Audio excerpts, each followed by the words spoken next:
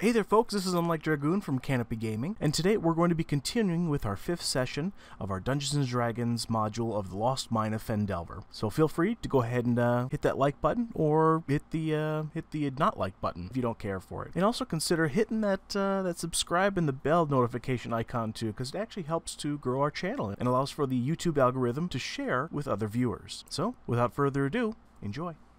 Alrighty. So, who wants to tell everybody where we left off? Graham did adult things. That just sums it up. And gave people stinky fingers. Yep. Yep, very much so. Very much so. And Inner City stole back the frog. Yep. Yep. For After sure. we sold it. And PayPal is a thing. Yes. Yes. Yes. So just to let you guys know, I have about like a full page of nothing but notes.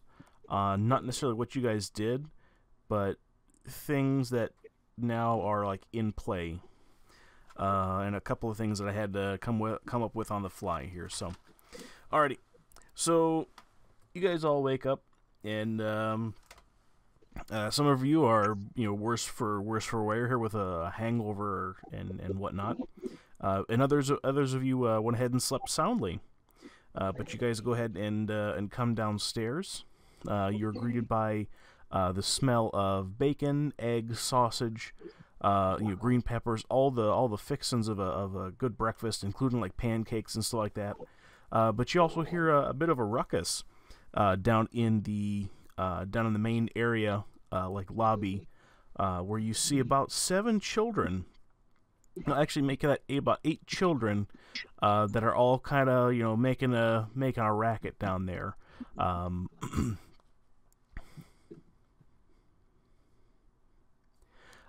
of them have sticks that have that look like makeshift swords.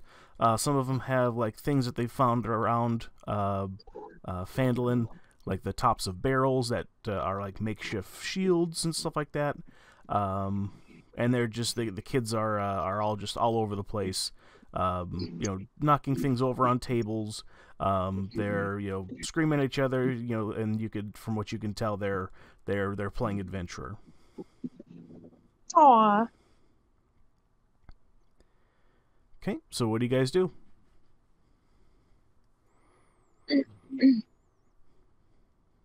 Well, I want to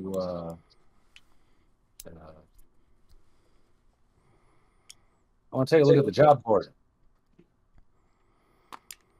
The job board is the same as you guys saw last night, and there's really hasn't been any kind of change there. All right. Well, I'm gonna come down and I'm gonna tell all the kids, listen, you want to keep pretending to be an adventurer, you go ahead, but you never amount to anything unless you actually go out and do something. So remember that, and you remember it well, because you don't have a beard. I do. I come down the stairs behind him and say, this is why people think you're a butthole sometimes. A small boy makes his way. A small boy makes his way out of the crowd here. You can clearly see that this is Pip, the small child that you guys met last night in the bar that Dank spoke to. And he comes over to you, Leroy, and he says, like, these are my adventurers. I made them. After last night, you guys made me the honorary member of the Thunder Force folks, and so I inducted all my friends because they thought it was super cool, and now they're part of Thunder Tree too. Fantastic. And then you hear this resounding, just like the grisliest type of cheer that you can get out of children. Thunder, thunder, Thunder Tree. And then they go back to kind of playing with their wooden swords and wooden shields. First of all, that was gay. Second, if you guys want to be a part of Thunder Force, why don't you go out and gather some information for us and report back to one of us immediately on what you see if anything's out of the ordinary. All the children, they take their eyes get real wide, like oh, a quest, and then they just absolutely everybody is racing for the door, and they just scatter. However, Pip brings over another small boy over to the group here. I'm assuming that Dank is downstairs or coming downstairs at some point here. And he brings what you would assume is Carp, Celine Alderleaf's son, out to the lobby here. Hello. You got any information for me there, buddy? Yeah. My he says here. Let me let you talk to him. The little boy basically tells you that that he was out playing in the woods and saw these guys that looked pretty rough, and they came out of this looked like to be a secret passage coming out of the ground out in the woods. They didn't see him, but he figured he'd share.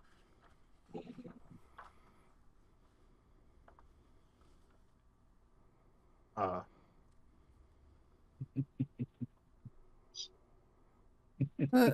of game, could he possibly draw us a map? Just an idea. He says, "Oh yeah. Let me. I'll tell you exactly where it's at out in the woods here." Screw up. He kind of begins to his like lip quivers a little bit. He says, "I've never been wrong on my map making skills." I want to see squiggly lines. So he takes out. I want to see him in superb 90-degree squared angles. Okay. So he scribbles out kind of like a rough area of Phandelver and the foresty area where he saw these Red Brand ruffians come out of the ground, essentially out of the cave, and he hands it over. Awesome. I'll have Dank hold on to that. Dank, you gonna hold on to it? Yeah. I trust him with it. He's got a lot of pockets. I have snacks. Do you want a candy? I offer candy to the kids.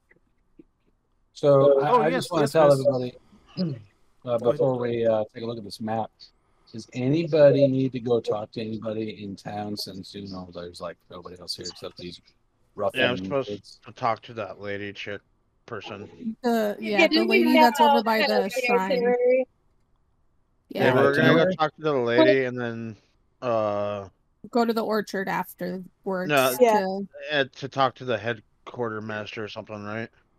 I thought we were doing that at the end. Manager or whatever. Graham had to talk to the husband of the barmaid. I tried to so we were going to. She wouldn't have it. So we were thinking, if I remember correctly with my notes, we were going to go to the house by the shrine first for Dank to talk to the lady there. Then we were going to go to the orchard, get some information, and then head into talk to the town master person to get even more information before we move forward.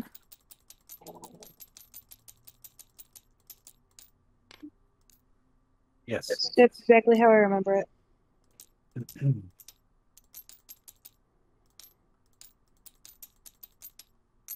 Cool. So where do you guys want to go first? The lady's The house. lady? Sister Guerrilla. Okay. So you're going over to the Shrine of Luck then, correct? Yeah. And I'm bringing the blue candy. Oh yeah, Empty was supposed to.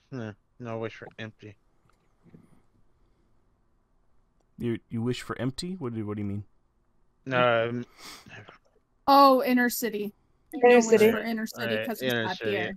Yeah, that's right. Oh, explain that. I didn't follow. Dank gave me coins to hold on to for inner city for him to make wishes, but inner city Oh. isn't here, so Gotcha, he can't make gotcha. his wishes. Okay, Yeah, gotcha. Alrighty. So you guys go ahead and do you guys eat breakfast at all? Yeah. Okay. So after a hearty breakfast, you guys are all full. You guys make your way over to the Shrine of Luck, where Sister Gorelli is doing some morning prayers at the Shrine of Luck. What's up, sister? Sorry about the late night call. How you doing? How you doing? Oh, it's you again. What do you want? What? I'm on a quest, and I tell her about my vision and that the god potentially has a quest for me and that she could aid me.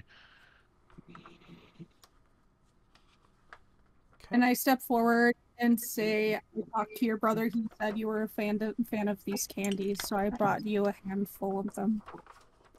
Her eyes light up and she starts salivating and licking her lips, and takes one of the candies and puts it in her mouth and starts enjoying it very, very much. Ooh. Very much. So just to go ahead and get this.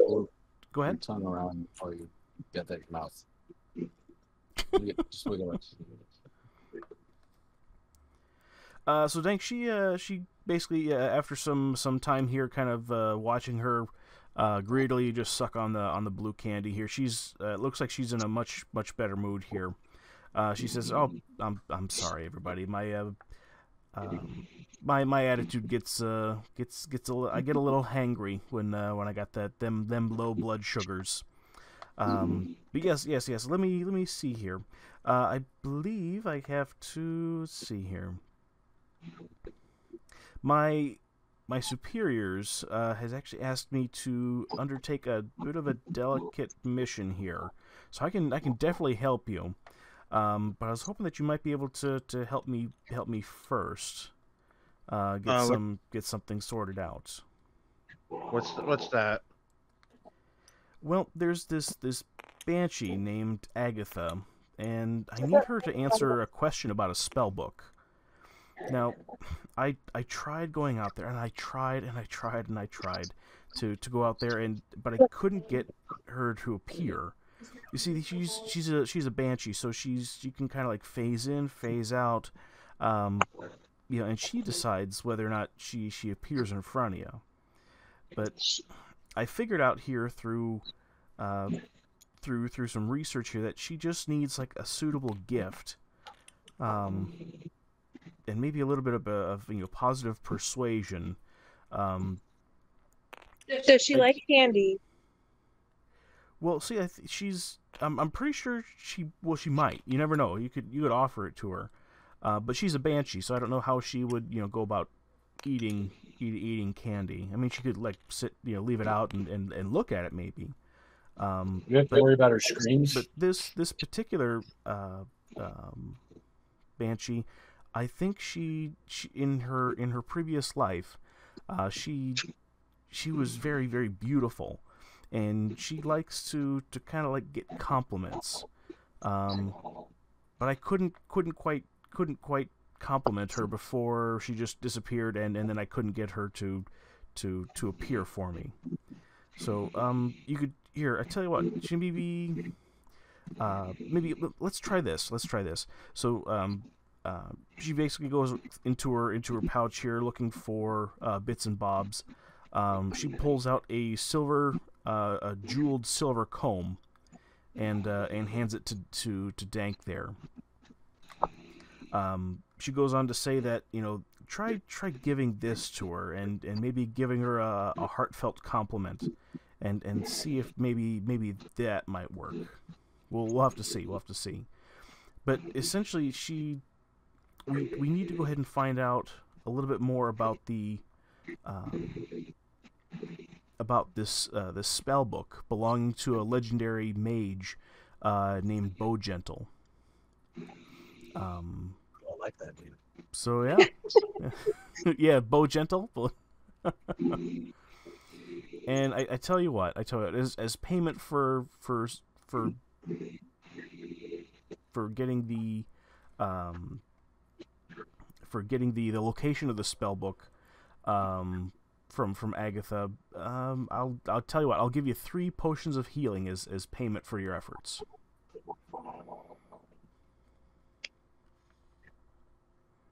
Uh, 4 potions. Well, I was hoping to keep that extra potion in my pocket should I need it again. 5 potions. See, well, you see, I only had one spare in my pocket, and I'm willing to give you 3. You see, 3 potions, and I want your shoes. Do you have any? Go ahead and roll, Dan. Go ahead and roll me a d20, for persuasion. Hang on, let me pull up the browser then. What else do you have other than potions? Dice. She says, "Well, I guess I could give you a couple of these coins from the shrine. I mean, I use these to give people like well wishes. See what I did there? Well wishes. But I usually use that to kind of live on for the most part. I guess I could give you half of those. It's not much, but it's something. But I think that would be like the absolute most I could maybe give you for your efforts." Like close. Dank, what did you roll, sir? A 12. Okay. She says, no, I kind of need my shoes. Besides, these shoes they're not in the greatest of condition. So you can see that there's like a pinky toe hanging out of each foot. You should have those looked at. Your pinky toes. I can do that for you. Oh no, I'm quite all right. I'm quite all right. No. I insist. I'm gonna roll a d20 for persuasion here. I want to take a closer look at those toes. So you're gonna persuade her to let you get closer to her toes? Yes. Okay.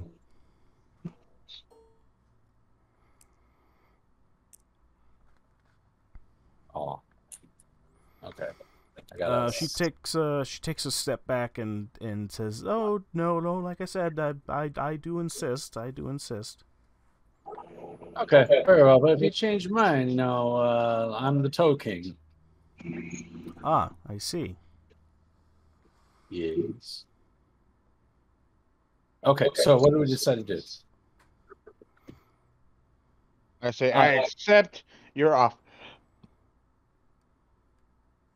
Wonderful. Oh wait, is there anything else you could help me out with, like my vision of, I have to cleanse the shrine because it's being defiled by these douche-mongers. Can you help me out with that? You know anything about it? Sure. Let me look into that here for you. But I tell you what, if you can go ahead and bring that spell book back to me, it's then we can definitely maybe work something out. Okay. I turn to everybody, and I'm like, all right, let's go. And then everybody says, Yay, let's go. Yeah. Let's do the thing. Let's do the thing. oh wait, do we know where this book is? Oh shit, hang on, wait. Like where's this book? Where do I gotta go? So Dank walks about halfway down the street. Like, oh wait. Slaps his forehead just like, oh shit, and then walks back and then inquires where it could be, where they could find the banshee there. She would go on to go ahead and basically tell you that give me a second, turning pages.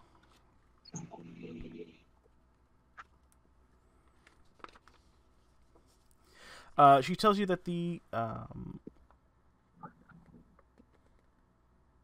it's up in the forest here, up in the tribal trail here. Let me mark it on your map here. She provides an easy landmark on how to get to it here. It's right past it's right past Conberry, the town of Conberry here.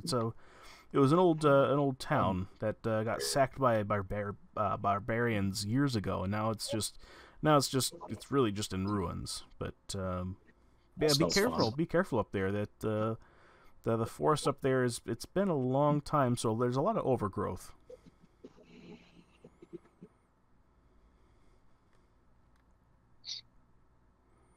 Easy to get lost there.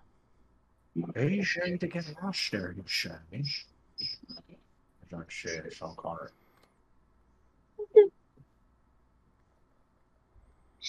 All right, team. What do you think? Let's go. I think we go do the thing. Okay. Oh, I was muted, and I turned to her and I say, "What?" Okay, I'm like, "Okay, good. What's this about? I hear you dreading the red guard. It's a red guard, right? Oh yeah, the red tops. Or the red. Yeah, the red dudes. What's up with you? The red brands. The red brands, Yeah. yes. I called them red tops. You owe money or something? No, not necessarily. Not necessarily. I'm not quite a big fan of them, but it's not my place to pass judgment on them. They're not really a threat, but I know that they've been holding up the entire town really for money. They called it protection money. They killed a man. Yeah, you know that? They also murdered somebody. I was Like Johnny Cash. I was out of Phandelver when I heard that happened here. It's quite sad, very sad. Yeah, really nice guy too. Right? Had like 5 children. Fucking, it's messed up. No, he only had a son and a daughter. As far as I know, but and a wife. But they next town over, he had a few other kids too. He was supporting 2 families. Dan, go ahead and roll a deception for me. Go ahead and roll a d20 for me. Don't smother your children. 16. She says, "Oh, I didn't know that he had multiple children. It's goodness, that doesn't look very favorably of having multiple families like that. It's yeah, that's good to know. Goodness." She says, Elsa over at the inn is gonna love this. She's gonna eat it all up. Let it go. Let it go. So, everybody, if they were looking at the screen here, they hear like the Skyrim, ba-dum-dum, like quest started, the Banshee's Bargain. Oh, okay. Banshee's Bargain. Wow. Dunk. Can it be the dunk dong from College? Law and Order. From Law and Order. Yeah. Dunk dong. Yes, absolutely.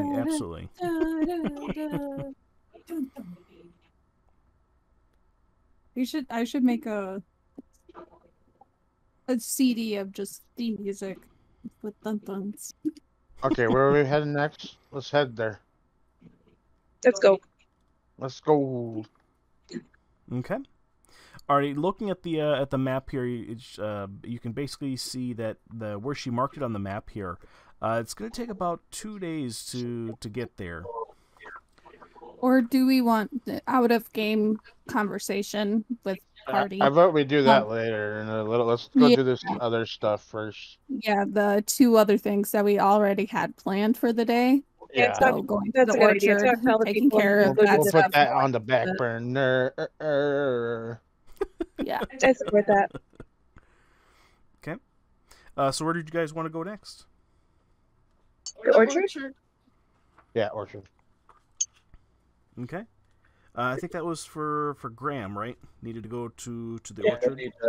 need to head over there. And I'm just gonna say you need to really And I'm also stock up going. after you Yeah. hit on the man. Say that And I'm again, supposed Connie. to show him how to. Out of game, stuck up as this guy after he tried to hit on his wife. Oh. I couldn't hear any of that. It was Yeah, all me neither. echoey. Same. I was telling Graham out of game, since last night he was hitting on the guy's wife trying to get her into a threesome, he needs to really suck up. Oh, I'll suck up. Oh, Oh my god. okay. Process of elimination. I kind of figured out what they were saying. I was also going to teach the husband how to do the tying with the shibari. Oh, okay. Okay. Are those the flowers that give you flatulence? What do you They're- mean, Violet? On Graham's stream, they're purple flowers. I have a purple flower that makes people fart. Yeah, they're all over the place here in the corner. Yeah. Yes. Those are Okay. one and the same. I'd say. Okay. Perfect. Just want to make sure. Okay. I thought you were gonna go on a picking No. spree of like, oh, I'm gonna put this in everyone's drinks. No, that would just be mean. I'm not that Okay. mean. Yeah. Alrighty here. I'm lawful good. Well, farts are pretty good. They're almost positive. Yeah. Okay. But Alright. not when they're distressing. Oh, I see. Alrighty. So you guys head over to Eatermouth Orchard. You're greeted by our let's see here, a silver-haired a silver-haired half elf. That looks to be still pretty young. He says, hi, hello, people. My name is Darren Eldermith. I'm the overseer and owner of the Eldermouth Orchard. Who are you guys? How can I help you? We are Thunder Force. Yes. Oh, you're a local band of adventurers, or are you guys here to take money from me, or what's going on? Here to show you how to tie your painful legs. Yeah, can we just have money? We're not robbing you. We're just asking. Oh, no, no. Oh, okay. I work very hard for my money and sell bits and bobs and stuff like that from my orchard. It's You sell Bob. What's that, Graham? Why are you selling someone named Bob? Oh no, like bits and bobs, just things from his orchard, essentially. So where are you getting these bits from, Mr. Edermath? I grow them in my orchard. You grow bits? So do you do transactions with other people around the area, right? Yeah, from time to time we'll take orders in, when the harvest is ready, and You harvest bits? Have you heard of PayPal?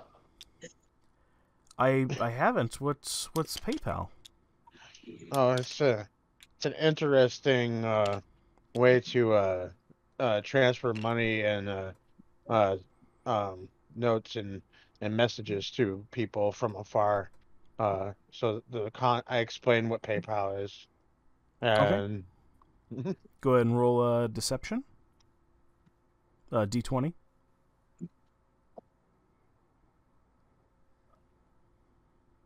13.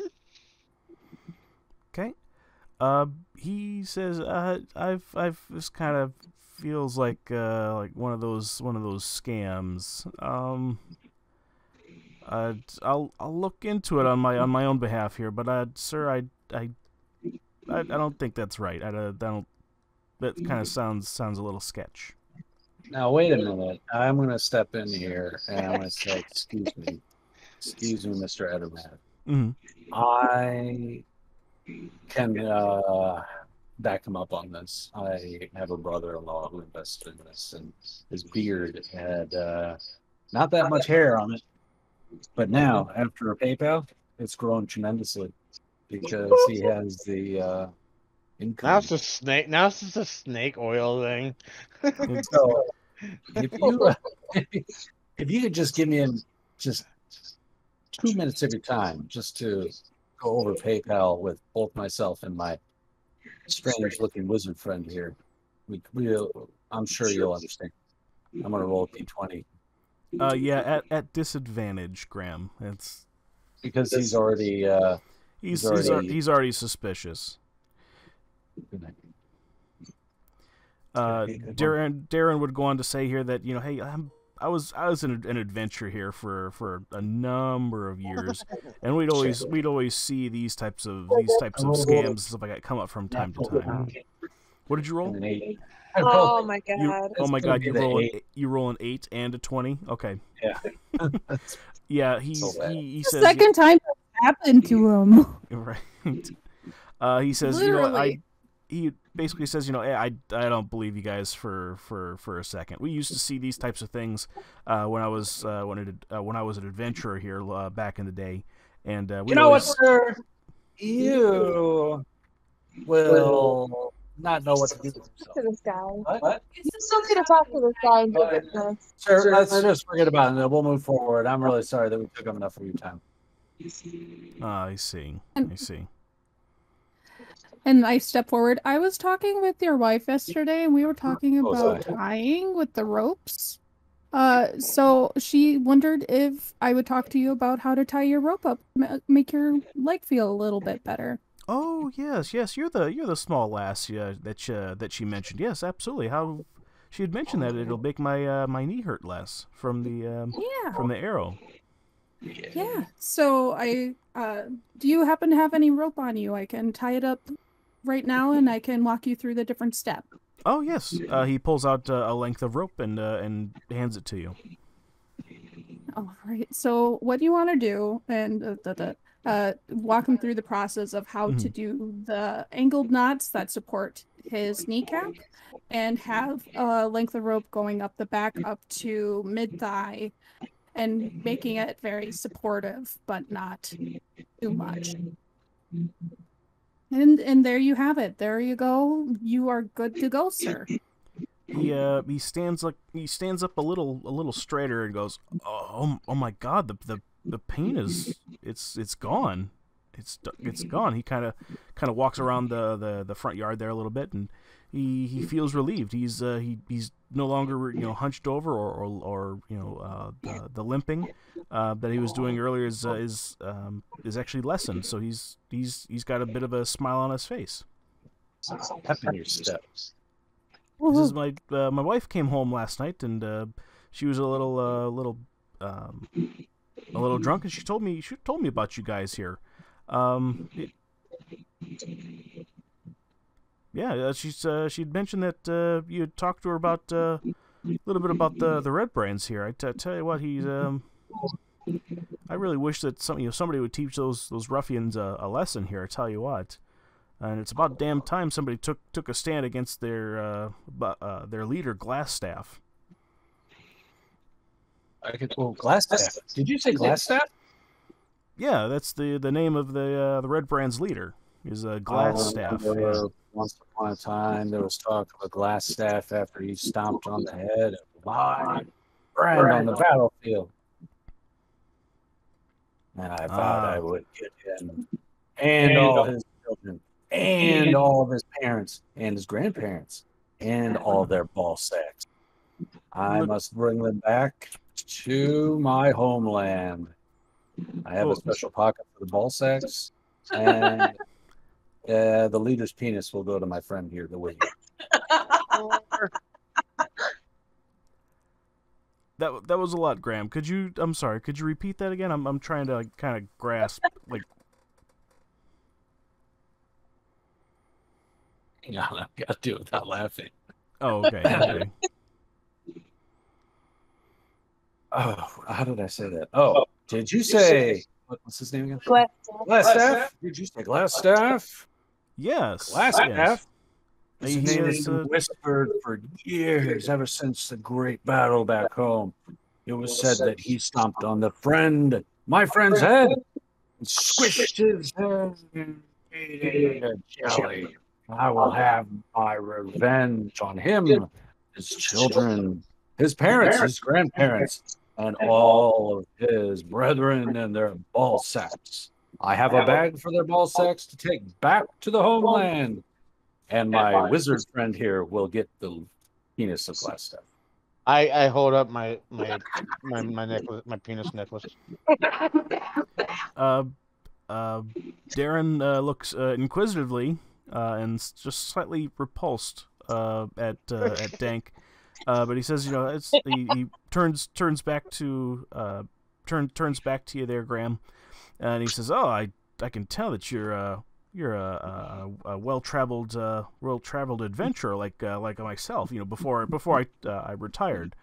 You see, I took an arrow to the knee, but we could maybe talk about our our old war stories sometime here, maybe over a cup of ale or something like here. But yes, Glassstaff, he's the leader over of the Red Brands.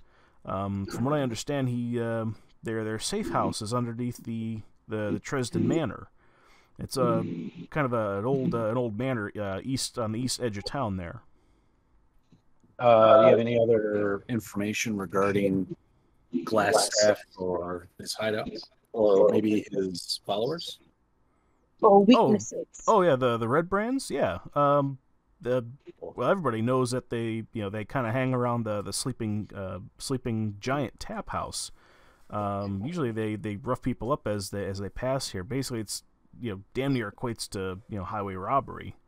But there's a story here from prospectors that I've heard in the hills northeast of Phandelver, that basically someone's digging around up in the ruins.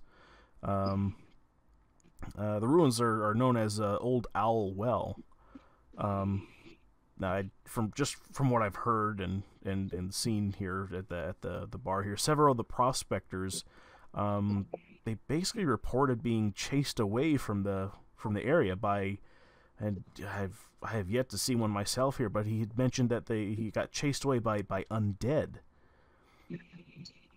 Oh no! Maybe as adventurers here, to maybe get another notch in your belt there, I'd caution you, but it might behoove you to go ahead and visit those ruins. Maybe just figure out what's going on. Maybe. Are you Canadian? It's about a 2-day march northeast of Phandelver. It's really similar. To basically go ahead and find out who's up there and what they're doing. Don't you know? Please say, don't you know? Yeah, don't you know?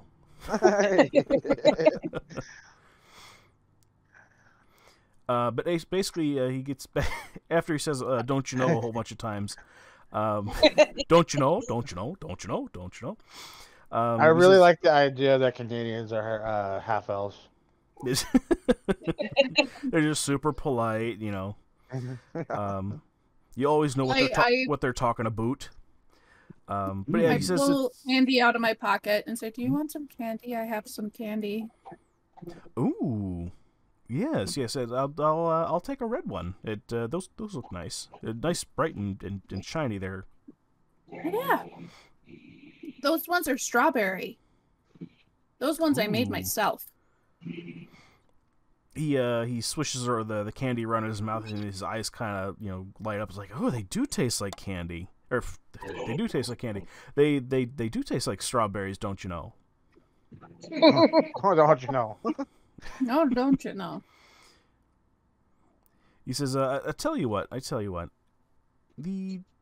That old owl well up there. He says, I tell you what. He pulls you in a little bit closer here, Violet. He tells you that the as a fellow adventurer here, I tell you what. Don't you know that them ruins are basically an old watchtower of an ancient magical empire known as the Nethril. But I'm just gonna let you know that I'm afraid that there might be some dangerous magic that might be dormant up there. If you guys decide to go check out who's been digging around up there. So Well, they probably just from disturbed one something. possibly, but from one adventurer to another. There you go. Don't you know? Cautious. Yeah, be very, What very the hell don't you know? quiet. Yeah, what the hell don't you know? I like you. You can have another candy. Oh, you're so polite there, don't you know? It's all what was I going to say here? You hear another CSI dun, dun. Law and Order. Dun, Dun. dun. Yeah, another Law and Order sound effect there, called Old Owl Trouble. Yeah. And he goes ahead and marks it on your map. He says, go up there. This is where it's located. He draws a little bit of X marks the spot on your map, and says, "Is there anything else I can do for you?" Yeah, can I see your toes? Yeah, sure. Yeah, sure. He looks, pulls up his pant leg. Violet, I assume that the rope is just attached to his like a bare leg. Yep. Correct. Yep. So you can see his toes. All right, I'm going to go in and examine them a little bit closer. Roll perception.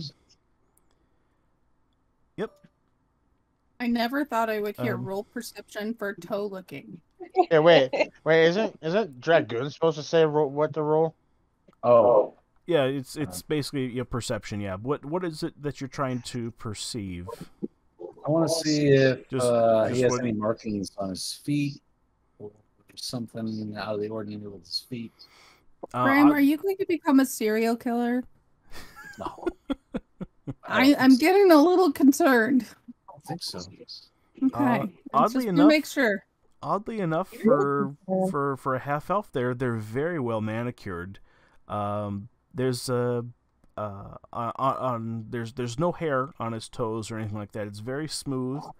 Everything is very, very well manicured. Not even a hag nail or nothing like that. It's very, very well manicured. Wow. Can I put your big toe in my mouth real quick before we go? It's a good luck thing. Go ahead and roll persuasion. Go ahead and roll a d20 there. That's going to be a hard sell there. He says, "Well, you guys seem to be avid adventurers there, and you know what you're talking about, don't you know?" And he lifts up one of his legs there. I can't believe you rolled a 17 on that. All right. He extends his foot. Yeah, for good hold luck. on. For good luck. This he is says. for good luck now. Now, I hope this doesn't tickle because I got a big beard. But I lick my lips, and I go in. I open up nice and big, and I hunker down on that big toe. And I give it a once over with my tongue. I'm imagining the rest of the party is kind of like silently gagging a little bit. Yeah, we're I'm all like, gagging out loud. I'm not trying to be quiet about it. I'm all like looking for new adventure companions and stuff on a wanted board. And then when I Jane, can I get our phones out and are like, okay, what was that application to find? I nudge by new Connie adventures? like, hey, look at this one. Like we could trade. It's them out. like, and then we like indicate by pointing left or right which way we want Dank to swipe. and Oh, then, I like this one. This one has cat ears. well, then I let the toe out of my mouth, and it makes a big. Can't do Oh. it. Graham couldn't do it. Graham, that sounded really wet, even over Discord. Yeah. Ugh. That's too wet. Yeah. I think we're gonna have a lot of good luck moving forward, guys. That was good. Darren says, that was odd as much as I wanted to gag there. He says that was actually that actually was pretty Feels good. good, doesn't That actually Yeah. felt good. That actually felt good. Yeah. And Graham gained a friend. I'm gonna have to try that with the wife later there. just give me a call. I'll show you how to do it right. Oh, you didn't do it right there? There's a secret. Oh, what's the secret, if you don't mind me asking? Oh, I'll let you know if you let us have something special. Well, what's something special there, don't you know? Well, what else you got here that you think might improve our journey? Insight. Well, here, let me go ahead and see. He goes and pulls out off of a nearby cart here, pulls out kind of like a bushel of apples.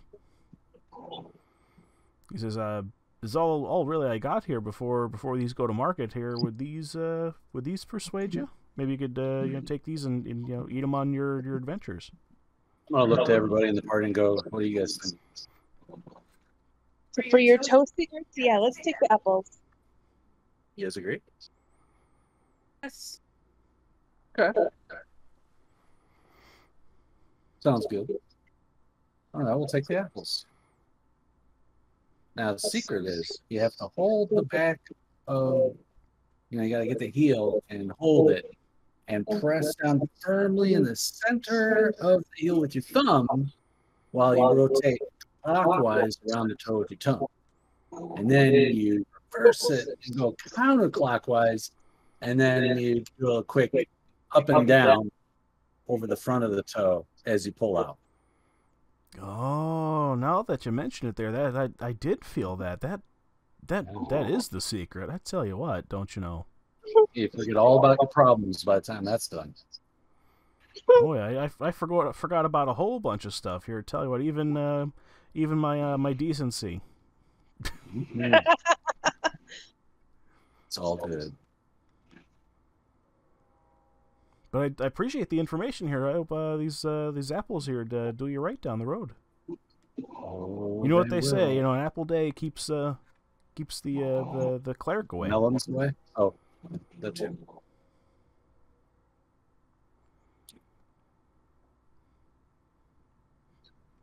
So yeah, what else could I do for you? Oh, you guys need anything else?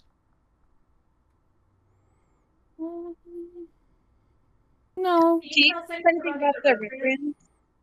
What's that, Connie? Can you tell us anything about the red brands? Oh yeah, I know that they're from my own investigating behind the scenes there that their leaders, his name is Glassstaff. And I know that their bread brands, they usually hang out around the Sleeping Giant tap house. And then I know that the main red brand safe house is actually underneath the Tresden Manor over on the east edge of town.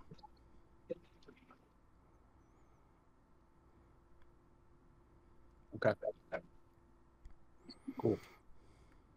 Other than that, I know the red brands, they like to wear those red cloaks, wherever they go. That's kind of their thing. That's how they basically identify each other. All right, you guys want to head out, or do we got to stop someplace else? Are we done with them? You know if there's a place that we could pick up a pair of their clothing? I was just thinking that. They hold on to them, pretty tight here for the most part. Do you know if unless a here in town that might be able to make some red cloaks? Say that again, Connie. I'm sorry. Hang on. Do you know if there's a seamstress here in town that might be able to manufacture some cloaks for us? You might be able to get away with talking to Frida. She's the local weaver. She might be able to put something together. Violet, weren't you talking to Frida yesterday? Yes. She was very interested in the rope tying. Go speak with Frida again. Yeah. I'll bring extra candy. That'll work. Should we talk to the headmaster and then head over to Frida? Or go to Yes. Frida? I would. Master, Frida. then go to Frida. Yeah. Yeah, okay. So you guys are going over to Frida's next, or are you guys going over to the hall? We are going to talk to the town master person. Okay. All right, you go over to the town master, town master's hall. You're greeted by his secretary. He says he's almost finished with the person he's with there. Why don't you go on in? There's some chairs on the right here. He'll be right with you. It's kind of he kind of has an open door policy. That's one of the best things about him. That's hot. Is he single? I don't know. The DM doesn't know. Actually, he never that never crossed his mind. Actually, it's Make a split decision now. Oh my Ram, god! I've got a mission for you. We've got to seduce the headmaster. I could try that. All right. Headmaster. I definitely didn't take this into account here. So we'll come up with shit on the fly. So yeah, you would see here as you guys walk into the town master's hall there that it has sturdy stone walls. It's got a pitched wooden roof and a bell tower at the back. There's posted as you guys were walking through the front door there. There was a sign, basically what you would the same type of sign that you guys saw over at the Stonehill Inn, that reads reward orcs near Weverin Tor, and that those with a mind to face the orc menace should inquire within. And the notice bears the town seal and an indecipherable signature at the bottom.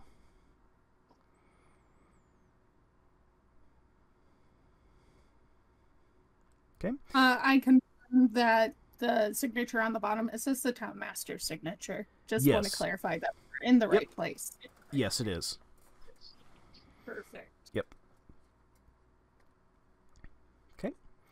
So you guys go ahead, and I assume that you guys are going to follow the instructions of the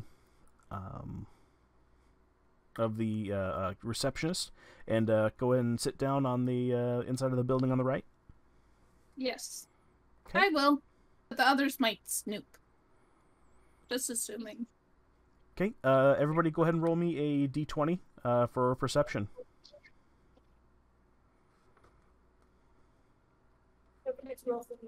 Oh yeah. Oh God, two. Did I close my eyes when I walked? I just closed my eyes when I walked in there. Your arms are outstretched, just kind of feeling around. Guys, I can't see anymore. What happened? I Okay. rolled a nat 20. Oh shit! So Violet gets to see all the things. Okay. You guys, silently, make your way in and sit down in the town master's hall here, where he is speaking with a half elf. Or no, pardon me. What you could see is a full elf that stands very tall. And he's basically you see Violet. You see that he's basically pedaling, not like a bike, but like persuading, basically throwing him a sales gimmick, where he's trying to go ahead and sell him what looks to be some white cups. Sorry, is the elf or is the town manager selling? One more time, Connie. Is Is the it the elf person selling or is that's- the town manager selling? Yeah. It's the town manager or the town master is he's sitting at his desk there, and just kind of taken back by the person talking to him. You hear from the person talking to him. He's like, "Oh yes, these are styrene cups. They're for the celebration of the Saint Schwimmen's Day. It comes every once every 12 hours, so you must be prepared." And I knock on the each- door. I'm like, by the way, that is a little crock. Those are made of plastic. So Yes. we wouldn't waste your money. The townmaster kind of waves you in to go ahead and sit down there. And the gentleman turns around to you and says, "Oh yes, the finest. The styrene is the newest plastics that's out there. It's you're quite It's also observant." very highly poisonous. So no. Well, he says, well, that may be true. It's only if they are burnt, which is why these are finely made styrene cups. And you know that I take they're one of of the the cups highest. and throw it against the wall, and it cracks. It's like, well, if it can't handle my throw against this wall, it's not worth the money. I don't have a good arm, so clearly this is very poorly made. Violet, I could Violet, grab Violet, it and throw it. Violet, I want you to go ahead and roll me a strength check. That Violet, Violet, you can see that these are basically just styrofoam cups. Just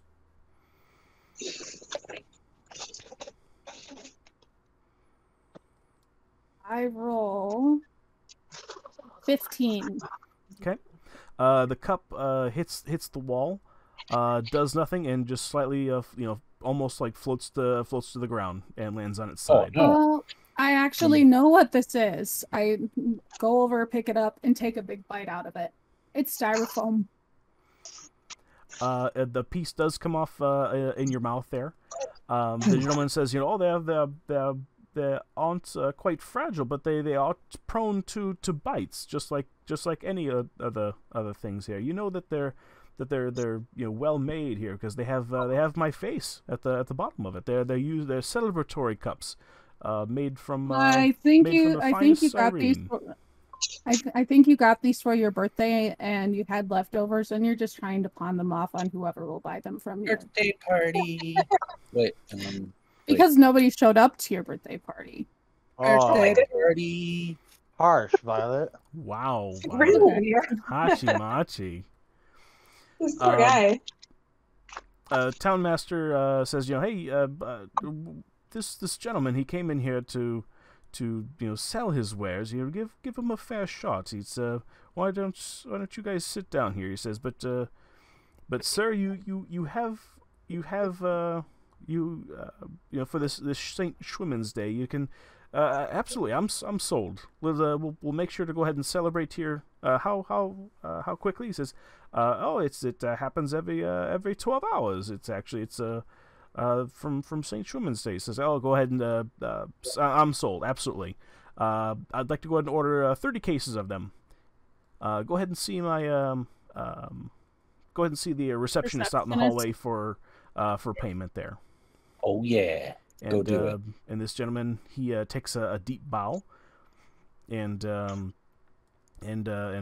walks out the room. And as he's passing, he takes the cup from you, Violet, and kind of gives you a little bit of a snide look, and sticks his tongue out as he passes to go see the receptionist out in the hall. Do it. Okay. The townmaster then says, yes, weary travelers. What can I do for you? We are here about the ad regarding the orcs. Wait, Oh, also I yes. want to know about the spoon. Go ahead, Connie. I'm having a hard time hearing you. Sorry, I want to know some more information about the spoon job at Word Post. Punjab post? Punjab. The lost There was a missing silverware. I think it was like a fork. Oh yes, you mean yes. Narek, he asked me to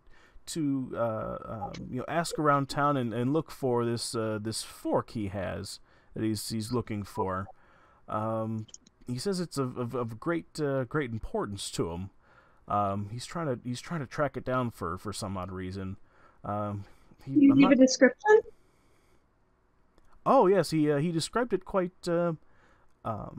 easily here. He says it's a silver laden fork with a handcrafted wooden handle that has a cap on it and has silver painted runes etched on it. It looks like he said that the The handle was hollow, and it holds his toothpicks. He said, but he says it was a family heirloom of his, and then he needs it back terribly, and was willing to pay any price to get it back. Now, who's Merritt? Thank you.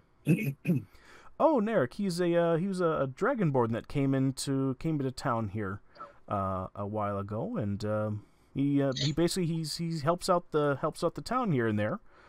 Some of the town folks thinks that he's a little bit sketchy, but I have a shining review of him. I don't see any problems with him. He's a fine lad of a specific taste that I quite like, actually. Taste, huh? Does he like toes? You know what? It didn't come up in conversation. Don't you know? Where did we find him? Do you know where he I lives? look at Dank and say, "Isn't that the person for the PayPal?" Oh, is it? Oh yeah. Like, damn it. He was heading down the Tribor Trail. He said he was going to visit Neverwinter here for a few days and ask around Neverwinter where to see where his fork was. He says he had some type of business in that direction, but didn't go into any great detail. I'm gonna ask Dank to hand the map over to the mayor and see if he can give us an idea of where we're going there. Wait, what? Hang on. They can't really hear you too well. Or like if I'm she's gonna ask talking. Hank to show the map to the mayor and see if he can tell us exactly where to find Merritt. Okay. I pull over the map. Like, hey, can you point him out to us? Oh yeah. Yep, absolutely. It's right actually in the direction that y'all came here. You can look on the map here. On the map. Bring it up here. Neverwinter was actually the town that you guys started in on your adventure where you had met Thundrin or Gundren, Rockseeker. Let me get you guys a screenshot of this, and I'll post it real quick. Thank you, by the way, Violet, for doing the hosting and whatnot. I did it! Yay! Thank you.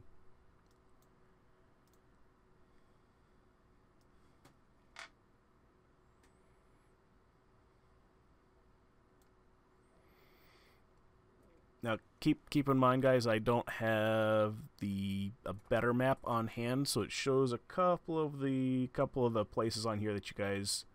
No, you guys would know about them. All right, let's see here. Dank, I'm posting this in the chat, right above General 1 in Discord.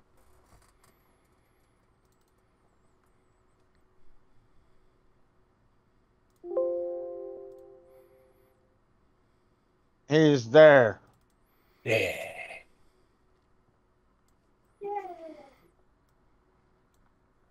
Yes, he said he had business in Neverwinter real quick, and a few places along the road. But yeah, he's basically he's putting out his feelers out to go ahead and track down this fork by any means, and yeah, he said he'd pay any price to get it back. Dong dong. Someone Was there a has to dunk? get that soundbite. Was there a That's dunk a dong? new, yeah. Do we have to formally accept it? What do you mean? Do we have to formally accept it for it to become part of our quest? To helping him with the fork. No, you don't have to. It's basically just something in the background. If you want to go ahead and try to seek him out and help him, you're more than welcome to. In the woods, it's near where Agatha the Banshee is. So after we're done with the other things that we're doing, if we go do the Banshee first, we could hit him on the way. Not literally. Yeah, let's do that. So where are we heading now? Oh wait, then we have to ask him about the troll or the ogre or something. The orcs. Orcs. The job regarding the orcs. So I heard you had some trouble with some orcs.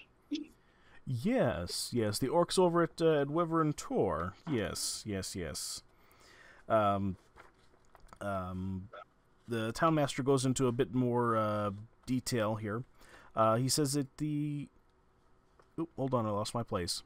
Give me a second, give me a second, give me a second. My You apologies. son of a mother The headmaster. biscuit. Each place.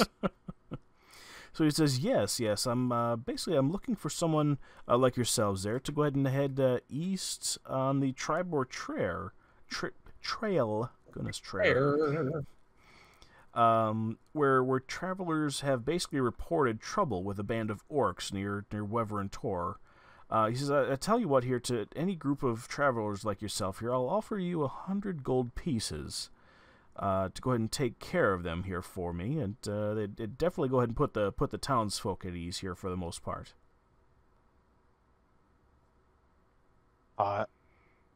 Is there single? something we can roll to see if we think he's lying? Sure. Or Go ahead hiding and anything? go ahead and roll a...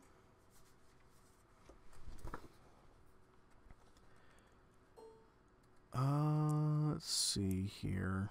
Go ahead and roll an insight. So go ahead and roll a d20 and either add or subtract your wisdom. So, do you know what your wisdom is? I have +2 wisdom. Okay, so she rolled 19 total. Okay. He's on the level. He's on the level. So if we were to take care of this, how much are you paying? Oh, for the orcs near Wyvern Tor here, I'll offer you guys 100 gold pieces. To any group that can take care of that problem for me. I nudge Graham to kind of get him to seduce him to get more. Can I persuade you to give us a little bit more? You know, I mean, it does sound pretty dangerous. if I can do something for you. Well, yeah, you could do something for it. You can go ahead and get rid of the orcs. Tell you what. I was thinking more along the lines of I could make you feel not as stressed and make you, feel good. He says, "Well, as the town master, it's my duty to keep on what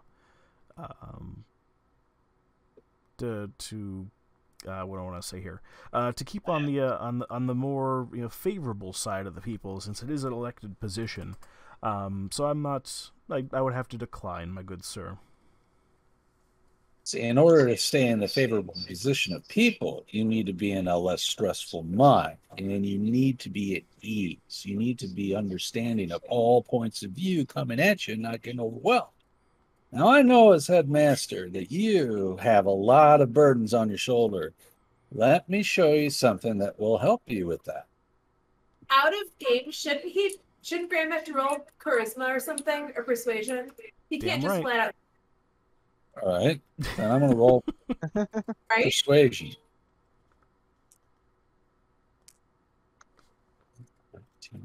Okay. Graham pulls out club and tries to bash him on the head. Right. That was a 14. Okay. He is. You could tell he is not convinced. He says, "Well, the stresses of the position actually drive an individual to do better by the people, and it is about optics. So keeping my nose clean is the top duty of any politician elected to office." You said duty. he kind of snickers. Yeah, duty. See, I made you feel better.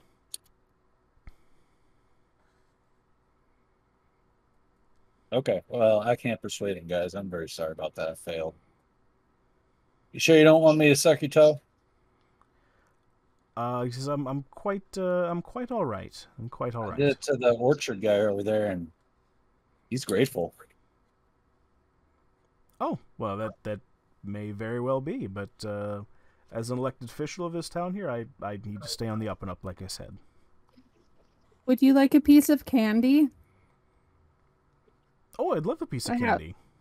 I have blue ones. I have red ones. The red ones taste like strawberries, and then I also have caramels that are dairy free and ones that have dairy. Oh, I'll take one of the non-dairy caramels if you don't mind. All right, Those are my there you favorite. go. Yeah, these ones I make myself. They have coconut milk in them. Very nice, very nice. He takes one and greedily eats it up and enjoys it while he rubs his tummy. Yeah, rub that. Yay! Rub that tummy. Oh Then he starts no. curling over and sees huffing and puffing. I'm allergic to coconut. No. Well, I said I had coconut before he ate it, so I am not at fault. What if he didn't know? This is the first time having coconut. Well, then it's still not my fault. Well, then I'll bust out my herbalism kit and see if I can help him out with it. I'm joking. I was hypothesizing. It didn't happen. By the way, it's poison. Dun, dun, dun. That was fake. No, it's the normal candy, I promise. Okay. So he continues to rub his tummy. Anything else I can help you with? Yeah. What's up with these red brand dudes? What's going on with them? What's their issue? Oh, they're just a mercenary guild. There's not much. They're not really much trouble there. You know, boys will be boys. You know, when they're in their off hours. But no trouble at all. They murdered a guy. Ah, pish Roll posh. and see if he's lying. What do I need to roll? Was it perception?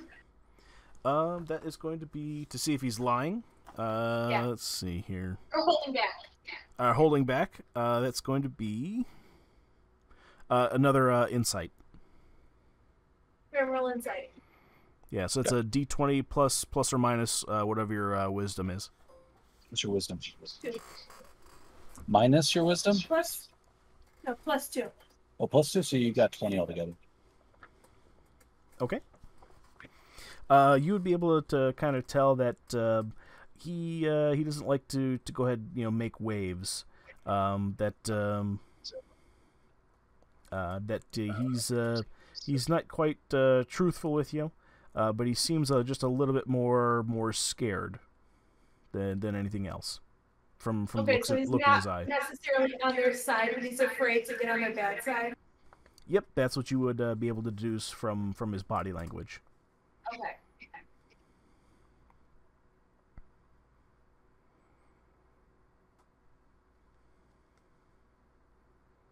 Okay, Connie, do you do anything with that information?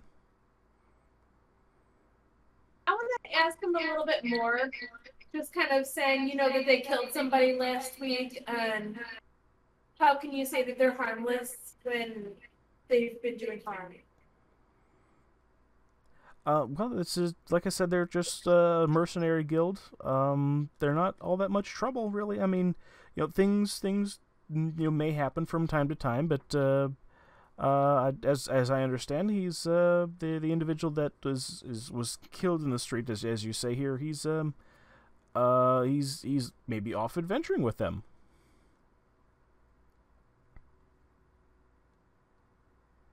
Maybe it was some type of whatever helps sleep at night, and then I'm gonna walk away. Okay. Are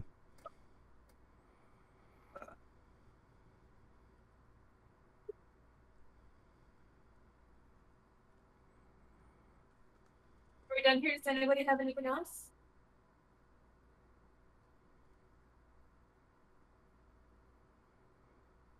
I'm good. Okay. All right. What are we doing now? Where would you guys like to go? Banshee or Nara? I would say Banshee, since she is in the Neverwinter Woods. And we can knock out 2, or like get the fork too, or help. Yeah. Maybe the banshee has the fork. Oh, Ooh. dirty. Yeah. She might. It'll be just like a banshee. Okay, so we're heading to Banshee. Yeah. We shall head to Banshee. Okay. Alright. Heading over to Banshee. Bear with me here 2 seconds while I get that pulled up here. Banshee. The Banshee.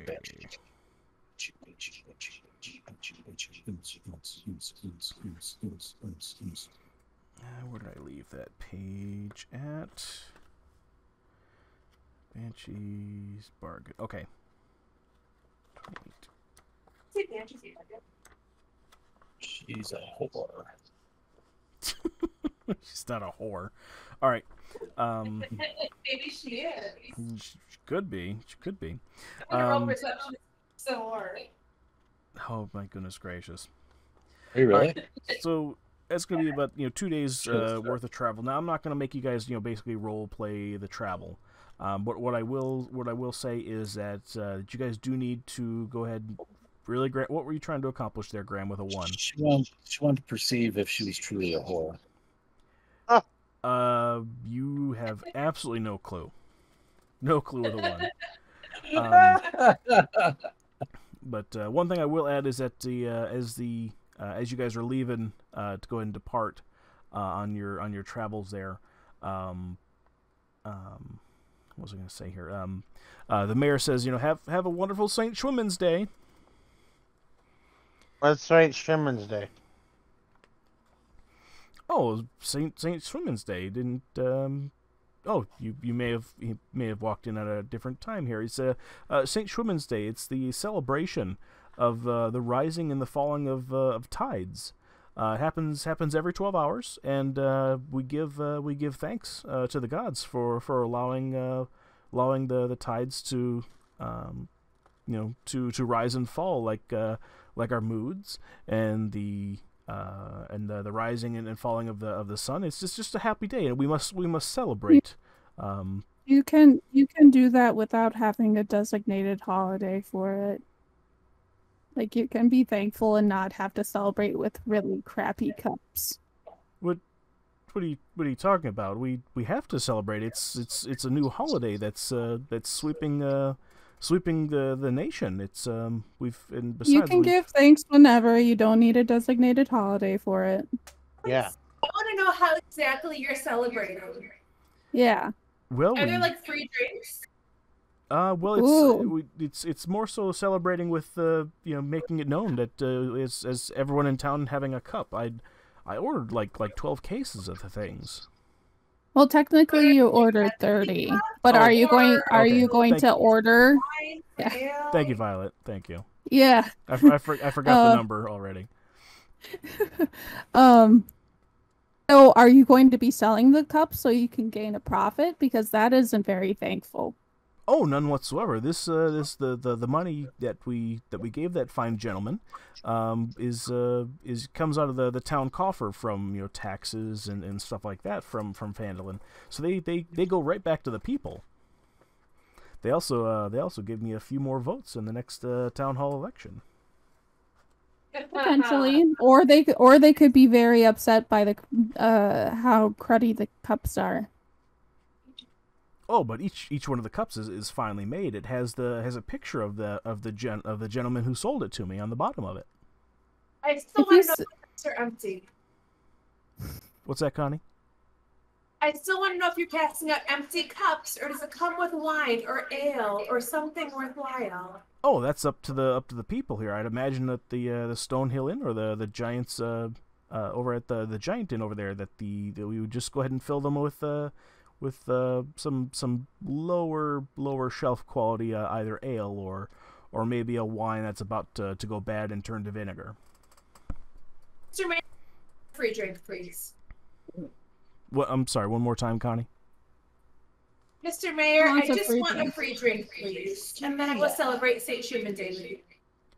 Oh yes. He says, well, we're waiting for the shipment of cups to come in, but he left me with this. He said it is a prototype. He said. So he hands you the cup that has the violet mouth-sized bite taken out of the edge. You can have this one here. I'll get a fresh cup here when they come in. Do you have anything to pour into it? He looks down at his desk here. You know what? I might actually have something to wet your whistle here. He goes into one of his drawers here and pulls out a bottle of fine brandy, and pours you a bit into the cup. Okay, what's his name? The mayor's name. Right. The mayor's name, goodness gracious, is... Fuck, I forgot his name. Give me a second.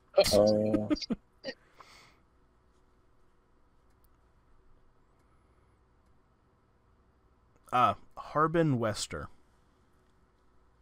All right, so I'm gonna do cheers to, or a toast to Arvin Wester, and then take a shot. Okay. Go ahead and give me a go ahead and roll me a d20, Connie, for Constitution. Graham, that's all you. What do you add for Constitution? This is not my bench. All right. Oh, +2. Oh, 3. Uh, You're drunk. Yep. I'm drunk. Yeah. Connie, there's this is much stronger spirits, and it's been finely aged, and is of the finest vintage, and that you feel like you feel really drunk.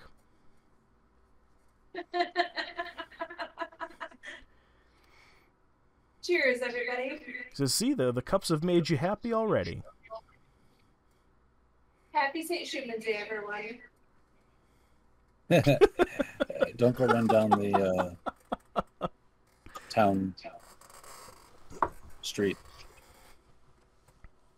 We having problems. Don't do anything Graham would do. Yeah, that would not be good. Just saying. Act safe. Make Indeed, good choices. Can't make any promises. Very Okay. good choices. I look at Ink and offer him a candy before we head out. Oh, he says, "Oh yes, another candy." He takes his another candy candy. here and pops into his mouth here and rubs his tummy with both hands this time. Can I rub your tummy? Absolutely not. What if I can roll persuasions? Oh my God, Graham, go ahead. Oh no. Roll a 20. He says, "You guys have been have been so nice here so far. You know, yeah, absolutely. Go ahead and but there's always room for another hand rubbing my tummy when I have lift your such shirt up. delicious delights in my mouth." You gotta lift that shirt up. He lifts up his shirt, his doublet, and you can see his round frontness. I rolled perception on that belly. It looks like definitely looks like a belly. I didn't roll He's saying perception. that we- See what I get. Oh, 14 plus a 3. That's not bad. Okay, that was what, perception? I wanted to perceive if there's any special markings on that belly. Nope, it's clear skin, but you can see that what might be a happy trail leading from his belly button down into his pantalones. Oh, my eyes widen, and I go, let me rub that belly. And I pay close attention to the happy trail as my fingers glide through it. Just kind of grazes. There's just clumps just getting into between fingers. And I just go, oh. And now we're done. Violet, I'm scared. I feel dirty as the DM out of You're game. scared, Dane. Like out of game. Yes, this makes me very uncomfortable. Can we dial this from like a 8 to a 4? I was gonna request a 3. I'm just here giving out candy. Oh my god. Yeah, Violet, yeah, you guys are going around town. Violet's trying to give out candy, get on people's good sides. Graham's trying to fuck everybody. Goodness Doesn't even know gracious. she's the bait for Graham's switch. Right? Right? Waiting for And I Violet to didn't sign up. I did not sign up for that. Poor innocent Violet. Yeah. Me okay, with my Violet. helping people with Shibari and, like helping people feel better and have candy. And then there's Graham who wants to fuck everybody. just want to touch everybody. That's it. Touching, sucking, some foreplay fun. Yeah. That's how I sleep at night. Oh boy. No.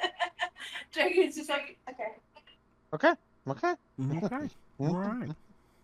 Alright, Moving on. so anybody else have anything else to do before they leave town? Can I burn some of the cups for no reason, or would that be frowned upon? Out of game. Oh, there's Not in that, game. that wouldn't be frowned upon. The cup was given freely to Connie. But there's only one. The gentleman that you saw only. I'm still convinced that it was he had a failed birthday party and he wants to make money off of it. Cannot convince me otherwise.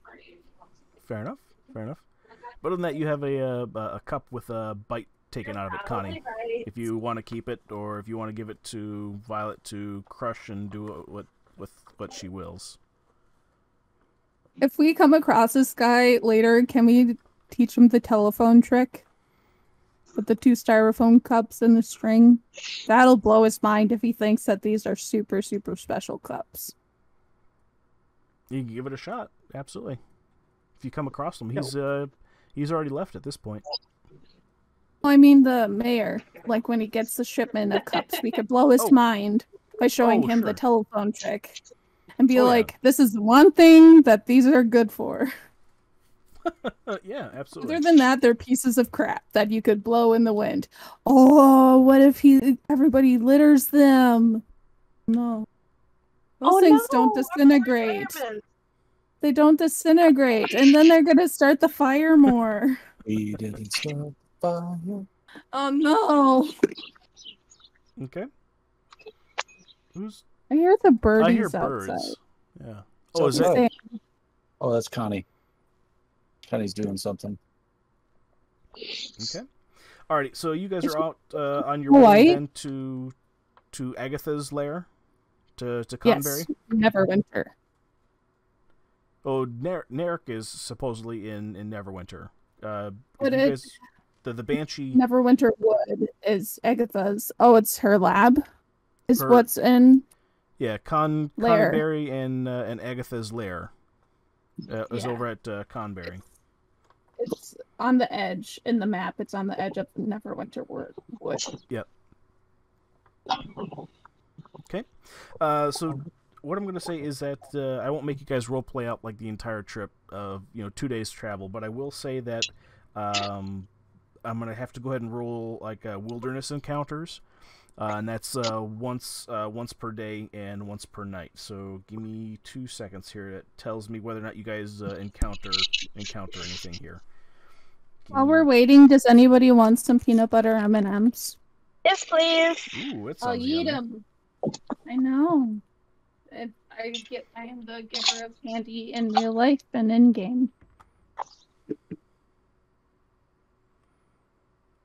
Okay.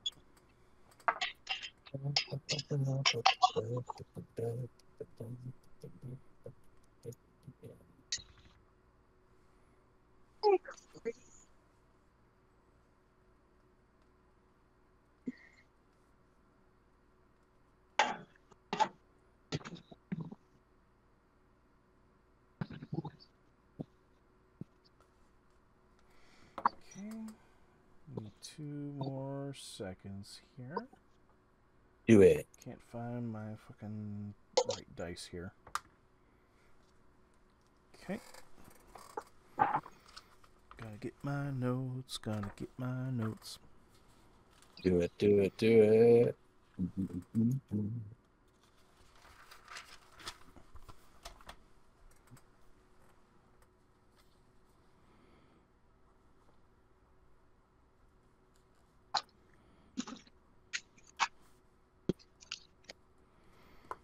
Okay.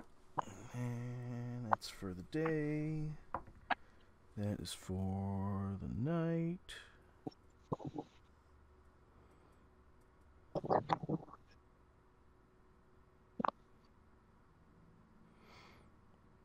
Let's see here. Roll 7 encounter takes place.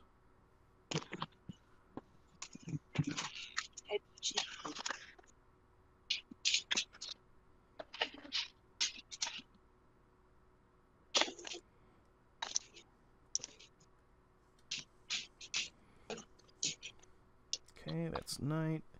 Following day. And following night. Okay. Alrighty. Everything goes fine here for the most part. However, on the basically, well, I'll take that back here. Not everything goes fine here. As you guys are going down going down the road here on your first day of travels here, about halfway through the first day here, you come across a number of creatures here. So we'll have you guys go ahead and roll initiative. You actually came across some creatures on the first day. So let's do... Tell us who you want to roll first. We're going to have you guys roll a d20. 15. Okay. And let's see here. Why isn't this not working? Come on. I got an 18. Okay. We're going to have So everybody... 15 is what I rolled, and my initiative Okay. is +3, so 18 as well. Okay. So Violet, you had a 18. Mm-hmm. Did you roll for me? Not yet. Okay. I was waiting for him to. I want him to not get bombarded with numbers yet. Yeah. So far I have Violet's number. So go ahead and Okay, Graham. I was an 18. Okay. What's your dexterity modifier? I don't know. What's your regular dexterity stat? Violet, same as you. It's 3. 8. Oh, the little circle, 16. I got an 8 for You have an dexterity. 8? Okay. So Violet, you got an 18.5, just so we could differentiate. Like we said before, that if you guys roll the same, get the same number, the differentiator is going to be the dexterity. So if you guys go at the Connie same rolled time a here. 10. Connie got a 10. Okay. Okay, and Dank. I got 9 plus a 2 dexterity. So you got no. 11. This is initiative. Oh, it's a 9. 9. Okay. Alrighty. Oh my god, I got an 18 for initiatives. Son of a bitch. Give me a second. Oh. I gotta look up the stat block for these things. Scheiße. Alright. Sprechen Sie Deutsch? Right. And these guys have a 16. Do you guys, what was Violet and Graham? What was your dexterity again? Graham, you had an 8. 16. 8 and 16. Okay. I'm gonna just say that they go after Violet here, just so we can keep things fair. Dank. You keep away from me. And then we got the creepy critters. What kind of creepy critters are these? Or do we not know yet? No, you guys know here. We'll have you guys actually move over to this field over here. We'll just use part of Phandelver for the most part here. Over by where Graham sits. I can just move. Well, everybody. Yeah. Thank you.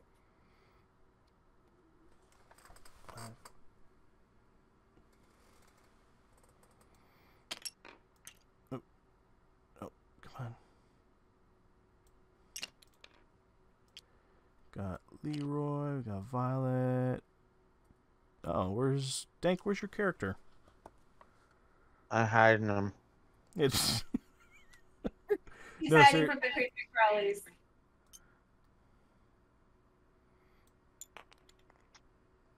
or did you leave him over in the bar? Oh. Oh my god. Oh. Okay, wait. I don't. Yeah, it's you're not shit. You're not even on the map. All right, let me get you. Let me bring you out. There's also random dice on the chair. There you go.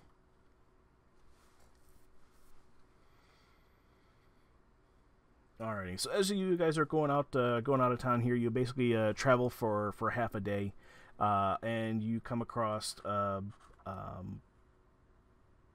set of weird-looking creatures and critters that just basically kind of are gnawing on a corpse. Hmm. And Oh, it's normal. there we go. They look like that exactly. Where is that one inside of a tree? Get out of there. Take a shot with this.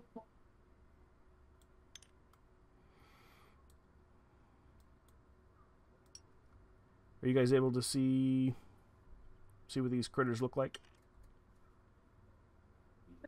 Graham is very, very high off the table. Oh, Sorry. and closer. I see Yes. giant wolves. All of us. If you guys want to go ahead and roll a perception, you guys would be able to tell what they are. Are those wyverns? We can't tell what they are yet. They're wyverns. Go ahead and roll like a been d20. drinking? Yes. Oh yeah, you're also drunk in the game. I forgot. Yeah, go ahead and roll a d20, and I'll have you guys go ahead and add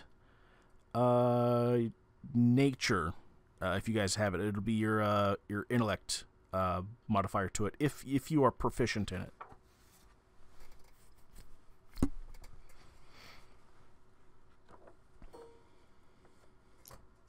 I have +1 to nature. 15. So I rolled an 8, and Connie has a 10. I have a 2. Yeah. I have a 15. Okay. All right, Violet, you would know that these are little tiny beasts called sturges, or a sturge. It's a winged pest that feeds on the blood of living creatures. They basically draw sustenance through its proboscis, which it uses to pierce a victim's flesh while clutching onto its prey with hooked claws. So essentially, a ginormous mosquito that is also like a gnat and a tick. Yes. Basically, yes. Okay, by the way, I'm going to share that with the whole group. Perfect. Thank you. Perfect. Okay. Alrighty. Let's see here. Violet, you are up first. All right, so I'm going to... Oh, and there's Move- four of them, just so you know. Yeah. I am going to move closer to them and swing at whichever one, since I'm not able to delegate which one. I'm going to swing my sword at them. At Okay. one of them. Alrighty. Does somebody want to go ahead and roll a d20 to see whether they hit or not for Violet? I'll do it. While you're doing that here, let me go ahead and rename these guys so that they have... You can tell them apart here. Violet, I rolled a 15, so what do you add to that?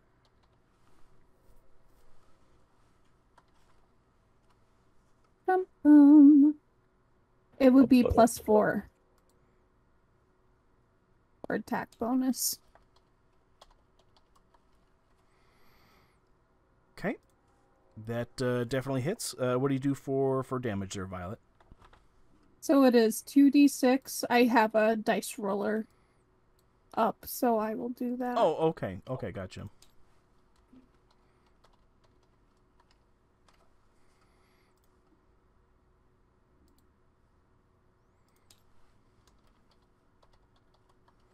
Oh. 11 total. Okay. Slashing damage. What does it look like when you kill it? My longsword is basically like a ginormous fly swatter, and it just bonks it into the ground. Okay, so you're using like the side of your sword, like a giant fly swatter. Okay. Yeah. This scourge, Sturge, I'll just say it's number 1 here. Comes apart at the seams basically, and it's not necessarily more of a cut. It's more of just like a splatter that comes off of this thing here, Violet, and it's dead. It's 100% dead. So much dead. It's more of like you have a couple of wings on your sword here. It kind of splats you a bit. And then I lift my sword, and I'm like, I believe I could fly. Whoa. And then I pick the wings off. Okay. And clean it up. Alrighty. We'll say that he is out of the picture. Okay. Alright, the Sturge's turn, actually. That's the initiative. Yep, exactly. So, could we make the wolves just a little bit smaller? Don't hit my wolf. I like giant wolves. Even though I'm not even in there. Okay. Yay, wolves. Oh no. Topsy-turvy. Right. Okay, Oh, this no. Sturge is going to... Oh no. Oh no, it flew across the map here. Why? It literally went through... Oh, okay, now it's sticking. Okay. Whew. Oh my. The Sturge is going to looks at Dank and sees that he's real tasty. God damn it. Come on, work with me here. Tasty. Oh, come on. There we go. Okay, let's just divvy these guys up here because they're gonna close the gap here. This guy is gonna go after Violet because she's close, and this one's gonna go after the wolf because he's sitting out front here. Okay, so starting with Dank. Dank, this Sturge is gonna go ahead and try to drain some of your blood. Oh, that's hot. Right. So he rolls a 1 plus 5 to hit. Dank does a 6. Does a 6 get past your AC?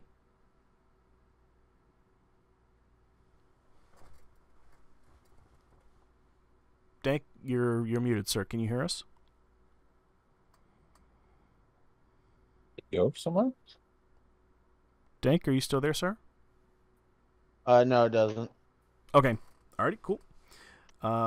Next Sturge number 3 tries to suck some blood from some Violet. And he rolls a 20. Okay. Second. Dang nabbit. Right. So let's see. Give me a second here. This does. Okay. Violet, the Sturge attaches to you. Sturge's turn.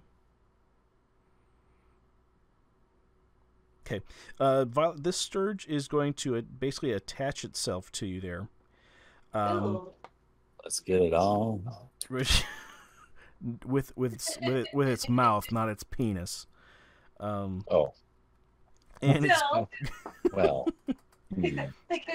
Goodness gracious. Violet, I want you to go ahead and take 5 piercing damage. What? Okay. And let's see here. While attached, it says the Sturge. Let's see here. While attached, the Sturge doesn't attack. Instead, at the start of each of the Sturge's turn, the target loses 1d4 plus 3 due to blood loss. Let's see here. The Sturge can detach itself by spending 5 feet of movement. Okay. It does so after draining. Okay. 2 seconds. Consume action. Okay. So Violet, at the beginning of this guy's next turn, or at your next turn here, you can use an action to go ahead and try to detach this winged creature. I will try to pry him off or slap him away with my hand. Okay. Okay, and that was 5 damage he sucked out of you. Yep, I'm at 10. Okay. I'll make note of that here. He did 5. 5 sucks. Okay. And then, let's see here. Sturge number 2 down here is going to go ahead and roll against the wolf here. Which wolf? Right next to this wolf right but here. It has a name. It should have a name. There's no name associated with it. It's this one right here. They don't have names. Why don't they have names? Do they go away? They must not have saved. Well, I don't remember. let's do Slutty. There was Oh, Fluffy and Skittles. This wolf's named Slutty. One's named Fluffy. Fluffy and Slutty. That's not what it's supposed to be. You want this one Skittles? Mhm. This one's Skittles and Slutty. My Skittles and goodness. Slutty, that's Because I not remember, right. I remember mine was Skittles. Mine was Because that was Canopy, Dank's but I recommend. have Slutty now, but that's okay. It's okay. I We're still not love judging. Okay. Yeah. So this Sturge is going after Slutty, which is 16. Wow, I've never heard you shriek like that before. Can't see bad. When? Connie, Oh, does in the a car. 21 hit your wolf? I don't know how to know that. Oh, What'd you let do? me look it up here. Let me look up your wolf stuff here. You're red in Your the face. your wolf has an armor class of 13, so that does hit. That hits. Okay. All right, so that means so the Sturge attaches to Slutty the wolf, and he is going to take. Oh, shit! I screwed up, Violet. Because the Sturge that rolled a 20 against you, he does double damage on a 20. Because I screwed up, and we went to the next group of things here. We'll skip that doubled up damage there. So next time I won't forget. My apologies. Okay. Okay, so it's gonna be Slutty the wolf takes 5 damage. So you're originally, I assume that they had full health, so 11 minus 5. It was 15 minus 5. I'm sorry. What's that again, Connie? Her full health was 13. Okay. All right. So go ahead and subtract 5 from that. 8. And Connie, same thing goes for your Slutty wolf.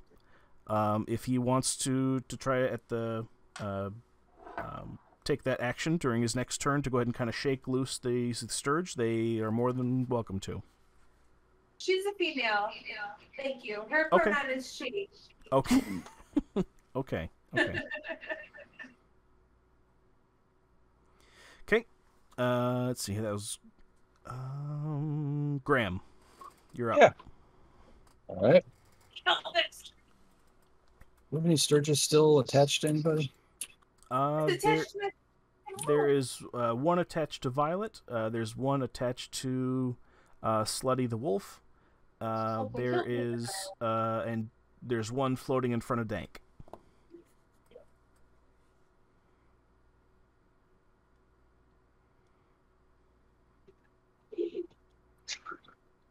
So Sturge number 2 and Sturge number 3 are attached to players at the moment, and Sturge number 4 is just flapping its wings in the air, eyeing Dank, looking real thirsty. I'm going to swing my. Oh wait, first I have to walk up, so I'm going to get near. Graham, you have that fan. You can make them all go to sleep. Oh yeah, You can make everybody go to sleep. I'm going to bust out my cat fan. Look, Okay. and I'm going to open it up. And wait. First, before I open it up, I'm going to walk up. So I'm going to make sure that the fan does not face the group. Oops, shoot, stop that. Oh, there we go. Ah.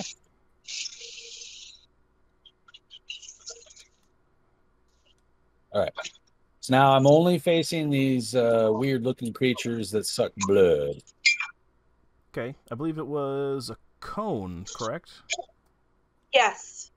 Home.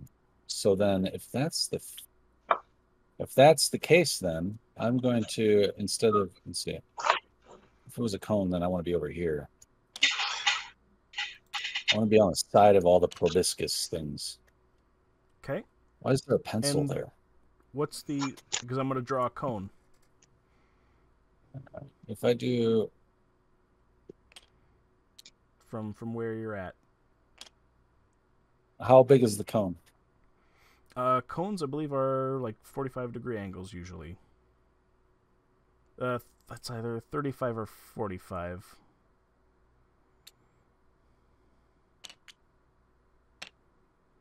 Well, then, if I stand here, it should be a safe enough cone, right?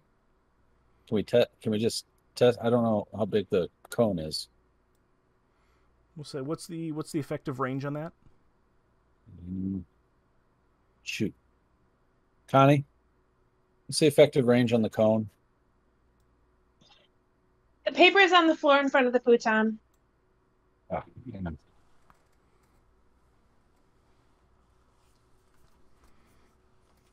Yeah, I think I might have it here. 20-foot cone. 20 feet. Okay. That should hit.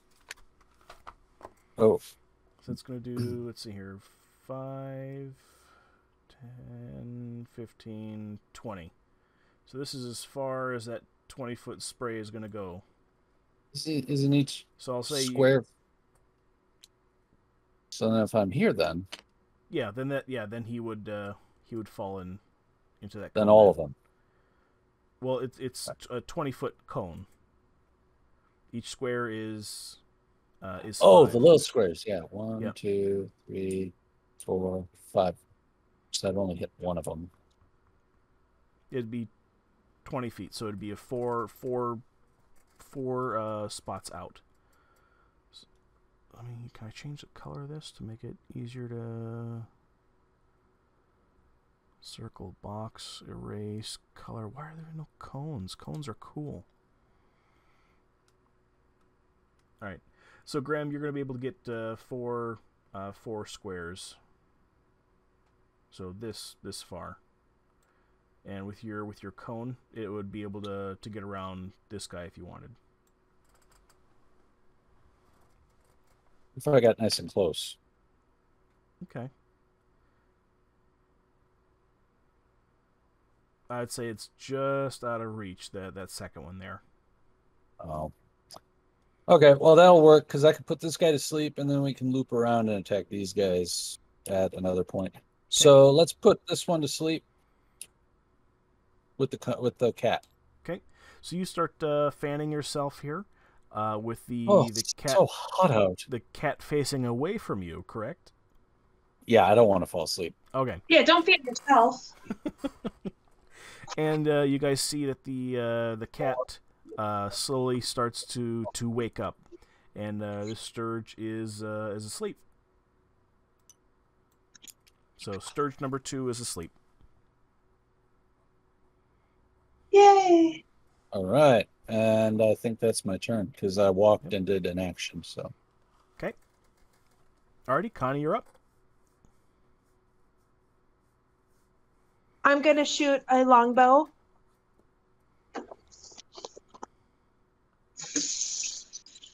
At one of the sturges. Okay, which one? I'm not by the computer right now. Is Violet safe? Violet has a sturge wrapped around her. Dank I'm gonna has the one that's on Violet. the one that's on Violet. Okay, alrighty. Go ahead and roll hit at disadvantage Why disadvantage? because the sturge is wrapped around Violet's face. But that doesn't affect me. Well, it's going to All right, determine great. whether or not you. It's going to determine Just whether. follow directions. That's fine. Okay, Disadvantage? correct. Yeah.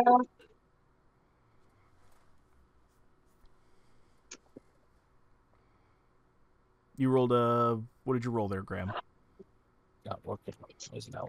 Am I at the right thing? My attack bonus is 5. Wait, that's the wrong dice. Don't pay attention to that number. Okay. Oh, whoa, hey there. Oh.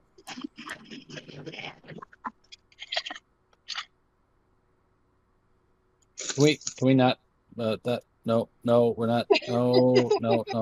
No. Make that go away. Graham, What's happening? What are you? I on earth are you doing, sir? I couldn't make it work right. Here, now it's working. It must have been lag or something. Here. 6 and a 13. What's your? Oh, plus you had a +5. My attack bonus is 5. It's 11.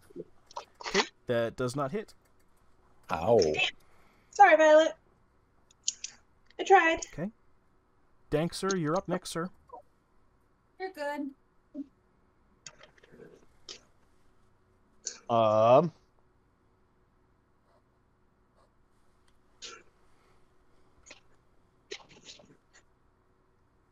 Same Violet. It's all up to you now. Or save yourself. I'd like to do magic missile. Okay. How do you want that? How do you want that set up? I'm gonna. What? Okay, what's everything now? Do you need to look up what magic missile does, Dank? Yeah, hang on. Okay. I target 3 enemies. Hey, bathroom. Be right back.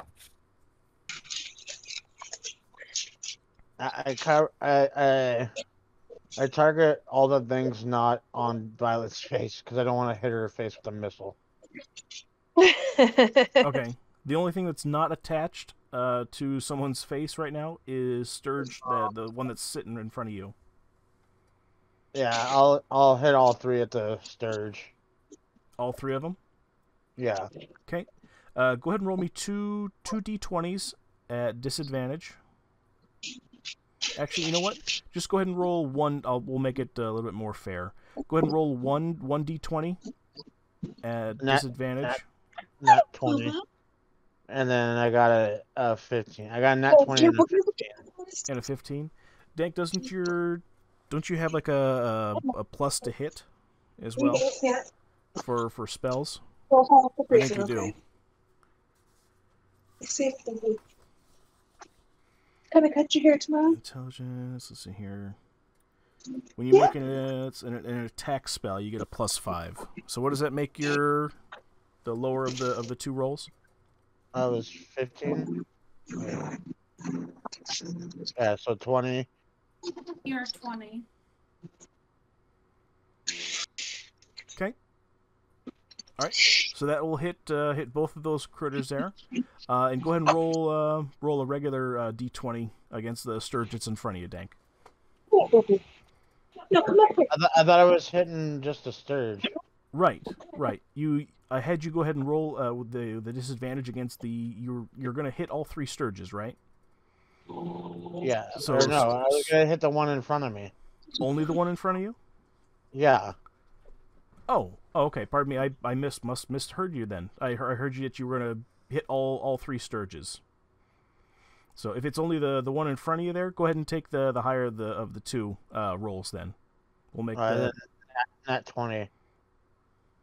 It was a net 20 or was a natural 20? Natural 20 means that you rolled a 20 on the dice. Nat 20 means it's... I rolled a 20. Okay. Alrighty. For the Sturge in front of you, go ahead and roll. Roll damage. That's 3. All right, what's how many again? God damn it! I just skipped the whole damn page.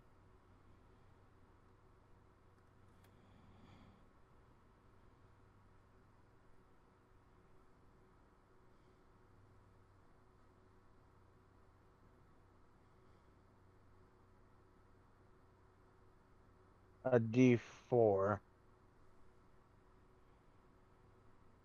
So I just roll 1d4 plus 1. Hang on, I had to open a different browser for a D4. Okay. Because it's a magic missile, those that's three magic missiles that go off, right? Yeah, I got 3 plus 1, 4. So it's what, 3d4? Yeah. Okay. No, it's just 1, 3.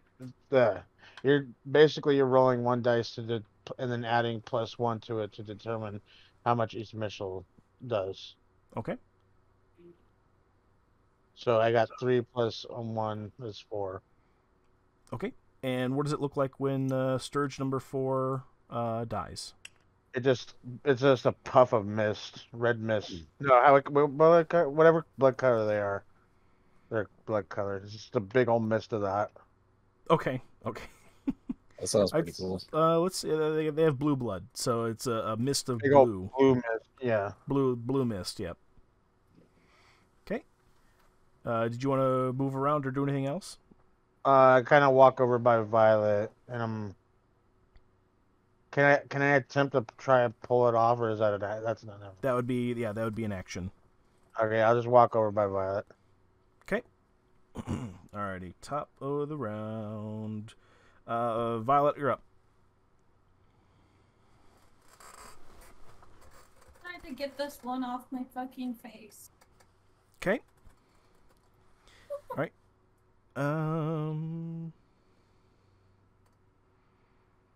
Okay, go ahead and roll me a strength check. Oh, let me do that for you. I got it. Okay.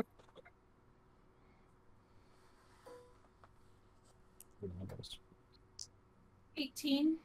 Oh, Okay. I'm glad you rolled that many. You are able to go ahead and pull this thing off of your face. You see the proboscis comes out of your cheek, and he is detached from you. Can I take an additional action to squeeze the ever-living shit out of him? Do you have a bonus action available?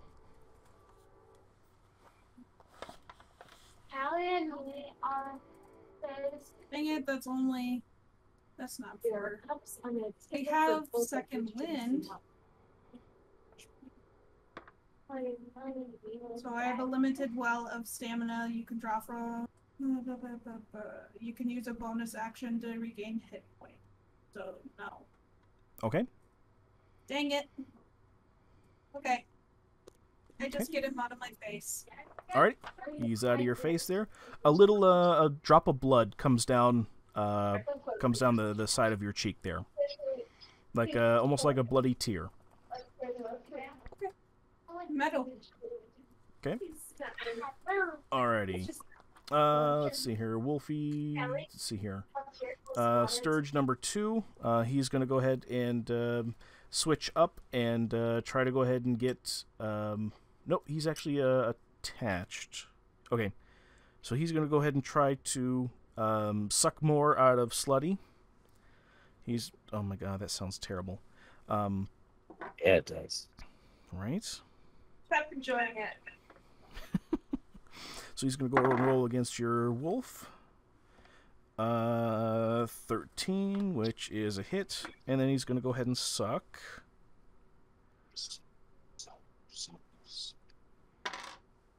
3, 6 more sucks.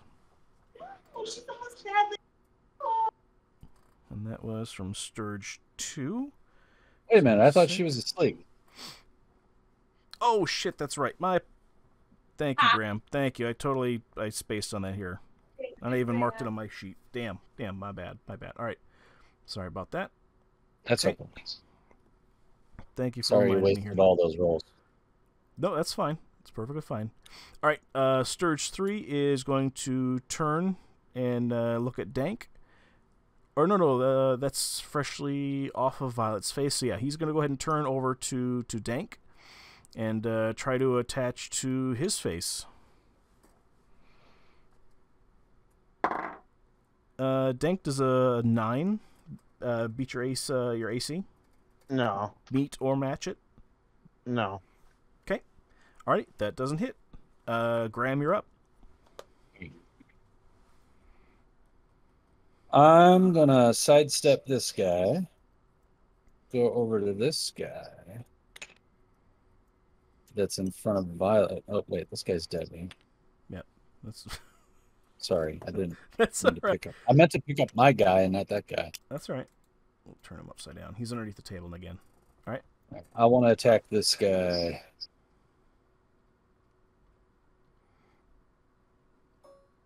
Okay, go ahead and roll to hit. Oh, I opened up the wrong thing here. So that would be my attack bonuses of 4, and I rolled. So that's a 13. 13. Okay, 13 does not hit. Okay. Connie? Connie? Gonna try and shoot another longbow. Got an echo going. Tell me where all the things are. So you have one flying Sturge in front of Violet and in front of Dank, and you have a sleeping Sturge over by Slutty. Look at the one that's flying in front of my friend. I rolled 5 plus. Plus 5. It's 10. That's not a hit. Okay, that does not hit. Do you want to use movement or take any other bonus actions, Connie? Can I swing my sword if you have at them?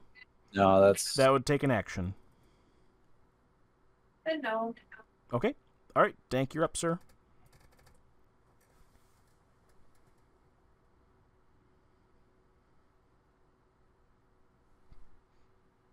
Dank, you're on mute again. I'm gonna use my sword. Okay. Go ahead and roll me a d20.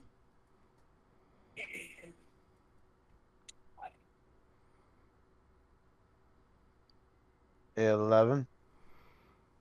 Okay, that does not hit. Man. Okay. Top of the round, Violet, you're up. I take my long sword and hit the one that was on my face that is going near Dank's face. You want me to roll or are you going to roll? I'm going to roll. Okay. Yeah, because Graham's dice are cursed. Got problems. You know my pretty dice are that I bought when we played Pathfinder? Did you look in the I looked all drawer? So roll the 17. Okay, that hits. And go ahead and roll for damage. So that is 2d6. Plus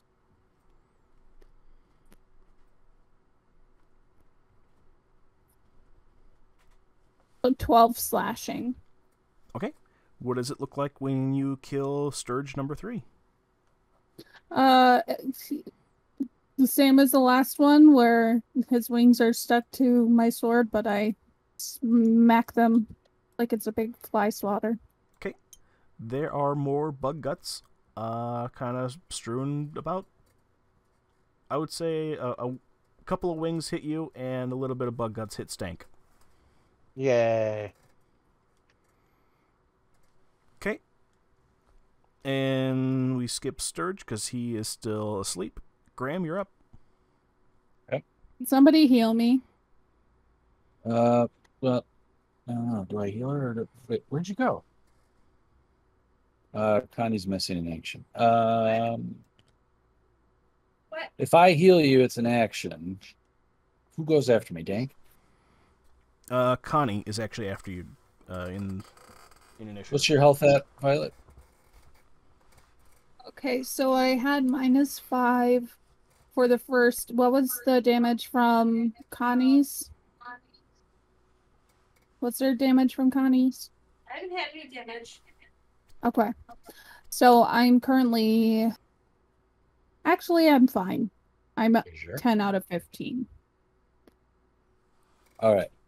For the remainder of this fight, I'm going to use. Shoot.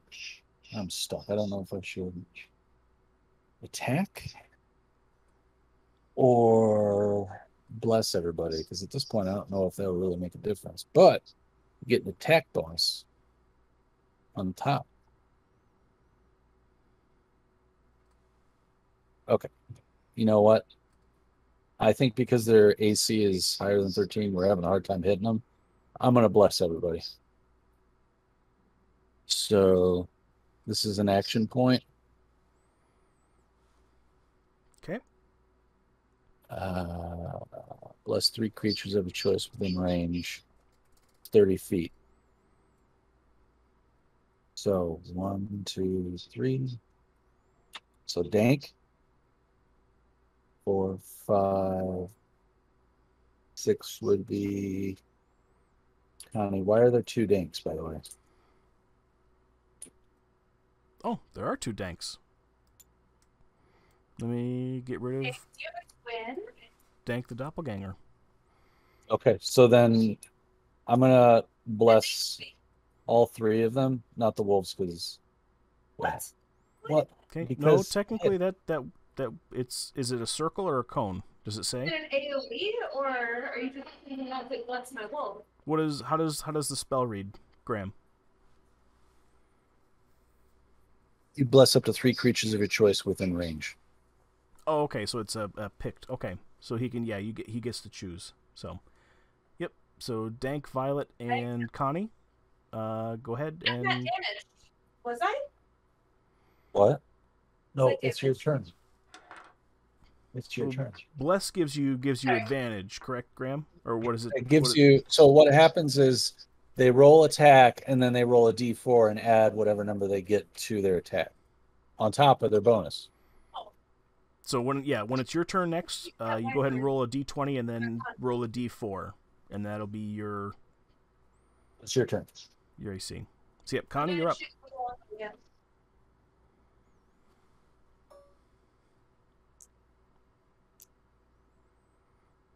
You got an 8 plus. So that's 8 plus 5. That's 13. Plus the 4 is the pyramid, right? Yep. Yep.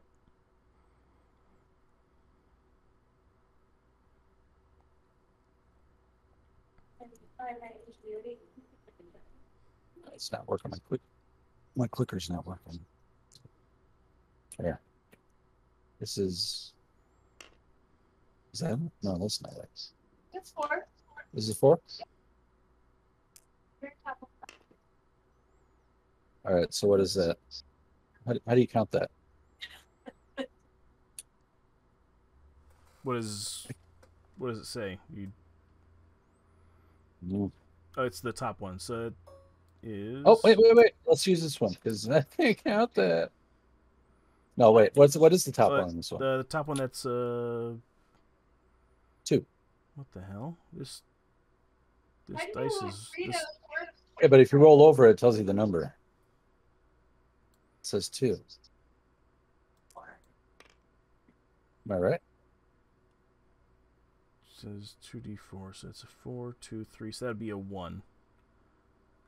4, 2, yep. 3.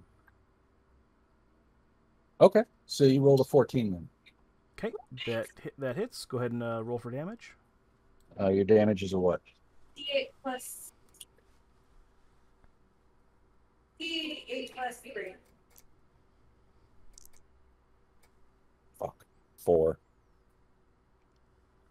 Okay. You rolled a 4 for damage? Yeah, altogether it was 4.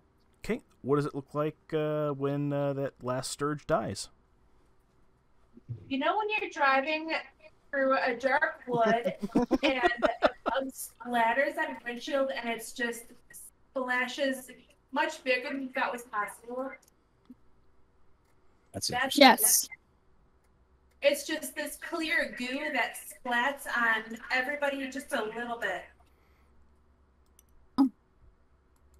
Dope. Alrighty, cool. Everybody has the Sturge dies in glorious fashion, all kinds of splashy, and everybody is coated with some type of bug gut or part. That's fancy. Cool. Yay! Oh, You guys did it. You killed everybody. Yay! I killed 2. I did it. Okay. Since there was 4 of them, that was let's see here, challenge rating of 1/8. So go ahead and split. Since Inner City is not here, we're gonna go ahead and run XP based upon people who are here and people who are not here. So of the 4 of you here, I'm gonna exclude the wolves since I'm not gonna allow them to necessarily like level up because there's no mechanic around that in game to really do that. So go ahead and take let's see, 100 points of experience and divide it up amongst yourselves. So about 25 XP apiece. Okay. I don't know what that does for us. Are we pretending like we know how to level ourselves up? Are we leveled up? Wait, that's not enough to level up, is it? Is it? Well, first off, have you guys been keeping track of your experience points? No. No, yeah, because we're gonna level up. I thought we were gonna level up based on things, not XP. I thought we established that like People. a while ago. You eat people. It would be like after events or certain things, wasn't it? Right, after the first event, but we went ahead and said it's going to be based upon XP, so keep track of your XP. Oh, when was this? I wasn't here for. Was I here for this? This was. Dragoon, just tell us when to level up. Yeah, we're new. Like, I'm not gonna keep track. I'm not Well, ready we're going to demand a lot of you. with Dragon. this anyway. Okay. Can you just tell us how you leveled up? Yeah, give me this. Like, yeah, let's just do Sure. it the easy Sure. way. All right. Thank you, Dragoon. Yep. You're the best. Yeah. Alrighty. Cool. It's like, you got to tell me that later. Yeah, you could tell me about this because we mentioned this right after the cave encounter about keeping track of XP and I whatnot. don't know what I'm doing. Okay. I was firmly on the belief that we were still doing it like before. I don't recall this coming about. Okay. I think I agree. Alrighty. So the rest of you guys' trip then. Oh, by the way, does anybody want to do anything before you guys move on?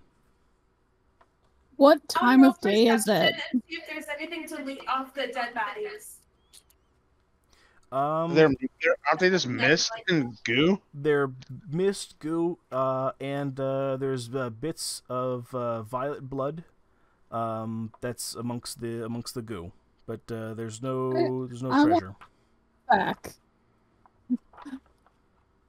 What's that, Violet? I want my blood back. Give it back. But what time of day is it? It's getting evening of the first day. Do we want to take a short rest? Yeah. Because that would help me top off my health. Okay. All right. If you guys want to go ahead and when you guys sleep for the night here, are you guys going to do a short rest and then keep on going and just bust it out through the night, or are you guys going to just do a long rest since it's making camp for the night anyway? Stay camp for the night, then wake up in the morning and keep going. Okay, because that'll give you a full rest. Yep. If you do. Sounds good. Okay. All right. Go ahead and roll your health dices and whatnot. Wait, I wanna pull out the that statue that makes a barrier when it freaking when it's left out by itself. Okay. All right, you go ahead and pull that out at the edge of camp there. Everybody go ahead and roll a perception. Gain 9 health. Okay, thank you, It's Violet. a health roll. Back at full. And I D20? rolled a 14 for D20. Okay. Perception and health, but I can't remember what we roll for health. D20. No, it's your hit point, isn't it?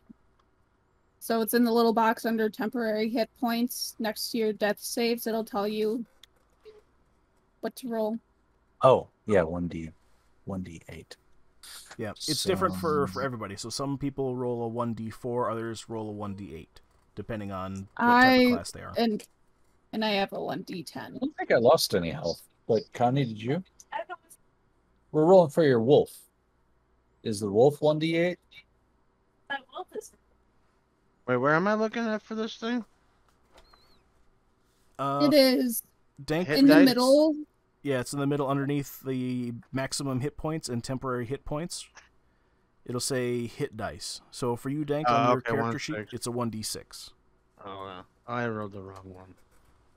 What's the hit dice for slutty? What's that, Connie? What's the hit dice for slutty? For Slutty, let's just go ahead and have it be same as yours. Because there's no Okay, there's no stat Okay. block for that, unfortunately, Connie. So the wolf gets 5. Okay, I got a Sarah, 3. anything I can add on? No. Strength? Constitution? I don't think so.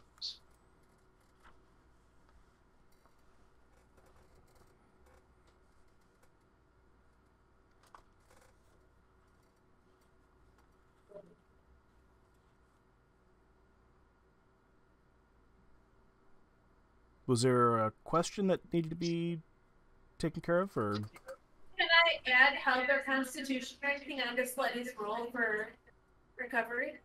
For the hit dice? Yeah. Not unless you have some type of ability that allows you to. I have herbalism. Okay, what does that do? I don't know. It just says I have herbalism skill. It doesn't say anything about like spells or anything. Okay, then you would have to just Just leave it that I'm at the proficient. leave it with your the hit dice there. Okay, so 5. I think that's the time.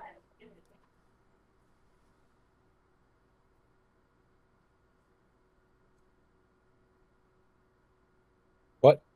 What? What'd you say? Okay, is that everything? Is everybody good to go then? On perception, right? Yep, rolled perception. Yep. All right, there was a I'm ready. 12 for me, but that needs to be added with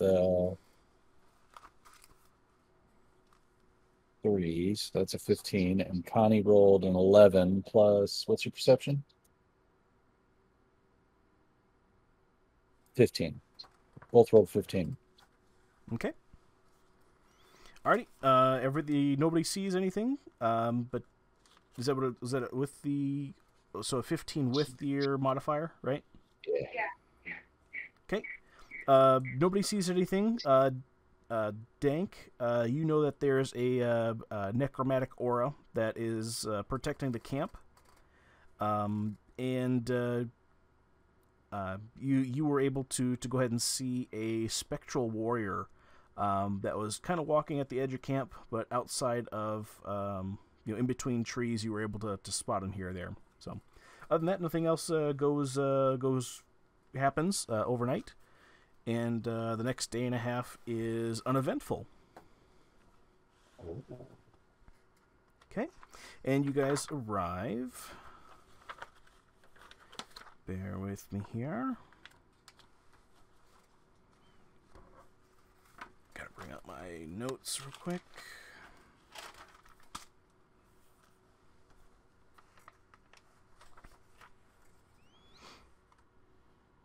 Banshee's bargain. Alright, 28.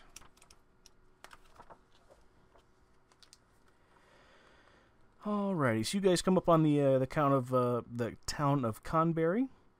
Basically, as a description here, the forest grows dark and still as the trail winds deeper into the trees. There's heavy vines and thick layers of moss that drape the branches that you can see. Thank you. And what's that, Dank? Are you going yet?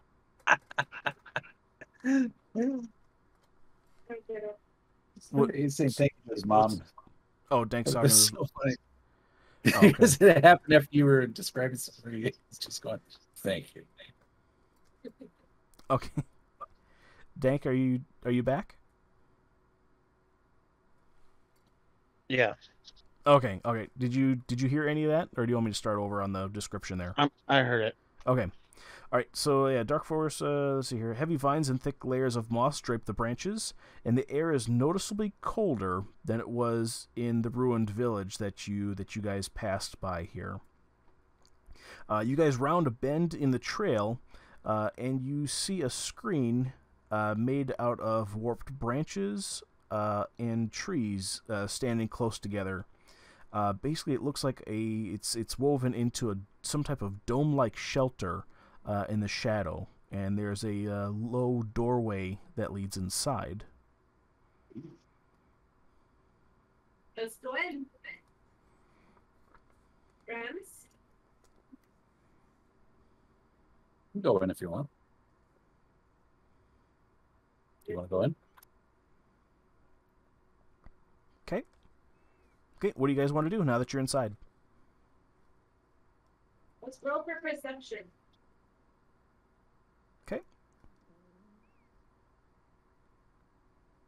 Where are we on this map, by the way? This one's gonna be more of the theater of the mind. Oh, Yeah. Take it up.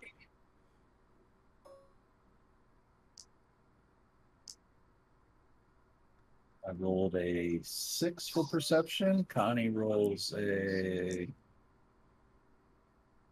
What's your perception bonus? 5? 4. So Connie rolls a 13. Okay. Dank.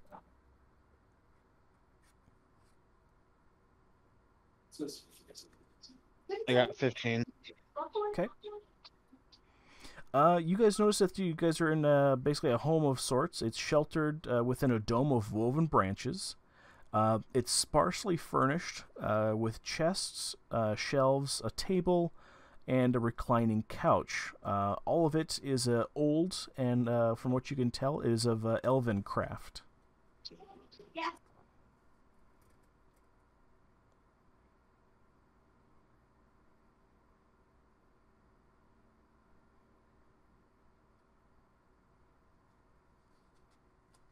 Okay, what do you guys do?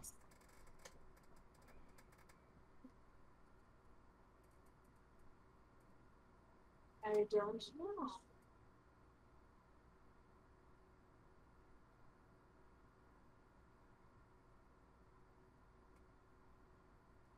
Well, we know that she loves compliments. So do we want to start, or do we want to present her with an offering that was given to Let's us? present her with some candy. Hey, Agatha. I'm a visitor and I brought some various candies if you would like some. I love your home. Am I coming and talking to me? Violet and the rest of the party here, the air grows cold. All of a sudden, like, everybody feels it immediately. You can see your breath in the air. There's a powerful feeling of dread that grips you. There's a cold, pale light that flickers in the air, rapidly taking on the form of a female elf. Her hair and robes are waving in the spectral wind. She might have been beautiful once, but a hateful expression twists her features now. She screeches out, "Foolish mortals!" She snarls. She says, "What do you want here? Do you not know, or pardon me, do you know it's death to seek me out?" I'm gonna greet her in Elvish and say, "Hello, Agatha." See if that helps at all. Go ahead and roll me a charisma check. I don't know how. Go ahead and roll a d20. I'm gonna pretend like I know what this is. Okay. Yeah, go ahead and roll a 20-sided dice, and then add your... I mean, I know what it means, but I'm looking Oh. at Graham's computer screen. He walked away, so I don't know what I'm doing. Oh, okay, okay.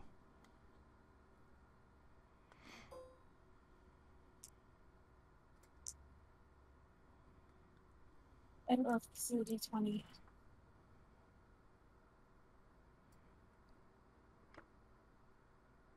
Does it is its sides triangle shaped?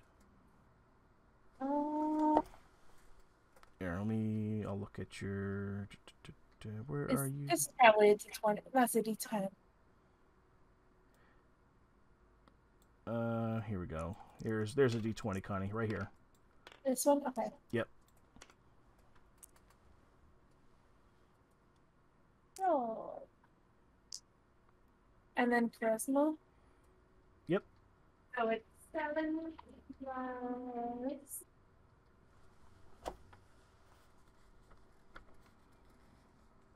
my charisma is nothing, so it's 7. Okay. That's not good. Okay, and remind me again, what did you ask her again, or what did you tell her? I just simply greeted her in Elvish. Because she's an elf, so I thought maybe her own language would be a little bit friendlier. Okay. She turns to you, and kind of smirks and smiles a little bit. She says, "Someone who knows how to speak. I see. What is it that what do you want?" So speak Elvish as well. So that's round or whatever. Also talk to her in Elvish. Oh, I'm getting like a Sorry, I huge moved my amount of phone. feed. Okay. Say that again, Violet. So next, like when there's a chance, I just recognize my character is able to speak Elvish as well, so I can join their conversation. Okay. She now is addressing both of you. More with that speaks the tongue. Daddy, let you be the gamer. For a minute. Okay. Violet, do me a favor. Yes. Go ahead and roll me a... Go ahead and roll me a charisma check. So it's going to be a D20 plus whatever your persuasion is. Hey, I have a Okay, question so while she's persuasion is -1, and I rolled a 13, so 12. Okay, do it at advantage. Okay. Why is mom in the game? Aha, not 20. Okay. I was muted. I also say hi in Elvish. Okay. She then again says, more that speaks with the tongue. She says, very well. I know that you seek many things. Ask me one question, and I will give you an answer. Question out of game real quick. Yeah, sure. So last week, my wish was for more charisma. Did anything ever happen with that, or is it still in limbo? That is still in limbo. Okay. Proceed. What is our still out of game? What kind of questions do we want to go about asking? Do we want to ask about the book right away, or do we want to learn about her to be able to use the information that she gives us to help us get on her good side? Let's try and get to know her better, because I feel like nobody has really. She needs a People friend. just see, yeah, and she she's a hasn't. banshee. She's got 0 friends. She needs some allies. What? And I wonder what her history is. The gamers. Okay, so Yeah. what do you ask? Trying to think of the best way to word the question. Can I How about pull out? something Can I pull along the out? lines of tell us more about yourself? Or about her history. Yeah, some kind of like So we learn about how she came to be a banshee. getting to know you, getting to know more about you. Basically. Okay. What did you want to say, Dank? I wanted to pull out the silver comb and say if you know anything about this. Dank, she says that that's quite pretty. It's is that for me? I think it should be. Yes. I don't know. You know Bring that anything about a to you. spell book? I assume you're talking about Bowgentle's spellbook. Yes. What do you want to know about it? Could I get it from you? I'm afraid I don't have it actually. I actually traded the book to a necromancer named Tezernoth. I believe he's from the city of Erebor, and that must have been ages ago. I must have been more than 100 years ago that I gave it to him. By now I don't even know what happened to that book. Could you possibly tell us about some of its contents? Oh, absolutely. It had all meanings with spells in there. How to raise the dead, how to put them back into the ground here. All kinds of different necromantic spells were contained in such a book. It was a wealth of knowledge. Did you ever use the book? Did you ever use the book yourself? I did once, and that's how I got to be this way. Could you tell us about your life before you became a banshee?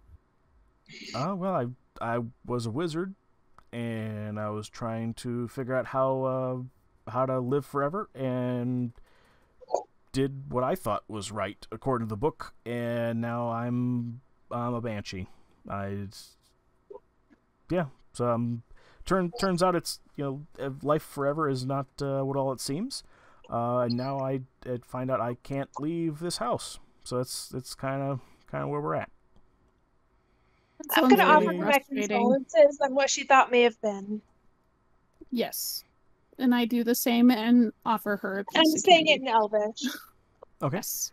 She smiles back in a very kind-hearted way.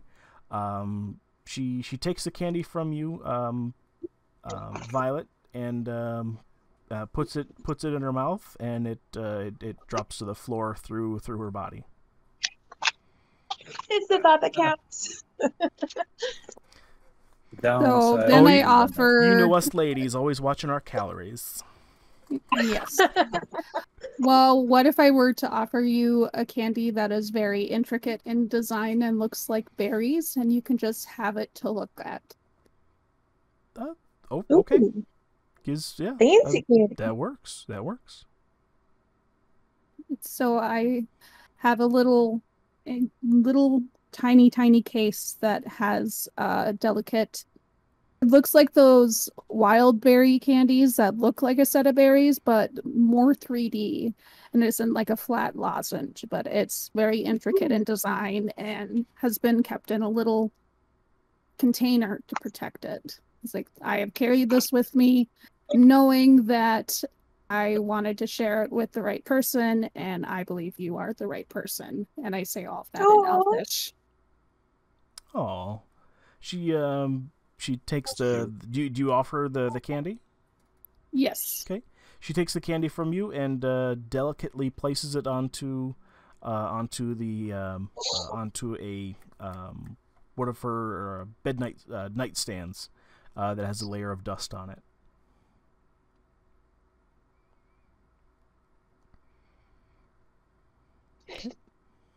If you were to give us any advice, what advice would you want us to take with us on our adventures?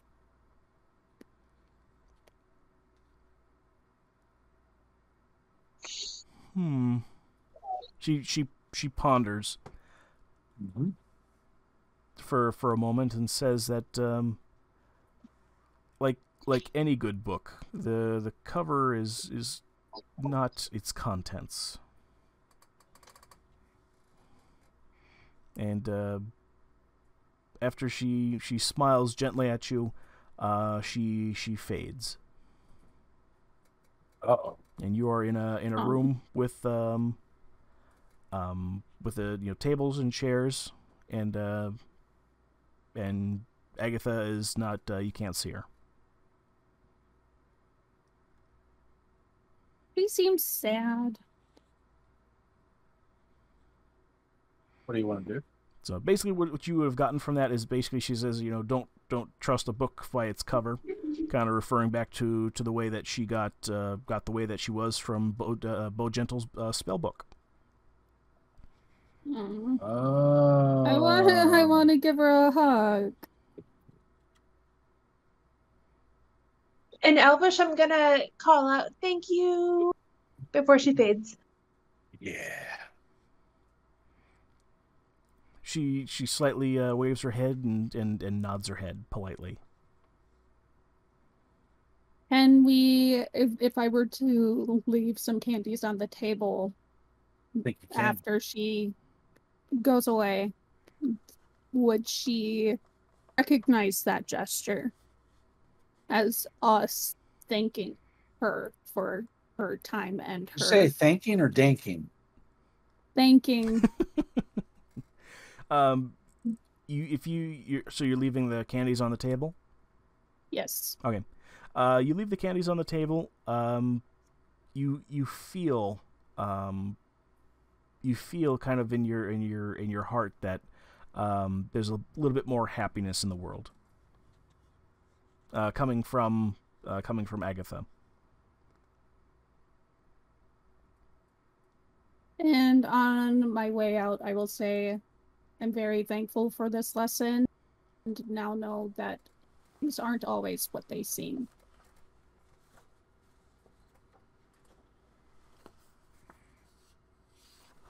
Okay. Is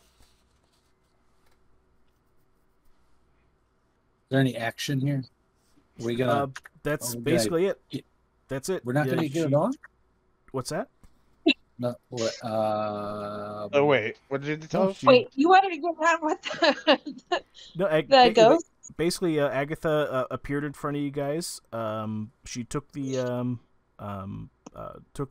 comb from Dank, and she told you that she went ahead and traded the Bo Gentle spellbook about 100 years ago to a necromancer named Tezernoth from the city of Eisenbor, and she doesn't know what became of the book. Huh. Then we won her over. We're friends now. Want her over. For directional purposes, you would know that this completes the Sister Gorelli's need for her search of this book. So consider this quest completed. So you get if you guys have played Skyrim before, you would hear that noise. Or do you guys want the CSI noise Dun, again? dun. Dun dun dun. The SVU Law and Order. Dun, dun. Dun, dun.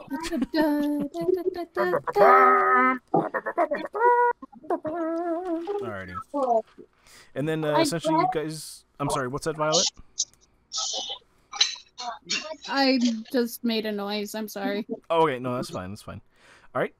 From this, you guys would have normally gained 200 XP, but I know we said that hey, don't worry about XP. Just tell us when you level up. So I'll be keeping track of how much XP you guys get, and I'll let you guys know once you have enough XP. How about that? Dragoon, you're the best. Oh, Connie, your flattery will get you anywhere, honey. I'll tell you that. So let's see here. So you got 100 for the Sturges. You got another 200 for the for what's her face, talking to her and completing the quest. So you guys got 300 there so far. Okay. So what do you guys want to do next? I The want fort. to go attack these dudes. What do you guys think? I'm sorry, Dank. You were saying Go something. see What'd you Narek. Um, Can we go see Narek? Yeah, Connie, I'm trying to listen to Dank. What'd you say, Dank? We're gonna go check on the fort. Kind of breaking up mic. there, Dank. I don't know about you guys. I couldn't hear him. I couldn't. He was garbled. Are we gonna check on the fort? Yeah. Yeah, the fork. What's the Yeah, fuck? yeah, yeah.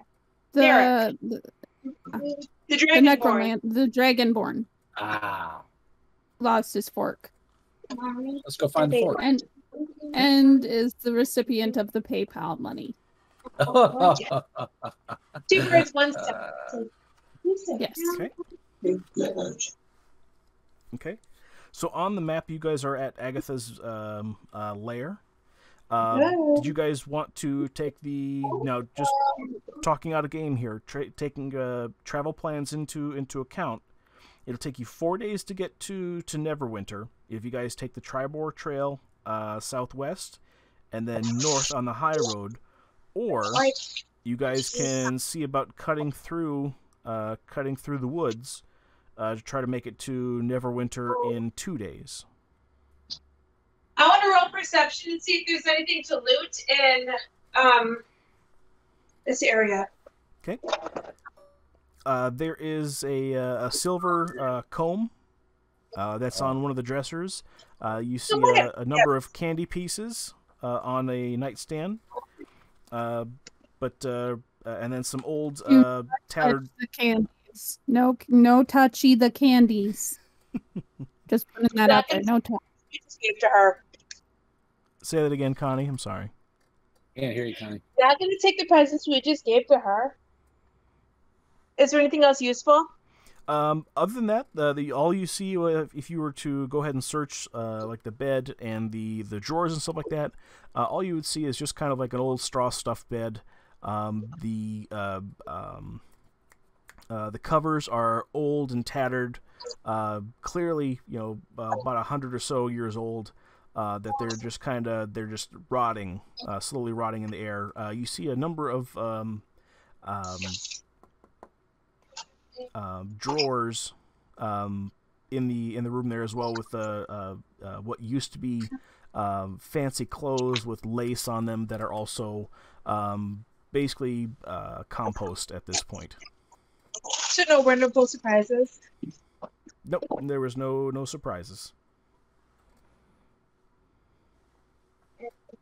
Where were the other areas for the other quests that we accepted to see if there were any of those stops along the way? Yep, let me bring that up here. I think everything else is back to Narek. So you had let's see here, that was Conbear, that's in the upper right hand corner. You went to Agatha's lair. Let's see here. You guys accepted the quest from the mayor for Weverin Tor, which is a day's travel south of you guys there. There is also did you guys accept the old owl well? Yes. You did? Yes, Okay. we did. Okay. Yep. That's also about a half day's travel southeast of you. So the closest. So if we were to go southeast, fully go south, and then go north.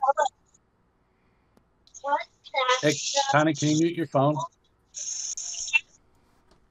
The next closest places is going to be the Old Owl Well and Weverin Tor are going to be the next closest places that you guys have quests for. Do we want to go to the owl's place and just see what's going on without like partaking there? Like, Yeah. Visit it from a Let's go distance proceed. to see what's going on. Yes. For perception purposes. Yes. I'm on board with that. Okay. Because with the warning that we just got, I don't want to fuck with that.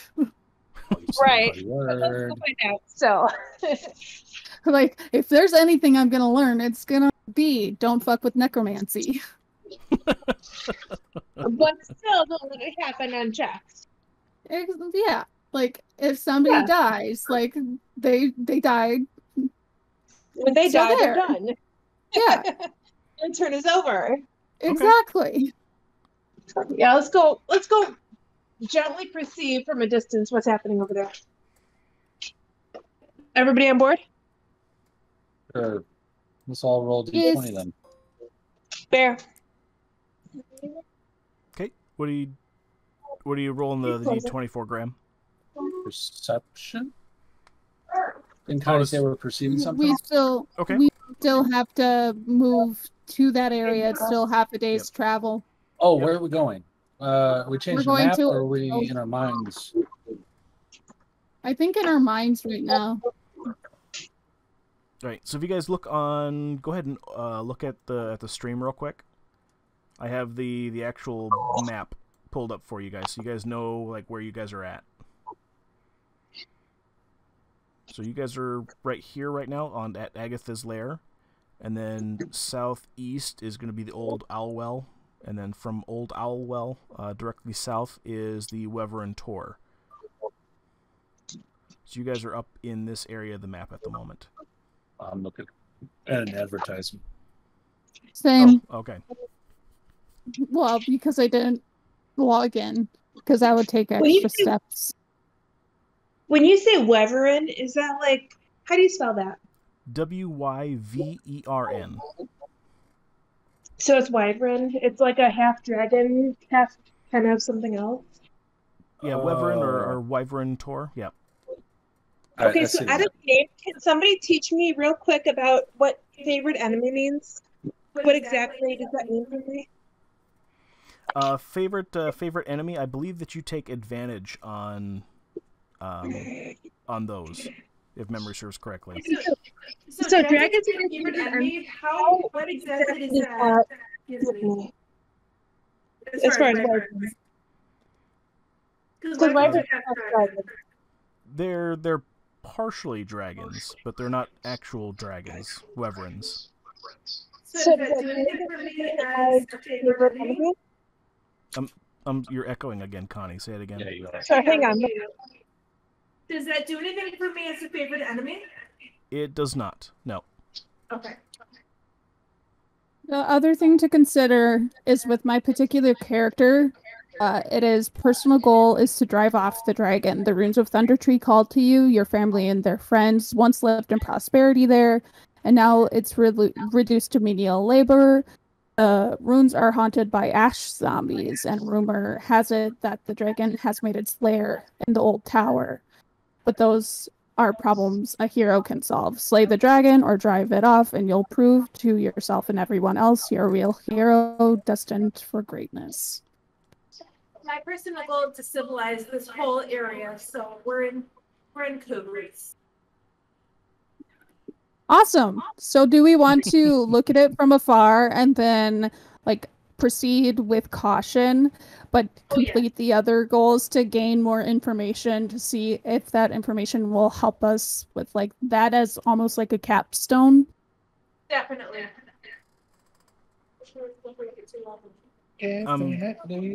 I'm not following. Violet, could you unpack that for me? So proceed with caution, stop at the Old Owl's that place, look at it from afar, and then make our way the plans from before, and then find our way back to there to learn more about the necromancy there. But like see if there's additional information from the other stops that could help us unpack what's going on with our next stop. So like go there, look at it, see what's going on, see if there is additional information from other places that we could use. Okay. Alrighty. So you guys are sneaking to the Old Owlwell? Or getting as close as you can from a distance? Correct. Cool. Alright, I want perception checks from everybody. I think, somebody already rolled it once. Let's see, Graham, you rolled a 7? I'm plus a 3, so that's 10 for me. And... Okay. You got a 15. So Connie's got 15 altogether with bonus. I got Okay. 1. 22, 19 plus 3. Goodness Hey. gracious. Dank, we're gonna have to find you a new set of dice here, sir, because it's I think you have cursed dice, honestly. Goodness gracious, sir. Violet, you said you rolled a 22? Yes, so 19 plus 3. Okay. All right. As you guys get closer to this old owl well, you're able to see from at a distance here. You see. Oh, pardon me. I need more coffee. Goodness. You spy crumbling ruins of an old watchtower, standing amid rugged hills. The area has mounds of rubble in different places around the area, and then you also see a broken stump of an old tower. Basically, from a distance, it would look like the stump of a tree if that tree were like stone brick. Basically, it looks like it's a broken stump of an old tower. And then in the middle of a courtyard of sorts, you see a colorful tent has been set up, but no one in sight. Hmm.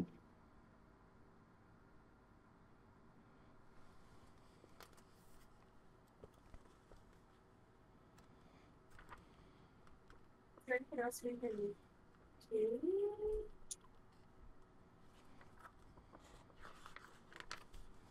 Connie wants to know if there's anything else we could do here.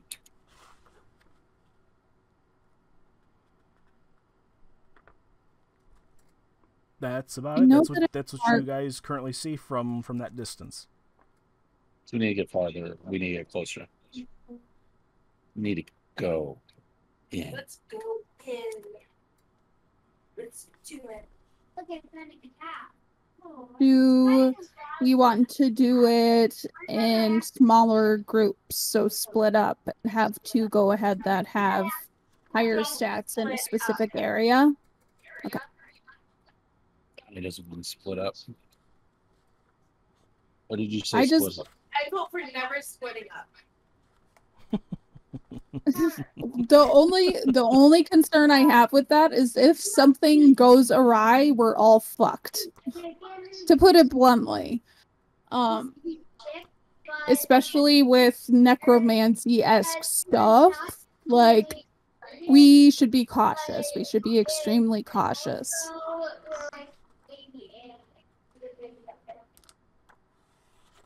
So my response to that is, I've seen a lot of hosts saying never split up your group. Well, I agree with that to a certain extent. But at the same time, when necromancy is involved, I think all prior rules are out the window. Fair enough. Because when you're fucking with the undead, like, they can fuck you back. Oh, Graham, that's right up your alley. Yeah. That's why I used that word. Let's go use that word with the undead.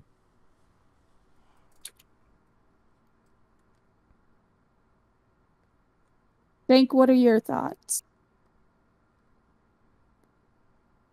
Yes. What? Yes. You said yes. So or not good. To split or not to split? That is the question. So let's Wait, go how did then. I- But I'm going to be I'm the last in line. Oh. Just saying. Okay. I go behind everybody else. Are Okay. you Is the there any- warrior? Don't you see what you get when you mess with the warrior? Okay. So what's the marching order? Who's going first, second, third? I'm fourth. Wait, what's happening? Are we splitting or are we not splitting? We're not splitting. I'm following you guys reluctantly.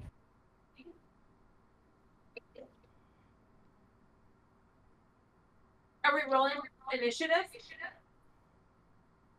No, we're just saying what order we're going towards it in. Oh. So who's like, if we want to look I'll at go each first. other's stats, like we can make a decision from there as well, like we did with I'll the go first. initial cave. Okay. Is it a house? Is it a nursery for the campus? Let me give you a hint. Okay. So where are you guys going in this old owl well? It's where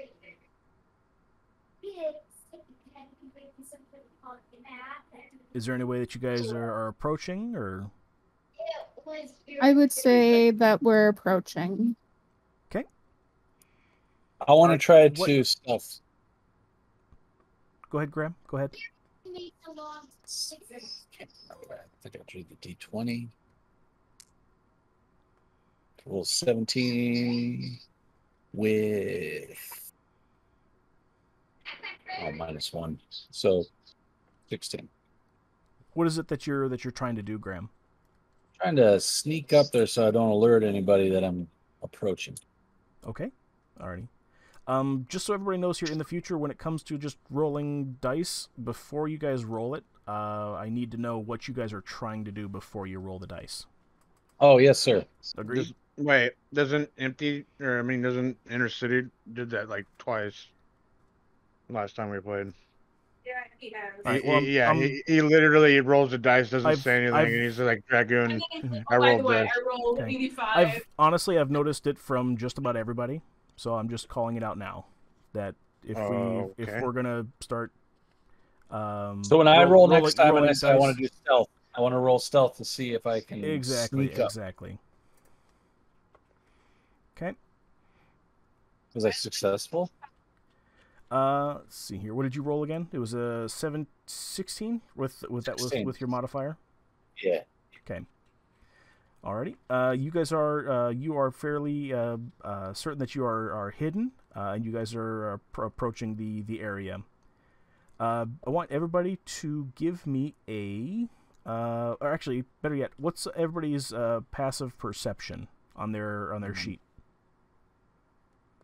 I can have passive perception. It says it right there at the bottom of all your skills. So mine's Yeah. a 13. Okay. I don't know. Mine's a 13 as well. Okay. You see 13 all is the little bubbles and Okay. All right. Anybody with a passive perception score of 10 or higher, you guys start to smell deathly odor wafting from the tower's direction. Oh, that's not good. Dragoon, Yeah. Kind of, question for you. Would it kinky. be better, this is outside of out of game, would it be Sure, easier to call on people when you are looking for those checks instead of people waiting and then saying and talking over each other? It might be easiest to popcorn people. Oh, just to say, okay, Violet, are you doing anything? Graham, are you Yeah. doing anything? Connie? Okay, we could do it that way. That's Yeah, fine. or when we roll for something like this, instead of us all talking at once, saying, "Okay, what did you roll? Okay, what did you roll?"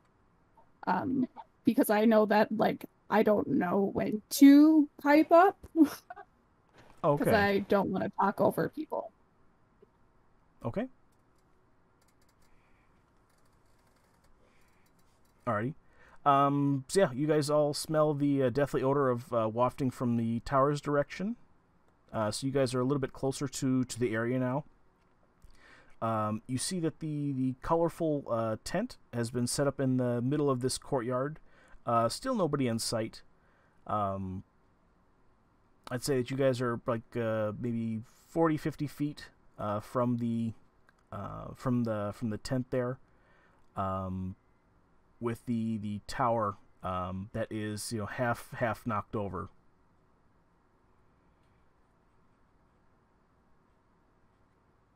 Okay, are you guys continuing to move closer? Dank? Yeah. I'm gonna creep closer.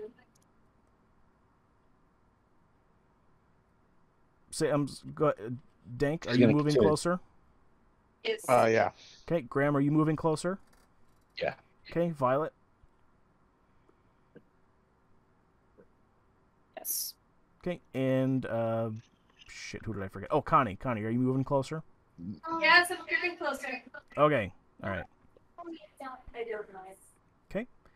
All of a sudden, you guys start. Actually, hold on. Goodness gracious, here.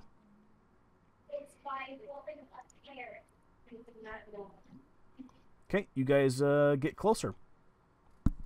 What are you guys doing now? Let's say that you guys are at this point 10 feet away from the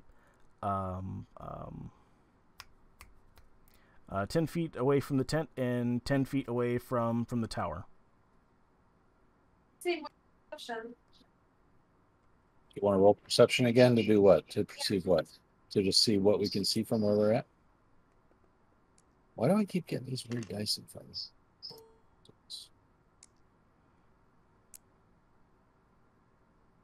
I rolled a 3.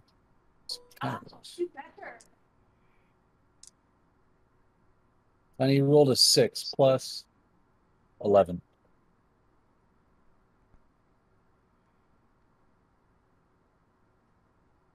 Okay. Violet, do you want me to roll for you?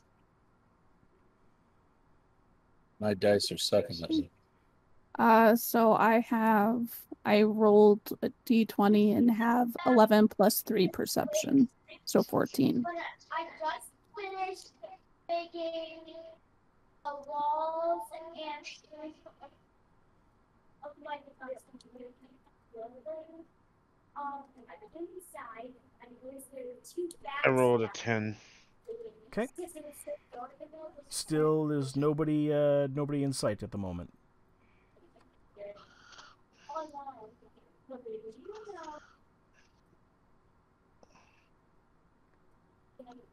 Is the odor getting stronger the closer we're getting to the tents and the fallen tower? The smell is getting stronger, and you can tell it's coming from the tower.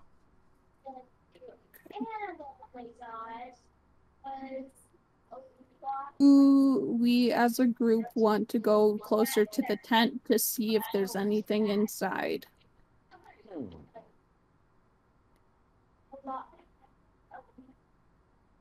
I say yeah. Graham and Connie? Yeah, let's go. That's going on my desk. Okay. She wants to know if All we right. want to go closer to get, or go inside. To go closer to the tent to see if there is anything inside before we go Oh, in. she wants to see if there's anything inside the tent before we go in. Okay. All right.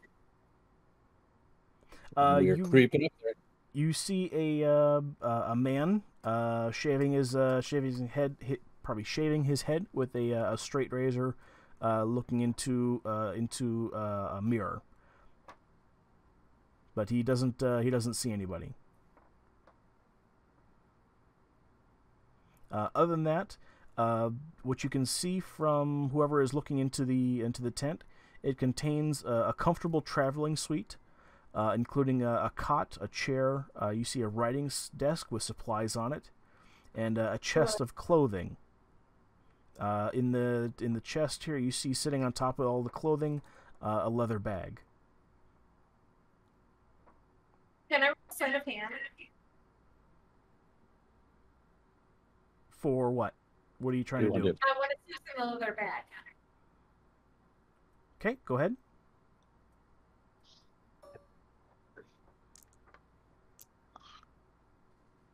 What's your modifier? 7. I don't think you get that. Okay. The individual sees you, turns around, and says, "What's the meaning of this?" As he says this, you hear some type of movement coming from the tower behind you. Now, how are you going to get out of this one? Just worry. hold there, Dragonborn. Just testing your skills. We just wanted to see if you really were who we were told you were. Sorry for the intrusion. So are you here to rob me? What's the meaning of this? No, we testing wanted your to see skills, if you had any your awareness. identification in your bag. I'm gonna I roll push my, persuade him. Let's persuade him. He's gonna or be we mad could at it. just introduce ourselves. I am Leroy, longtime general of the Dwarven army of Hugaloth, and I know how to ease your pain. Okay, and you're persuading him to. I would like to persuade him to Not murder us. believe that we are not here to rob him, but to help. Okay, roll me a d20 at disadvantage. Oh God. Oh. 16 and 11, so that'd be That would be the 11. It's not bad. it's not bad. That's my modifier for so that'd be 12. He says, "What kind of individuals comes up and tests somebody by trying to steal their wares? We weren't trying to steal This is anything. unacceptable. I just saw you. I just saw you guys come in. She opened and- up your bag. What you perceive as something separate from what was really occurring. Indulge me. What did I see? For instance, inside the bags that we carry around some form of identification, something that tells people, I was a general in this war. That crazy wizard over there, he carries around penises. So everybody knows that he's the guy, you know. His eyebrow raises at Dank slightly in curiosity. He collects penises, and everybody knows that he is the crazy wizard that collects penises. And they know that his name is Dank. Dank. Danko Baggins, like Bilbo Baggins. Danko Baggins, and he goes back to what was Bilbo's house's name? Let me ask this quick question. Are you guys all in the tent at this point? Yeah, I'm on the outside. I'm just pointing to him. I'm pointing in to the him. entrance. I'm kind of looking around, keeping our eye on the back. I'm pointing to them.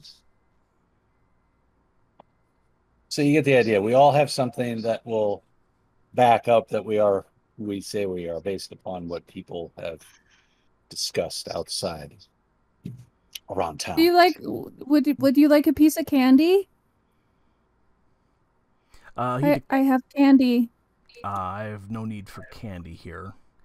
You seem. I have caramels. I have non-dairy caramels. I have regular caramels. I have blue candies. I have strawberry candies. I have a lot of candy. How do your feet feel? I have no need for these pleasantries, and his eyes glow a little bit red for a moment. He says, "You guys seem to be. You still haven't explained why you guys are here. All that you have explained to me is that you guys are nothing but travelers who try to get into people's things." We are on a quest. Sorry, who is this that we're talking to? This is a. You're talking to basically what you can tell is a mage. Well, let's ask who he is. Let's ask what his name is so we can confirm. I thought it was a Dragonborn guy. Nope, this is not a Dragonborn guy. He's a mage, a human mage. Oh, he's a human mage. Okay. Violet, you want to ask him who he is before we tell him any more info? My name is Astrid Songwind, I think. No, ask him what his name is. I know, but I'm introducing myself in order to ask him what his name is so he knows who I am. Man. So I am Astrid. May I ask what your name is? We are currently on a quest and would like to know who you are. My name is Haman Kost.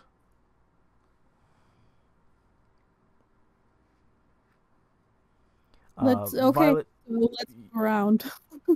Violet, at a glance here, just to give a little bit more information about what he looks like here. He's a stout, red-robed gentleman with sallow skin. He has a partially shaved scalp and a black tattoo on his forehead. He says, my name is Haman Cost. Would you like And me to help shave the back of your head? It seems like you're having a little bit of a tough time getting that angle. I'm happy to help you. I wasn't having any hard time getting an angle because I was able to go ahead and see the angle that you were getting into my items. Oh, he told you. I wasn't the one going to. So Way to go, Ranger. Now, y'all seem to think that it's okay to go into people's things because maybe that's what you want. Maybe you're trying to steal from me. Oh, wait a minute. Do you want to put your hands in something? I have something you can check out. Oh God. Alright, I'm gonna step out in front of him and I'm gonna first I'm taking a swig from the bottle of really nice wine that Violet stole from me last night. And now I'm gonna step out the gnome and I'm gonna not a gnome. Who's a gnome? He's Graham's a dwarf. The dwarf? Dwarf gnome, same thing. No, not the same thing, Dank. No, completely different, much different. I'm just gonna try and say I wanted to get you know better because you looked intriguing and I just wanted to know you better. And you do this with everybody and go through their things to get to know people better? Yeah, he slowly reaches for a wand. And rests his hand on his wand. Deception, please. You're rolling deception to what are you trying to deceive him? Do what? What are you trying to do? Because I'm trying to use flirtation as a deception device. That'd be persuasion. That would be more charisma. Charisma? No, it's deception. It's not deception. I'm not trying to be charismatic. I'm trying to deceive him. I don't have charisma. Well, you can. Well, deception is for lies. Charisma is for I want to get you to do things for me. Ooh. Well, I'm lying to him. Oh, you're lying to him? Oh, so you want him to believe that your intentions are true. Is that what you're getting at? Believe that I'm interested in him. Okay. Alrighty, go ahead and roll. Go ahead and roll deception at disadvantage. No! It should be an advantage. Why is it an advantage? He caught you stealing from his stuff. He has no reason to believe you. Aww. Connie, you got a 7. What's your modifier? Deception. I don't know where to find deception. Is that your charisma skill? That's why I was trying to argue for deception instead of charisma. 0. It just is... So it's a 7? It's a 7 if she doesn't use any charisma. That's why I wish in the wishing well for deception and charisma. It doesn't mean you get it at your time of choosing because you got your hand caught in the cookie jar. I wanted a long time ago before my hand was in the cookie jar. Told you. He says I don't believe you for a second. I absolutely don't believe you for a second. Maybe we're off on the I'll give you guys the benefit of the doubt here, but I don't believe you for a second. Oh, so wait. This is the dwarf speaking up. Are we getting another shot at this? Do they know each other? At this point, he turns to Dank. You seem that you're of the same cloth as I. You are of you are of some. You must know things. I sense something greater in you. Yeah, what do you have to say for yourself? Sorry about my compadres and stuff. Like, we ran into these funky mushrooms in the forest not too long ago, and I think the effects are still wearing down off of them a little bit. I told them not to eat them, but they were like, they look really good, and now they were like 2 minutes ago they were licking rocks on the side saying it tastes like strawberries. So I apologize. They are not normally like this. Salisbury. But okay, Dank, I want you to give me a second. I don't know what I want you to do yet, but it's exciting that you went this route, and I'm so happy that you did.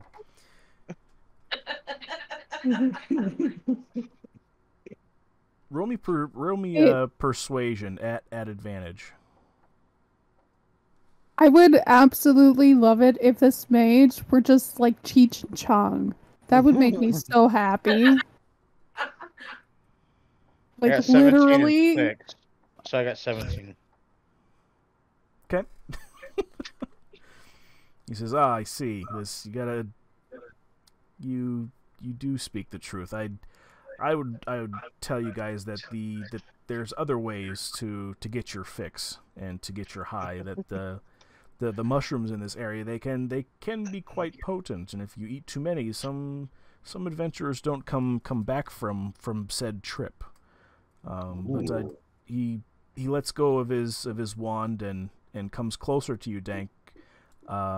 Walks closer to you. Do you meet him in the middle? Because he's having to go past everyone else in the group at this point. Yeah. And he reaches out his hand to shake your hand. Oh, Dink, he likes you. I lean I forward step and I aside. shake him and I say, I'm Danko Baggins, High Elf of... And I give him a little bit of my backstory. Dink, you're an elf now. Yeah, I'm a High Elf. How did Just, I know that? he says, Haman Cost. It's can't say it's nice to meet your party, but it's at least nice to meet you, or at least to be on some type of common terms. I've been doing some research here, and I just kind of maybe explain things a little bit more. I honestly want to know what the name of the wizard who built this tower, but I'm not able to find any type of documentation here, either in the ruins. So maybe that's something that you could help me with there. Where have you all looked? Well, I've looked here and I've looked there, and in a box with a fox, and a moo with a shoe, and he basically goes on to all funniness aside. He basically says that he's explored the ruins through and through, and now he's going through the bits and the pieces of the tower to look for clues without any resolve. And he knows for sure, like absolutely for sure, that there's no sign of the wizard who built the tower at the old well here. He says, I understand there's a banshee about a half day's trek from here, up near, I can't remember the place again, up near Conberry. But unfortunately, there's no way in hell I'm going to go ahead and risk that damn banshee's anger. We just talked to her. Oh, I see. Her name's Agatha. She likes us. I gave her candy and she liked it. I see. Sure, you don't want to try some of that. What did you learn of her? She was. Wait, I got it. We tell him everything we learned from her. Yes. Yes. Thank you. Okay, cool. Including her history. That she had tried to use the book. Yes. And how she became a band. Everything. Okay. I read that. Alrighty, cool. That's very interesting. I wonder, maybe that's something I'll need to look into later here. Let's see here.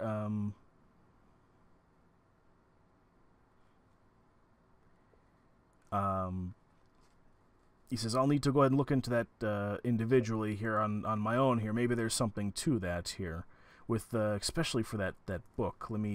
I'll look into that later here. But I do appreciate it. Maybe there's something else you might be able to help me out with in time here. You see, I want these orcs at Wyvern Tor removed. And pardon me. Since they've scouted out his camp in the past, it kind of seems that they want to cause trouble for me, as maybe maybe we could work something out, and maybe if I could pay you with some type of goods, perhaps to get rid of these menaces. I mean, I've seen them on the ridge, and unfortunately, I don't know how many there are, but I'm fearful that my zombies are not tasked or able to handle all of them if they were to attack. That's hot. Let's mug up. We can help. Just out of game here, it all instantly occurs to you what that rumbling was inside of the tower. Oh, what's it? What is it? He just says he has zombies. And Oh, he was afraid. Oh. Is he the necromancer? Yeah. Well, then he's not a mage. He's a necromancer. Well, I think that mages can be necromancers as well. Okay, why were we looking for the necromancer again? I forgot. Can't remember either. The necromancer was the one that the wraith or whatever went ahead and gave the book to about 100 years or so ago. Oh, okay, that's right. Thank you. Thank you. Like, you know anything about the book? Bojangles or whatever. Whatever. Book of Bojangles. Yes, Bojangles spellbook. Everybody everybody knows everything about that. Goodness, it gives you all the different basic necromantic spells that anybody that could really ask for, including how to stave off death. Oh. Yeah, is there a way we can get a copy of it, or he goes over to his over into the corner and pulls out a Xerox machine, and I'm just kidding. I'm kidding. He says a magic device that works like a Xerox machine. He says, I wish I could get my.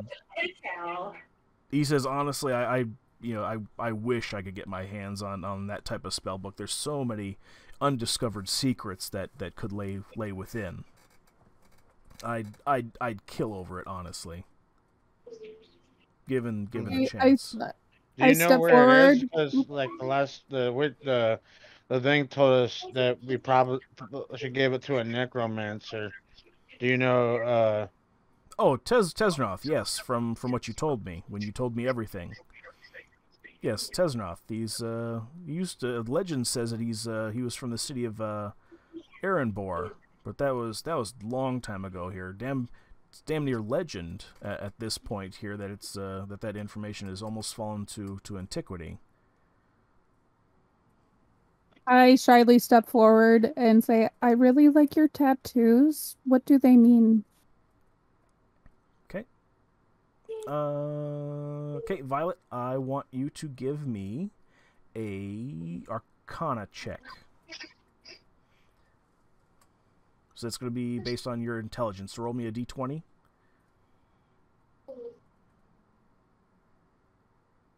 So I rolled a 9. And it's +0 for Arcana. It is all you basically see on him is you would recognize it as just a symbol that looks like. Give me a second, cause I know this answer, but I can't tell you what it is yet, because I need to look at the symbol. Because for them to tattoo on like their body like that is visible, it has to mean something special. Can we all do that? Yeah, if you guys want to do an Arcana check as together, absolutely. I want to do an Arcana Violet, check. what you would see, Violet, is is basically just a skull, a blackened skull with no jaw, just the front piece of a skull, with half of the skull broken off, including part of one of the eye sockets. Check. Badass. Arcane check? That's badass. Yeah, it would be a Arcana check. So it would be roll a d20, and that would be based off of your intelligence.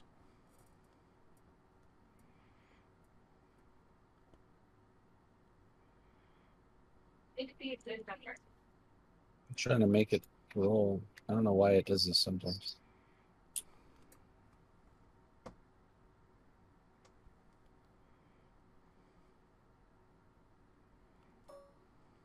There we go. Don't look at that one. Don't look at that. Graham, are you cheating?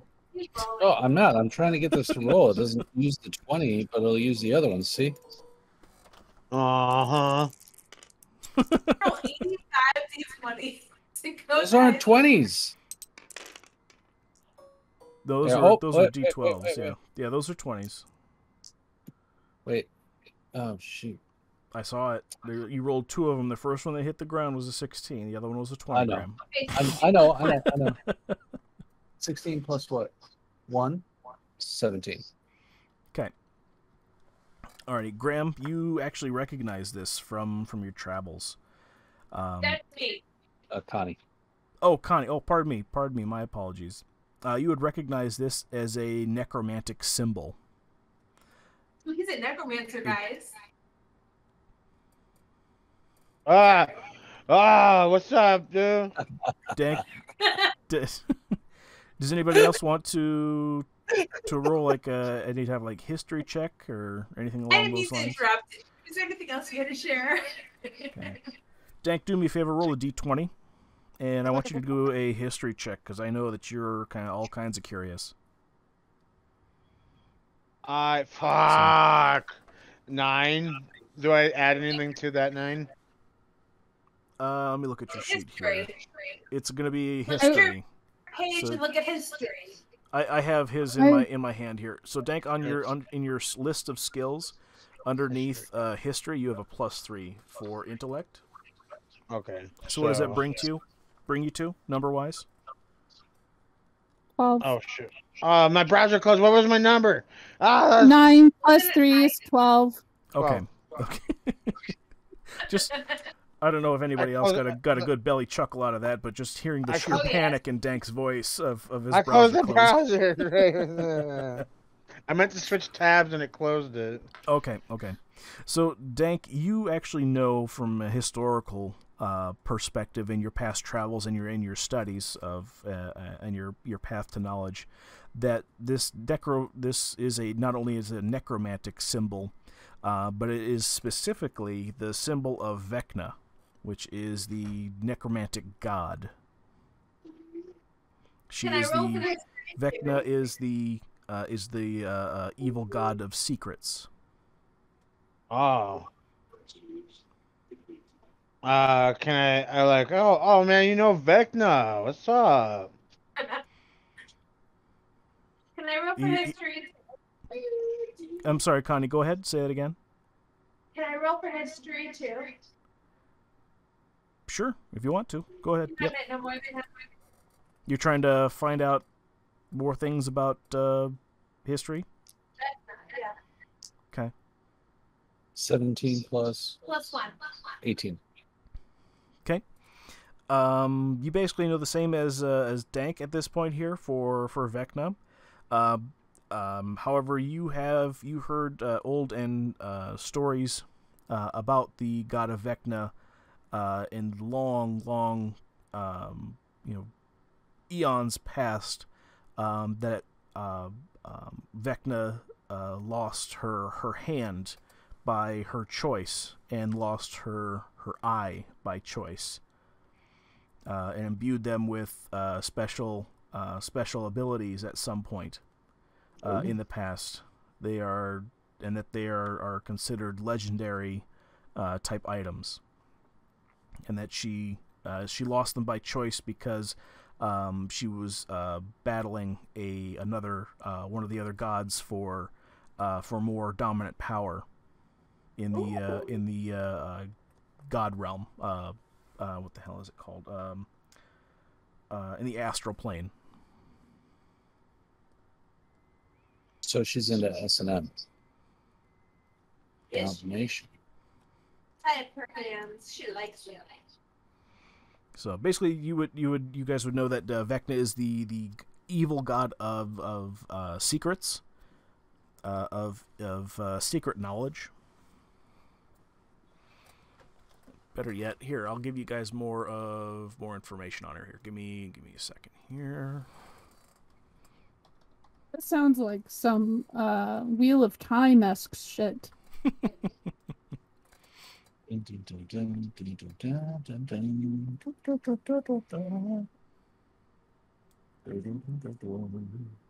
Or like Black Cauldron. Like that's the kind of vibe I'm getting. Yes. That fucking terrified me as a kid. As well, the skull, like the skull guy, kind of freaked me the fuck out. Okay. Let's see here, Connie. Yes. You know that Vecna, she was once a human lich. What's it? A lich is basically a wizard who has essentially, for lack of a better phrase, gone to the dark side to pursue Immortality, right? Immortality, right? And as part of that, Hey guys, she's a dirty wizard. Is that like a Dirty Sanchez? No, Oh it's not. no. No, Oh, no. no. Let's not, no. Liches, No. Now, lit, No. get back in your box. it's unknown how wizards specifically get to be liches, although it could be in books of forbidden knowledge. But somehow wizards that have done enough evil deeds essentially ascend to live forever and have to feed on human souls or any type of souls or any type of life for that matter to maintain their lichdom. In this case here, Vecna, you know that she was once a human lich who eventually through time and effort ascended to godhood. And that as a deity, Vecna did not claim a domain, but instead she wanders the entire multiverse.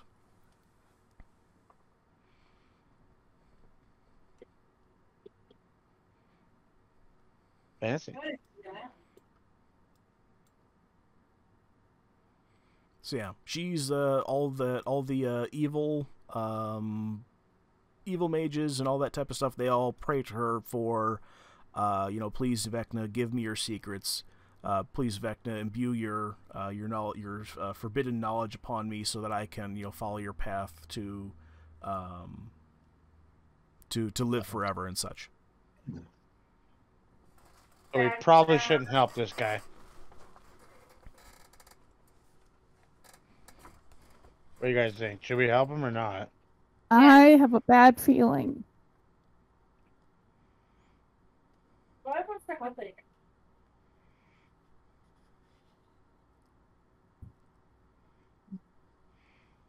So at this point, he basically has asked you to get rid of the orcs at Reverend Tor, because he was afraid that his own personal party would not be fully capable of protecting him while he continues his research here at Well, the we at the were tower. going to do that anyway. Right. Wasn't that a previous mission of ours or quest? Yep, that was So- from the Reverend Tor you got from the mayor. So I would say that we were planning on doing. This is out of game discussion Okay. with us. That I personally say that that was on that was a quest of ours to begin with, and if he had any additional insight to give us to help us be successful in that quest, it would be appreciated. Right. That way, Right. Go ahead. thoughts. Yes. Yeah. Maybe. Because you might have some additional insight that might be helpful with our success. But I think it would be helpful for him to know that that was something we were planning to do anyway. To have him view the other members of the party besides Stank, because he loves Stank, in a better light. Like, okay, like these people are. He feels he can speak on common ground with Dank. Yes. He's not So he's definitely he does not like Connie. 100% does not like Connie. Oh And shit! he's indifferent with everyone else. Just order something. I just want to be his friend. Jeez. Dink, Wanted to what be a do close, you intimate friend. what would you like to say to him in regards to that quest? What's he trying to get out of it again? He just wants us to get rid of the orcs, which we were planning on doing anyway. Get rid of the orcs. do Can we- can we ask him what's in it for us? Maybe we For can us. sweeten the pot. What you got there, mage boy? Oh God. Oh God. That's one easy way to get him to dislike more of our I party. didn't say that in game. I did not say that in To game. hell with that. Clarification. To hell with that. I need to take a shower. Are you kidding me? Yeah. Good God. Yeah. Mhm. Yep. So what do you guys want to do? Yep. Do we want to say yes, we will help you without telling him that we were actually planning on doing that anyway, so we could potentially get double the reward? Or do we want to do the good thing and be like, we were going to do that? No, let's act like it's a brand new quest and we'll get double the rewards. Yes. Uh, But it's like I just don't want this to bite us in the ass. it's fine. He's a necromancer. No one likes him. Yeah, but he also has a lot of fucking power. Like, that's what the Banshee was trying to do, is to live forever, and Right, he it's- what's it's with a- that All shit. necromancers are powerful. 3 or 4 that's next door tried to be necromancers. Wait, what? They had 0 power. 4-year-olds? There were some kids in the classroom next door trying to make some sort of a little fairy ring with dandelions and clovers to bring an ant back to life. What's happening? There was necromancers in my class. That's all I have to say. Oh, Oh jeez. That's out of game though. That's real life. Real life necromancers. Yeah. You guys know that Agatha, she had that necromantic book and tried to go ahead and become a lich and live forever, but somehow she screwed up, and instead of becoming a lich, being able to roam, she became a banshee, which she was then eternally locked into that room and could not leave. So basically, she screwed up, and now she's living with the consequences.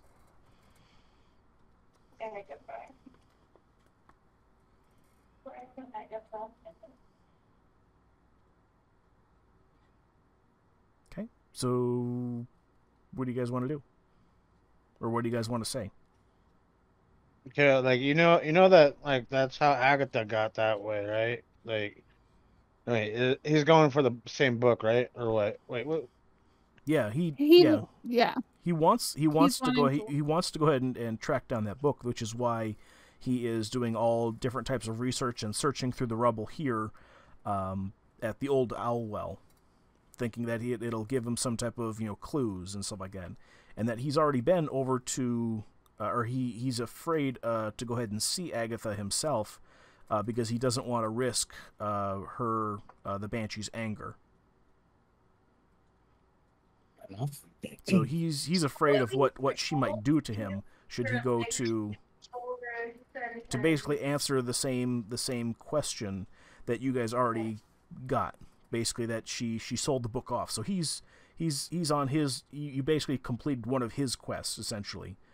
So at this point here, the other part that he wants to continue doing his research here.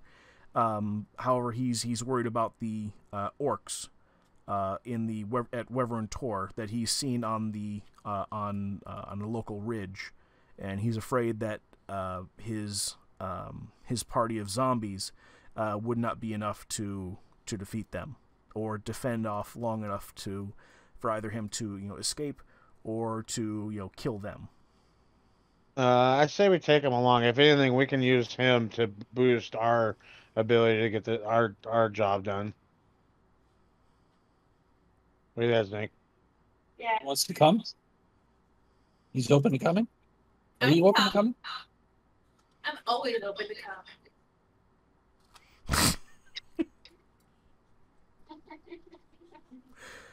Oh my god.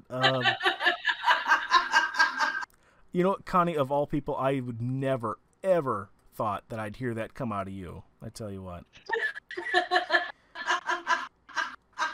Goodness gracious.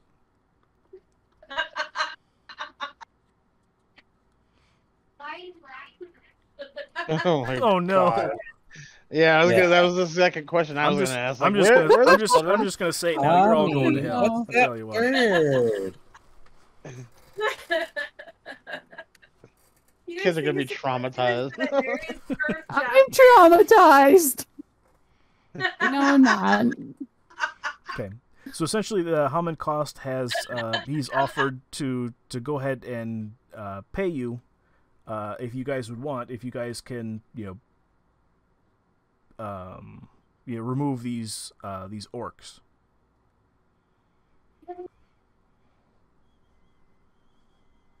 I say yeah, we do it.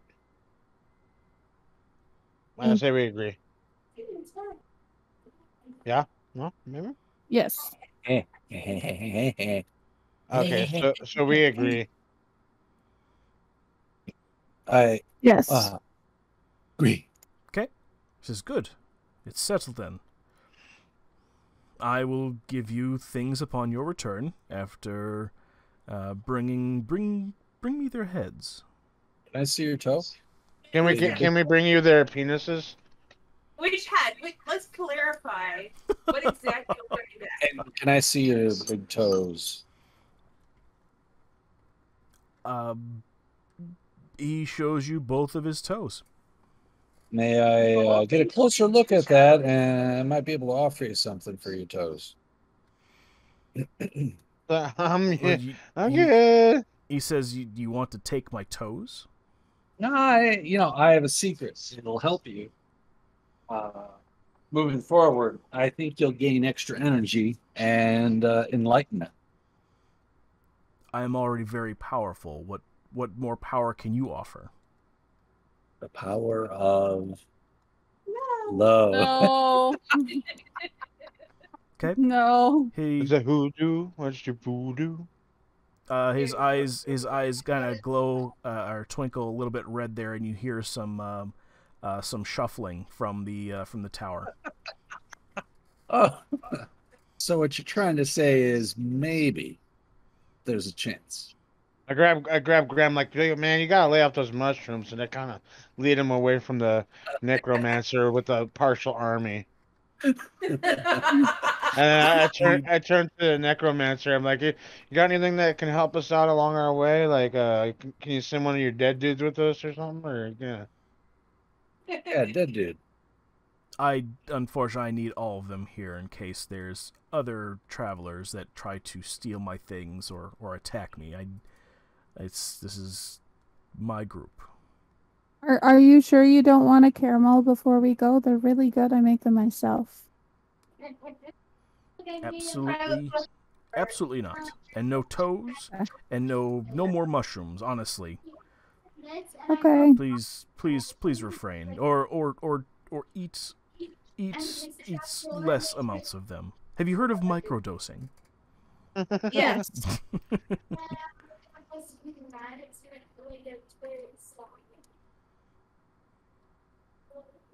So we go on an adventure. Let's see here. Hold on. Let's see here. I just wanted him to like me. Oh, he likes you. No, he likes Dank. Let's see here. He says, I'll pay you upon return, but bring me their heads. You can keep their penises. Mm. We will. Oh God. Oh, I don't want that. We have the adult toys for that. Yeah, technically, I do have a Connie's nice got all the toys. collection.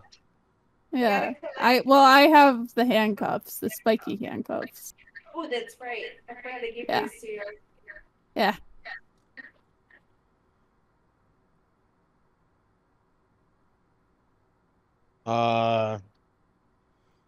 So we're on our way.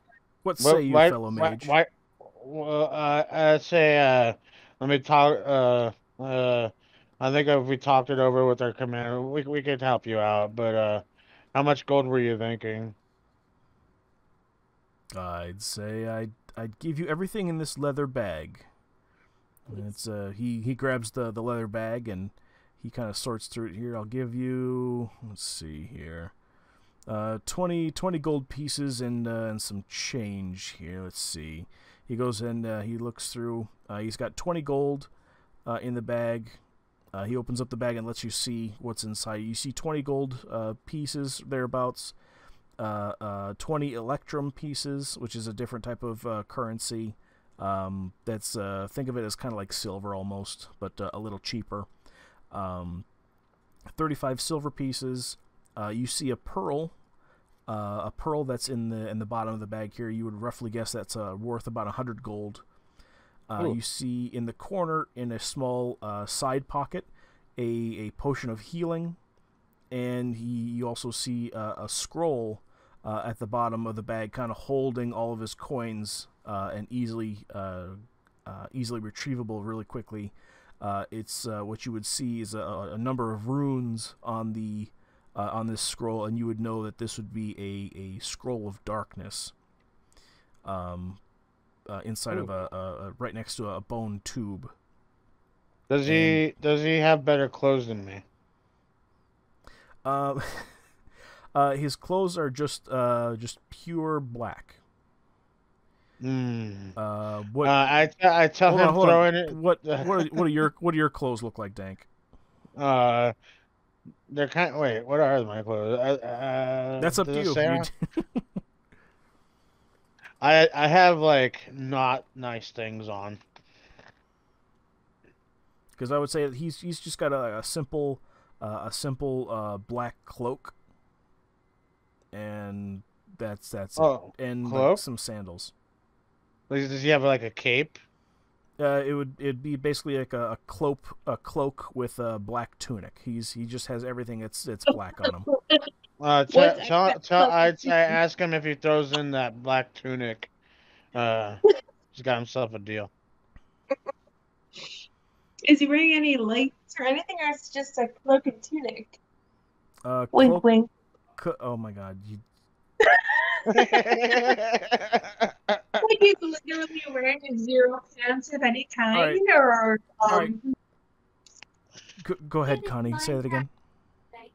Is he literally wearing 0 pants of any kind, like just cloak and tunic? Because that's kind of a cloak with a hood, a black tunic that goes down to just past his knees, and some sandals on his feet. What's that? No hose? What do you mean no hose? Pantyhose? Okay, so like in the medieval times, men would wear hose, tunic, and boots. So he's wearing nothing on his legs. His tunic extends down under his tunic, because that's pretty shady. That's pretty wild. His tunic extends just past his knees, and the cloak goes over the rest of him, including going over the top of his head there. There was no underwear back then, so he's basically bare ass under his tunic. Yep, essentially, which you can assume, yeah. I don't want his tunic anymore. Okay. Dank, one thing that before we got sidetracked with whether or not the evil mage is wearing fucking underwear or not. Yes, exactly. Except for pants. You This you is also important information to know. Nothing. Yes, I'm the evil mage. I like long walks on the beach. I like to talk about my feelings, and I liked big fat dicks in my butt. No, I'm just kidding. I'm kidding. Dank, what you Hey, would have seen we share in... something. Oh my God, Dank, what you would have seen Continue. in the bag here was a tiny jeweled box, roughly about 25 gold pieces worth of what this tiny jeweled box would be worth, and a ring at the bottom of the bag as well, a gold ring. Okay, but just for the record, before we Maybe all of them are weird. He's wearing zero pants. That's not on me. Yes, he's wearing zero. What would modern day people would consider pants. He's wearing a He's wearing tunic. a t-shirt and a cape. Yep, t-shirt and a cape, and the t-shirt comes down to just below his knees. That's Okay. not normal. I just agree to like I think we're all in agreement to doing the thing. So I agree and like okay. Can you hook us up with that wand there? Help us out a little bit, or you got anything in your bag of tricks that can aid us? Well, while searching the ruins here, I this is actually everything that I've found so far, with the gold, the pearl, the potion of healing, the scroll in the bone tube, the box, and this ring. These are all the things I found. The ring, of all things, I did discover was from an ancient Nethril. Basically, he's I'm going to assume that you're going to say, "Well, it's a Nethril." He would have said that this is from a red wizard that lived long ago, and the ring was the most interesting discovery so far that he's made. It's not just some golden ring that a wizard would throw away. This had some type of a significance. All right. Can you hook us up with that ring as like a front payment? What would you leave in return? I mean, like, I can't just send you on a quest and give you some extra type of, incentive. The incentive is all of this stuff in this bag. Wait, let me check my thing. Let me check what I got. I guess I could, if you leave some type of collateral of significant value, I could make an exception, and we'd call it a temporary tradesies, to where if and when you ever come back, that you get to keep the ring and all the rest of the things inside the pouch, and you would get back the item that you would trade to me. What about this silk rope? Is there anything special about it? It has not been used to floss ass ever. He pulls out a rope out of his out of a backpack nearby. He says, "Neither has this one." What would I need with two of them? Okay. How about he's a little bit annoyed at this. How about 400 copper pieces? That would be 4 silver. 4 silver for a gold ring. But you also we're helping you get rid of these guys, right? I mean, like, right, and I'm paying you handsomely for it. How about this? I help you figure out what's on top of that ring, and then we could come up with some kind of arrangement to see if I can help use it or not. Oh, honey, I know what the ring does. I'm saying that your copper pieces doesn't cover the cost of it. What else do you have that's of significance? Well, this penis necklace I have is of great personal value to me. Does it do anything?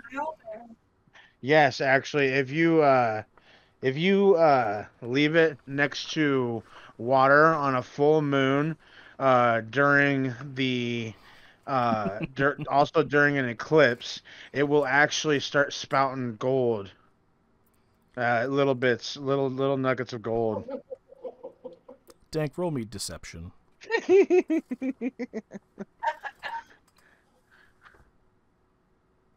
15. Let's go. Do I add? Wait, do I add anything to that? Do you have proficiencies in it?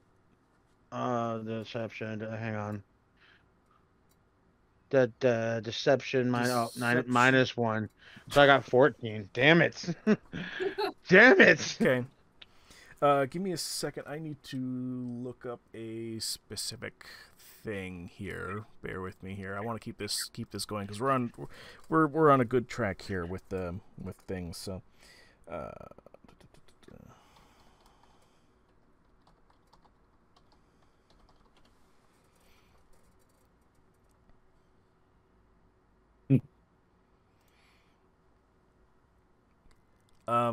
okay.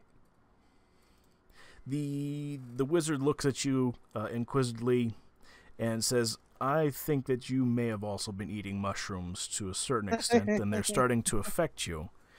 As much as I would love a penis Damn it. to be set up by the moonlight and during to spout gold upon my face, this ring here is also special. You see, it also gives you a +1 to AC and +1 to saving throws. Can I offer him one of the wooden devices? See if he might enjoy that. So you're offering him one of the wooden adult toys that you got from the bar? Yes. You can. Is that what you want to do, Connie? Yes. Okay. You pull out the wooden adult toy from last session. For everybody who's listening and watching at this point here, it is a wooden adult dildo that she picked up from a chest behind a set of stairs. You show it to him, and he eyes you and says, what the fuck is with you people and penises? First question, most important question. What does it do? How is it special? Does it have any type of magical abilities? I mean, yeah. Yeah. Okay. Roll deception, Connie. Yeah, really deception. Oh, yep. Okay. But make it be good. Make it be a good number.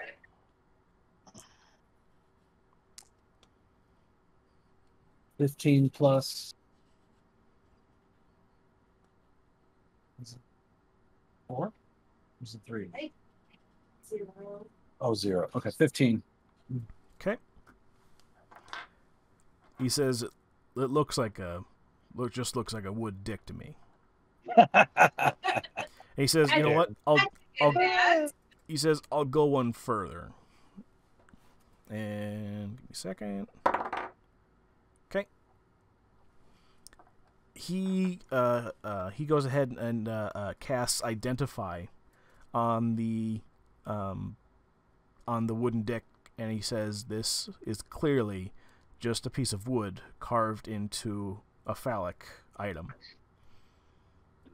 This holds no value other than of the flesh. It has value. Excuse me, sir. It has value. It has value.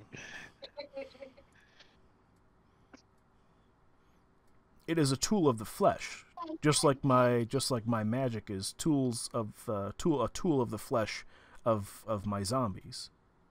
This is no different. It has value. Oh, interesting.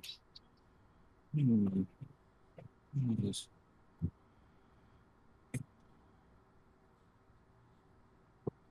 All right, are we still in the tent? All right, so yeah, what are at we trying to- this time you guys are trying. From what I understand, you guys are haggling for this ring, but he's asking in return for something of equal value. What he's looking for essentially is something of equal value that has some type of magical properties that would be comparable. I'm going to persuade him that my tongue licking his toes will provide magical value. So this is the second time that you're No, doing this, no, right? no. The first time was me. I was going to relieve his stress. And this is a trade. I'm trading now. We're trading. That's different, Okay. Go ahead and right? roll for it. Is it- Go ahead. I'm just going to tell you ahead of time, you're going to have to roll like a 19 or 20 for this, Graham. Oh, well, there you go. There you go. All right. So His eyes glow red at you. And he says, "I am not interested in toes. I am not interested in your services. I am not interested in tools of the flesh. okay. I am Well, here. if I it's am tools here of the for flesh, research. I am do you here want to for stick your magic." hand in the bag? See if you can get a magic tool. Okay, let's leave it to. Let's just do what he wants. What do we need to get him again? We need to get him. we need to go kill the thing. Or I mean, don't get me wrong, guys. I will happily relinquish this ring to you, but it needs to be in exchange for some type of magical item of your own. I don't think we have anything yet. We do a perception check on whether or not we can tell he's being truthful. Like if he's given a towel or anything. out of game, do we want me to exchange the arrow for the ring? It is a magic item. I still have one. By the way, that would be an investigation check. Not Dank, Graham. That would be an investigation check. Oh, if you wanted to go that route. But yes, that would be. I don't have a bonus to that, but I could try. Does anybody have a bonus to investigation? Yeah, it's with acrobatics and all that. Dank has a +5, everybody. Oh, Thank you. I forgot. You roll investigation, see if this guy's telling the truth, if he's got any signs telling us. I would like to roll for the cheddar cheesewurst brought they went with everything. That made absolutely no sense, Dank. What? Tell me precisely what you're doing, sir. I would like to do a thing. Okay, what thing? Do that thing. I would like to roll to see if he is telling the truth. Okay. Go ahead and roll me a d20 and then add a 5 to it. Across the browser, okay, hang on. 16, 21, let's go. Okay. You can see that he is on the level. He is willing to make this transaction, so long as that the item being traded for has magical properties equal or of greater value than this ring that's in the bottom of the bag. Oh, that was out of game. Do we want me to exchange the arrow? Because the ring could potentially be more useful since we have 2 of the arrows. I'd say yeah. Can we see if he'll take the frog? See if he'll believe in the worthless frog. I don't know if he would see that as magical. We try. I don't want to anger him more. Like we've kind of already pushed his button a little bit. I'd say everybody at this point is on the here. We'll do this to make so it makes sense here. Dank, during your investigation, you would know from his body language that everyone else except for yourself is on thin ice when it comes to absurd requests, absurd Just dealings. Okay, Because so everybody except for Dank has tried to steer him wrong by either stealing or trying to pull the hood over his eyes. he has a hood. I take out my arrow and say, would this be worthy of an exchange? He says, what precisely is it? Some type of mechanical arrow? What is it? And then she Yes. explains what the its mechanics and Yes. properties are. Perfect. Correct. With the 2 bags of His- holding. His eyes widen. He says, "Oh, that's this. Yes, yes, this, yes, 100%. Yes, this would do finely. This is where did you acquire this? This is not of your caliber of make." He's basically saying, like, you as a party are not capable of making this item. Where did you get it? We did not make it. We found it when we cleared out a bunch of goblins in the cave, and it was amongst the treasure. They were trinkets that we obtained. Dank, he holds out the he quickly, like his hands are almost a blur. He grabs the ring out of his satchel and extends it out to you. Let's go. He says, "Do we have a deal?" Yeah. Yes. Okay. Alrighty. He gives you the ring, and he has now one of the arrows. All right. Who's got the lowest AC? Okay. So yeah, this is essentially a ring of protection. It is considered a rare item, and it gives the modifiers of a +1 to your AC and a +1 to saving throws, so long as you wear it. My AC is 14. I've got 18. AAC is 14. Mine is 12. Fuck. Okay, something. Dang gets it. So I'm just gonna hold on to this, guys, if you don't mind. Fly that baby on. Yeah. Oh, look, it fits just perfect. Oh, nice. I'm so glad it fits. So pretty. And I hold it out all like I'm being like I just got engaged. Oh, congratulations. Oh, they're so lucky. Dank turns to the mage and goes, "He said yes." Yes. And man just rolls his eyes. Okay. So he says, "Thank you so much. This is exactly what I've been looking for. Exactly what I've been in need of. Absolutely." Can I just ask this necromancer guy?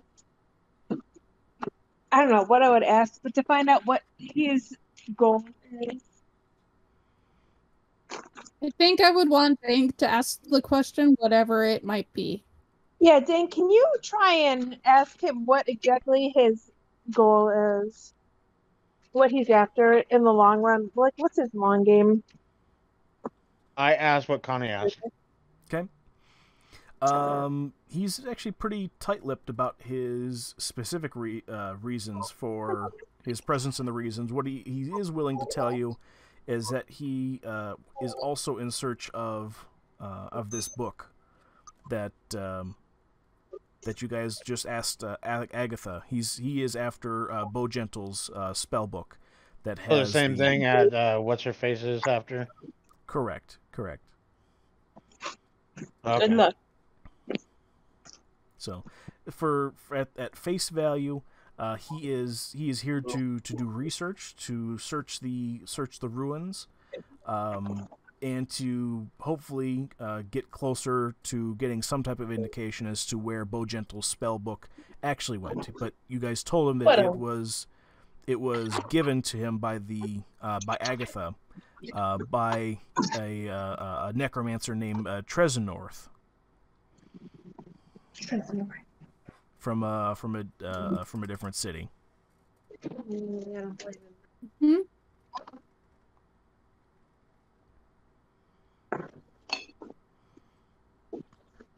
All right. So But as to anything outside of that, he's tight-lipped about specifics. all right, I say we go ahead and kill the. Wait, why did we come here initially again? I forgot already. That was one of our other quests, was to look and Wait, see what was going Wait, on who is here. the family From- name? Hold on, one thing at a time here. So you guys got this quest here from Darren Eldermith from Phandelver to look into. Give me a What the second. heck was going on here? Yep. Yeah. What the hell was going on essentially? Mhm. What's his name? Okay, The so we guy at found the that out. orchard. Yeah. What's his name? Darren Eatermith. He basically What's his name? Darren had heard stories from prospectors in the hills northeast of Phandelver that someone was digging around in the ruins known as Old Owl Well. He said, more disturbingly, several prospectors have reported being chased from the area by undead. He asked the characters to go ahead and visit the ruins, to go ahead and find out what was going on. What is he human? I'm sorry, say it again, Connie? Is he human? Eatermith, the Darren Eatermith? Yeah. Darren Eatermith is a, let's see here, it says, description is he's a silver-haired half-elf, is the guy that gave you the quest. Alright. I tied his leg up at the orchard. Yep.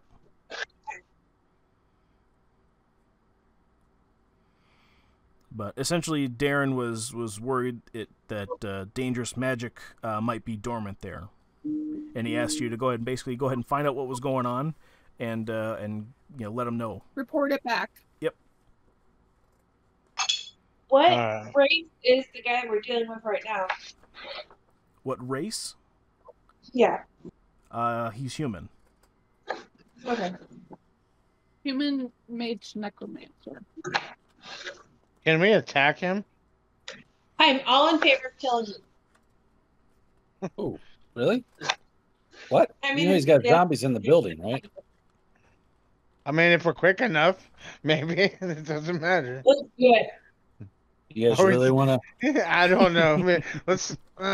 I'm leaving this up to you guys. You let me know what's going to We happen. don't want to go I into don't know if we were this. strong enough for a necromancer. I think we should go like build. think Let's go do he's- some more. Let's level up Yes. and come back and kick his ass. Yeah. Wait, hang on. Yeah. Hang on. Real quick. What level are we? Like You guys two or are three? second level. Level 2. Yeah, I vote we Okay, not take on a maybe- necromancer. Dragoon, Yes. what level do I break the game? Is it 3 or 4? I believe 4. it's 4. On your on your level up sheet or your character sheet, I think I put an asterisk next to what level you break the game. Give me a second here. I think I still have it. Yeah. So we haven't discussed this with the whole team. There is a level where I basically break the game. There's a point where basically nothing can kill me. And we need to decide what we want to do about that.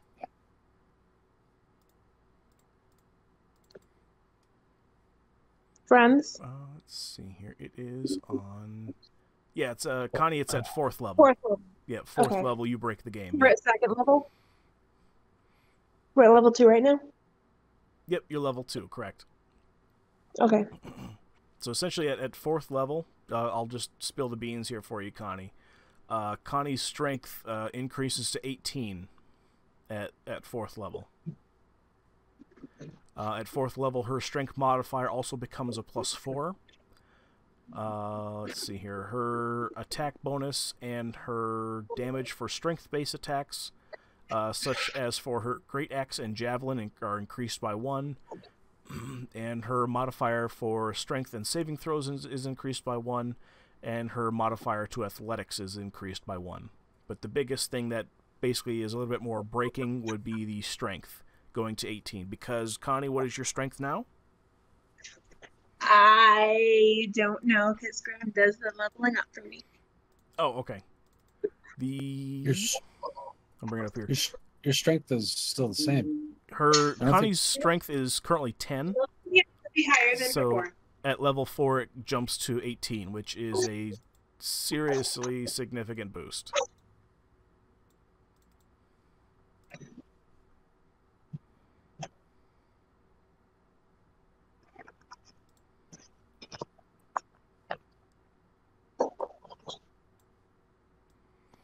So what's the out of game at the moment? What's the general census here? I'm not sure what to think. We're not I at that don't- point yet. I don't know what that means. I haven't done this before, so I don't know how. Okay. Like, So what okay, are the, so- what can we do about this? Is the question. Let me kind of just explain everything so everybody kind of has a general sense. So all of your guys' stats on the left-hand side of your character sheet from from like strength, dexterity, constitution, intelligence, wisdom, charisma. Think of it as a sliding scale from 1 to 20, right? If the normal human being, basically you, me, outside of a fantasy environment as like IRL people, right? The average human being would be a 10. We would be 10 of strength, we would be 10 of dexterity, 10 of constitution, intelligence, wisdom, charisma. We'd basically be kind of, even across the board. And let's say, 0 is like I'm a vegetable, I don't respond to anything, I don't do anything. I'm just kind of like sitting there. I can barely handle drooling. Where somebody with a 20, for instance, would be close to superhuman. So Connie essentially at 4th level goes from basically a regular human being, you, me, anybody, to somebody equivalent of like Dwayne the Rock Johnson. She goes from like the chunky guy on Superbad to Dwayne. Yeah. Yep.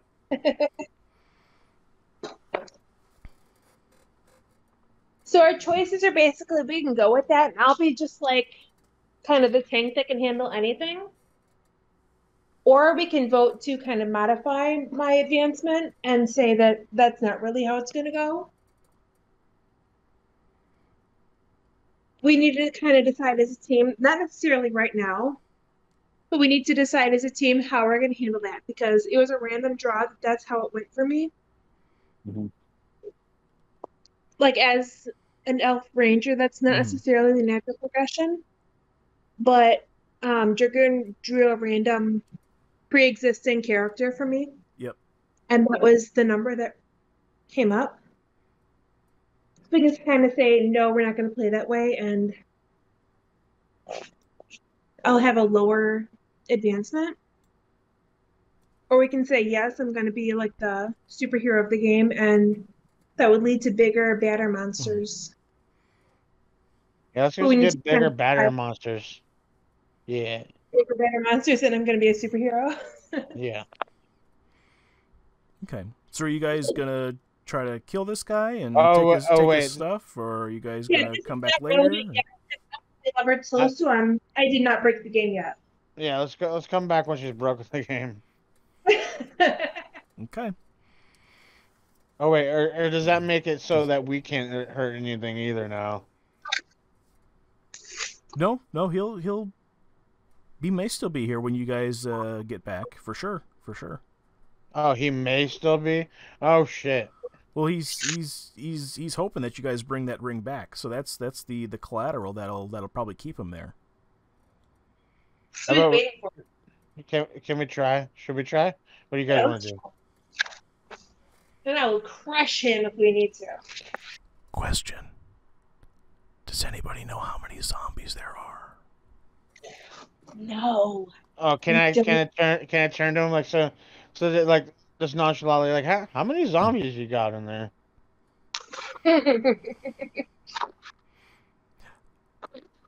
A sufficient number that I think I might be able to take those orcs, but I'm not 100% sure. Why don't you just come with us and help us out beating the orc? Yeah, come with us. My research needs to keep me here, and I have many more things to attend to now.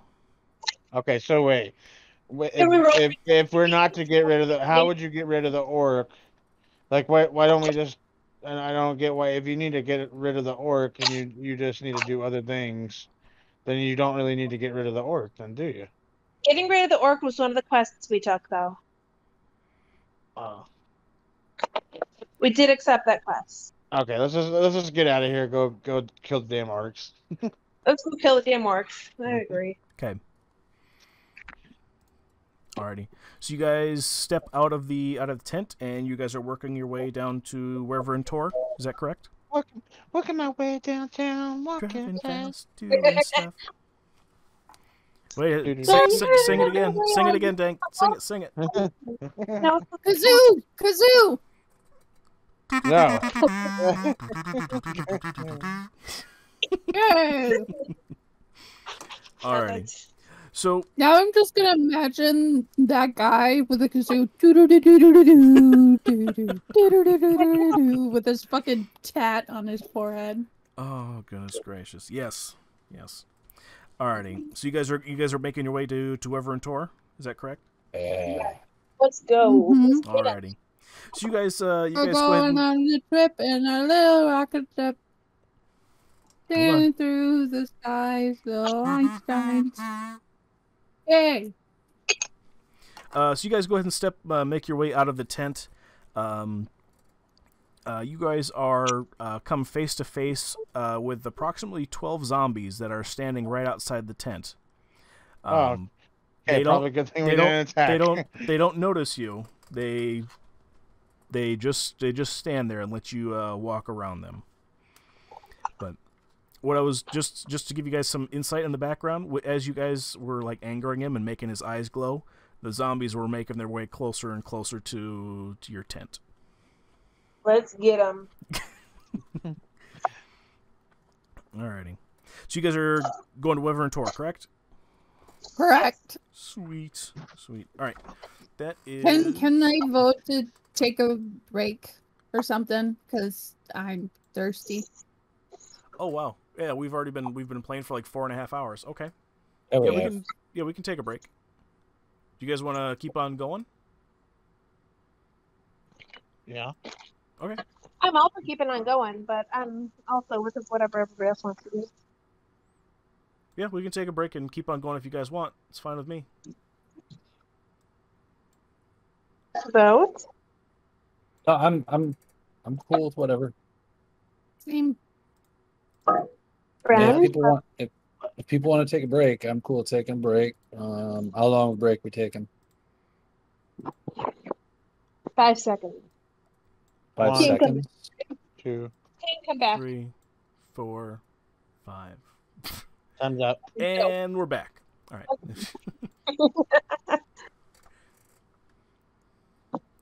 Alrighty, Did I let hear that me correctly? look you guys up here. So the old For real, Owlwell. anybody done, or do we want to keep going?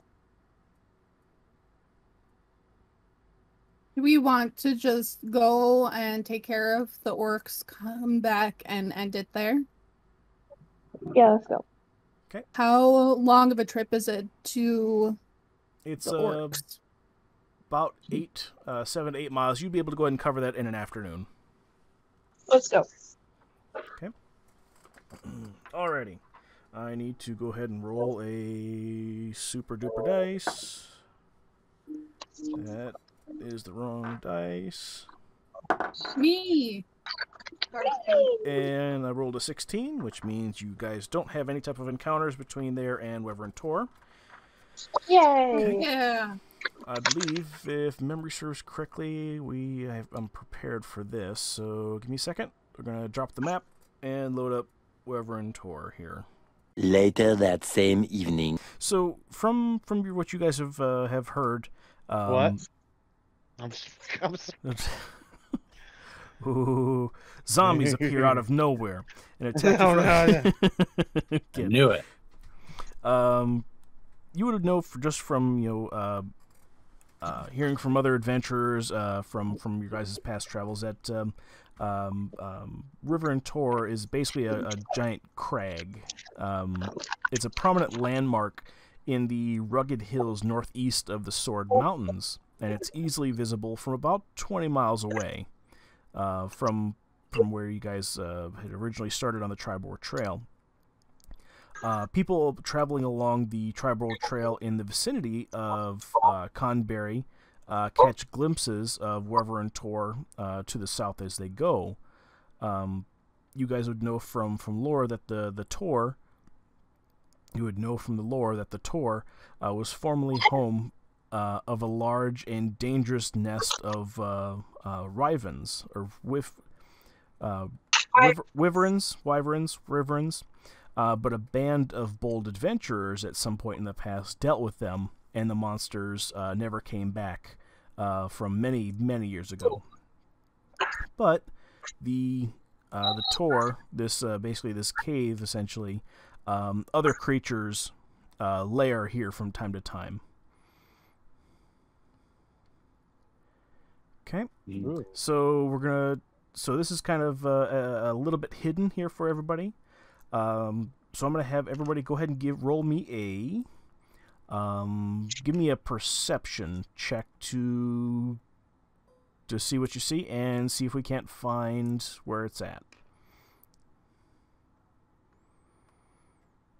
Graham got a 10 plus any modifier or +3. okay, so you got 13. Connie, Here as well.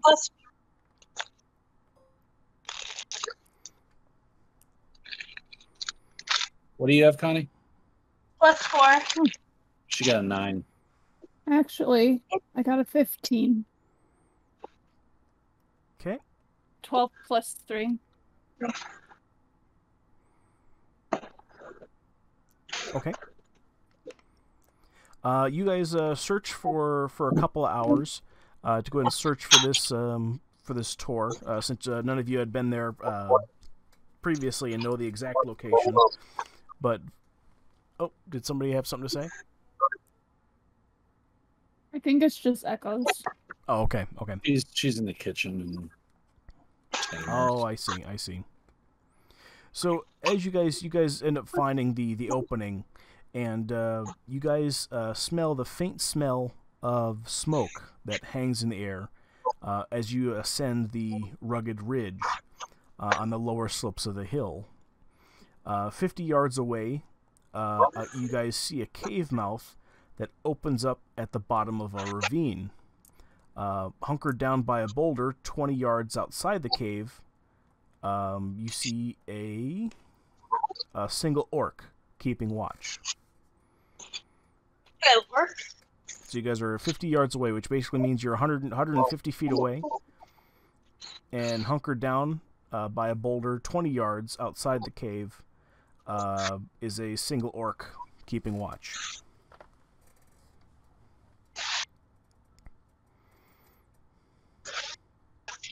So, I'm gonna shoot an arrow at him, friend.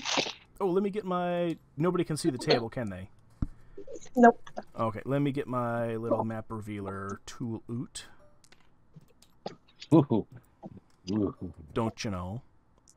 Ooh. Get that tool out. Yeah. Gonna rub that tool raw. Raw. Okay. What's happening?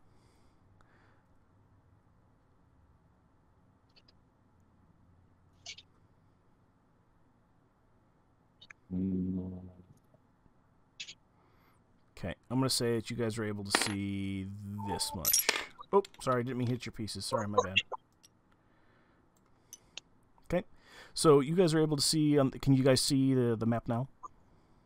This is the entrance over here? Correct. It's not necessarily the entrance. From the description, this first part here is a ravine. It's got nice teeth. It's a ravine with steep edges on either side. And then you guys would know this would be the cave entrance over here.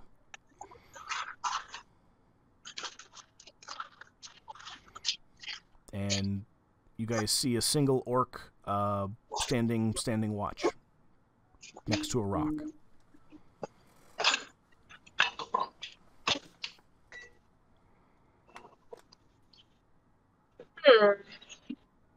Decisions. We gonna kick his ass? Sea bass. Kick his ass, sea bass. What is that, from Dumb and Dumber? Yeah. Nice. Alrighty. So what do you guys want to do? Yes. I'm gonna shoot an arrow at him.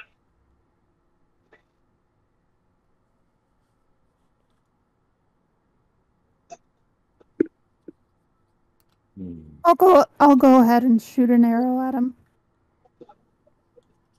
How far am I? Hang on. You guys are about 50 yards away at this point here, which basically means about 150 feet.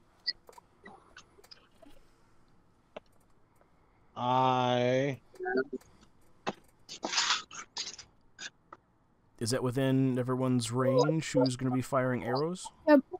I am the 150 feet or up to 600 feet. But I also have gained +2 bonus to attack rolls when you make with ranged weapons. Okay. I got nothing that will reach that far.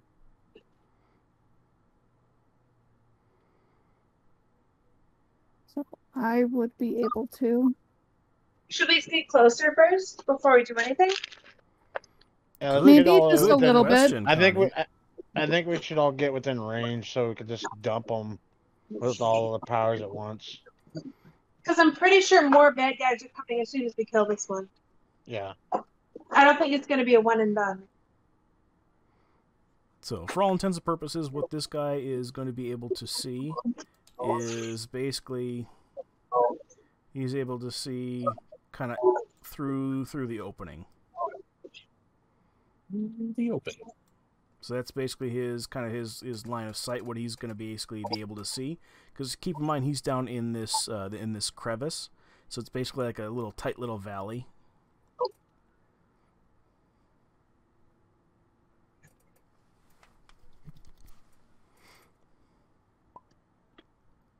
Let's sneak closer, and then one of us rangers will shoot him. So he's a scout, or he's just what? Stand watch. Yeah, he's a standing guard. Oh yeah, I'm up for Connie's plan, but I vote Violet does it since she hasn't been drinking.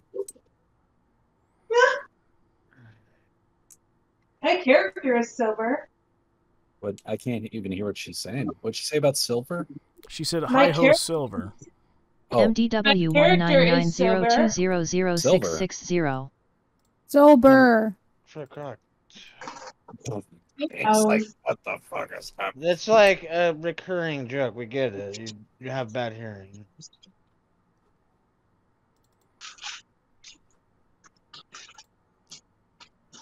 Who has bad hearing? Anyways. All right. Graham has bad hearing? I'm not... Let's go with okay, so are we voting? Or are we just gonna do it? Well, let's sneak closer, and then we'll vote. Okay.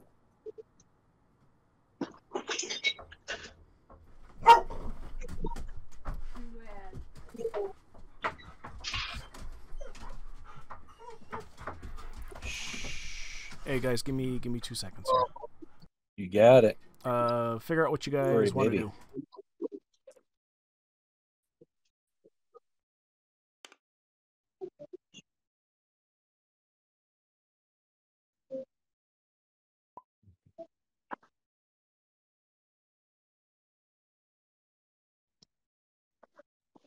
Let's see.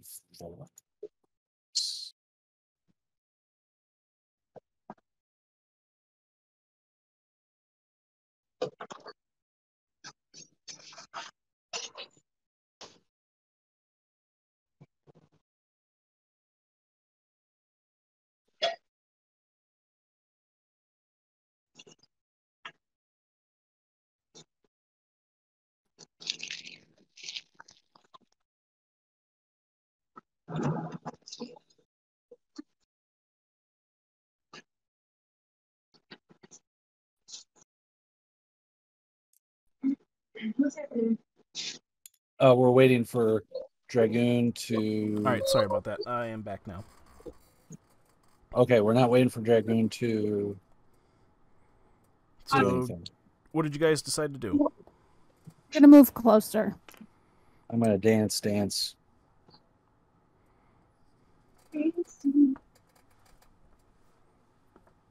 But for some reason, I can't pick up my character. I just see a red dot.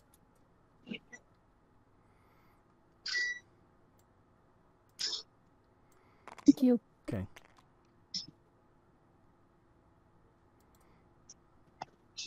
What the heck? They're not locked. I'm not sure. Like, it was... there are specific areas that I can touch things. So, like, I can get these dice, but when I was over here, I can't touch any of these dice. And I can't touch the characters that were over here. Try pulling the characters now. So I can't get the ones over here, but I can grab this one. It's like a locked area. Oh, and it disappeared.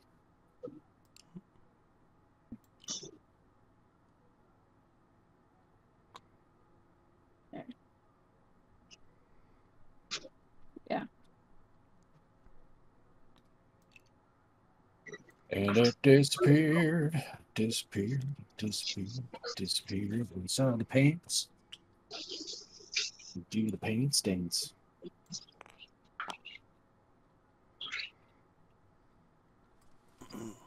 Dragons, when's the last time you did a pants dance? The underpants stance? It's probably been like 2 or 3 weeks. Not by yourself, right? Or... yeah, totally, actually. So I'm not sure. So like where my character is now, it has a red dot. So I can't. What the pants dance was. No, not what the pants dance is. But for Dink's character and my character, I can't pick them up, but I can pick up Connie's, and I can pick up. Okay. So it's like a specific area that is locked to me. Okay. Can you pick them up when they're over here, Violet? Yes. What about your character and his when they're over? Yep. Okay. And now they disappeared. So now I only see mine. Okay. Yeah, these... But I think that's why... Yeah, some of these maps are a bit wonky. So... Come in! Don't walk back. What?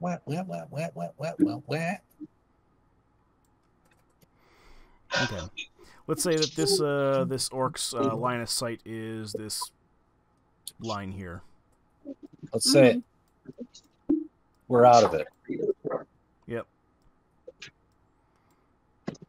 It's a good thing. Yes. For so many people.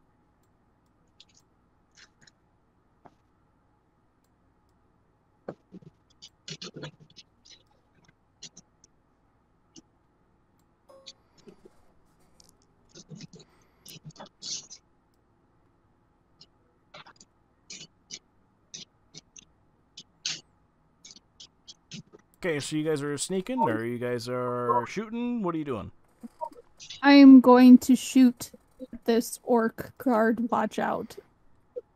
Okay. Go ahead and roll hit. Are we closer now? Yes.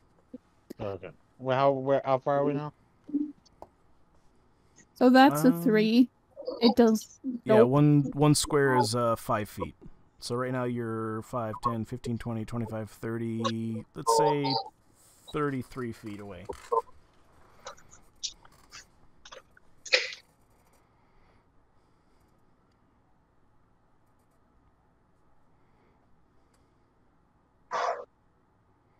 How far is your range, Violet? 60? So my range is 160. Oh, 160. Okay. Yeah, and I rolled a 3 with my d20. Oh no. Yeah. Okay. Oh no. Now he knows we're here. That's okay. Okay, Connie, did you want to roll as well? We'll consider this a surprise round. Yes. I'm gonna roll to shoot an arrow at him.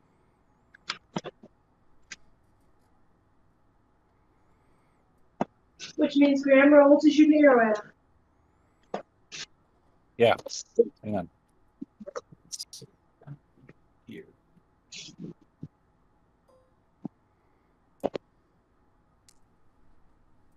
$13 plus, was it 5? Yes. 18. Okay, that hits. Roll for damage. All right, what's your damage? 8 + 3. A D8? Yeah.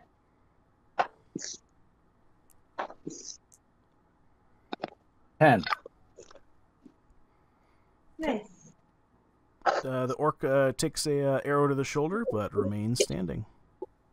Yeah, they're big, beefy characters, just the way Leroy likes them. All right, who's next? So, Dank or oh my God, Graham! I keep on forgetting your name. Yeah, Dank and Graham. Yes. Mr. Graham, I keep forgetting your name. Fuck. My brain Dank. hurts. Goodness. Leroy Jenkins! Dank, you're the smart wizard. I think you should go first. Magic afraid of- missile.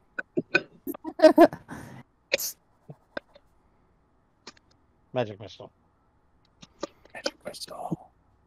I want to see the missile. Okay.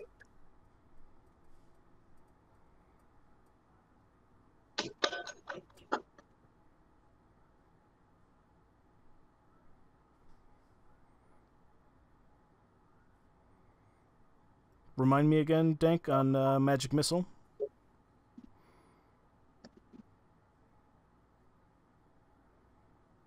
Trying to see.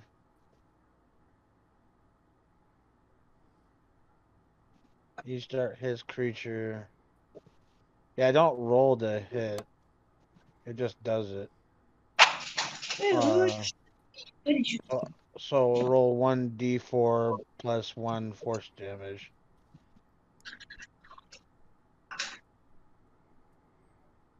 Hang on. Bruh. Parkour. 2, 3. So 3 threes going at that guy. You rolled 3 threes. Well, it's one. It's yeah. So how much is that total for damage did you roll? 9. What does it look like when this orc dies?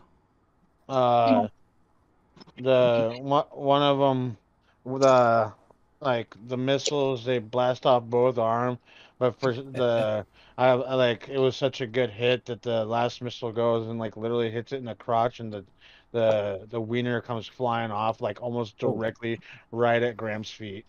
Ooh. Okay. So I gotta The orc in its final dying throes goes, "Not the dick, not the dick." not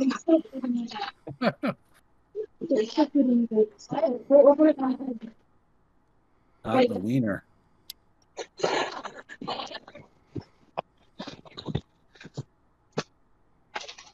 Okay. Graham, you said you wanted to do something. Did I? I don't know. You had said something earlier. Did I? So I I don't know, the you thing tell is, me. I- Did Dank kill him? yeah, Dank killed him. All right, now I'm gonna turn around and pull my pants down and moon the orc as he is falling down. And It's like die. injury to or insult to injury. That's God. Okay. You moon him, and he just has this shock of just this awe of shock in his eyes. And then I know it's an amazing sight, isn't it? He yells, "Not my dick, not my dick!" Sees your ass, and then he falls to the ground and his eyes dilate. I walk over and pick up the PP and add it to my dick necklace. Okay, Dank, you now have an extra wiener in your inventory. Although it is significantly smaller than the first wiener. It's alright, I'll get like some on either side to kind of like accent it. To even it out. Yeah.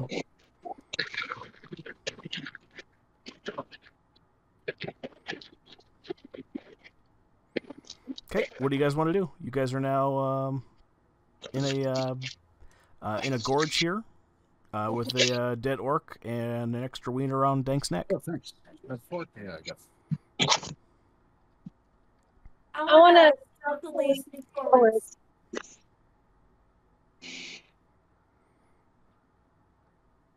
I'm sorry, Connie. I can't hear you through the echo.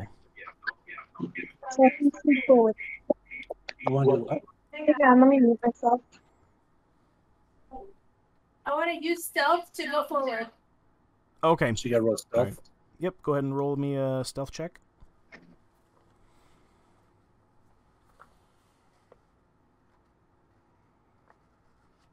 That's fine. And how far are you going up to? Oh, you did not stealth at all. Oh. Okay, she rolled an 8, and she wants to go forward 1 square. 1 square. Okay.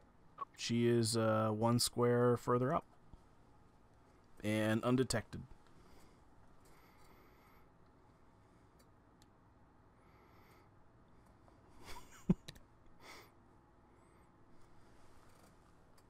All right. Anybody else want to try stealth up there? Or what? I'll try As to far as- go sneak up right behind Connie.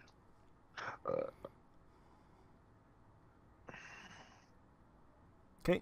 Dank, I'm going to say that you're able to just walk up behind Connie and still nothing. Nobody. Okay. You're still undetected. I'll do the same. We'll make our way uptown. Okay. I'm going to say that everything that is uncovered up here, there's nobody here. There's Okay. So in Yeah. for sake of time, instead of like inching our way like block by block, making check after check after check, you guys would be able to safely get to about here with no issue.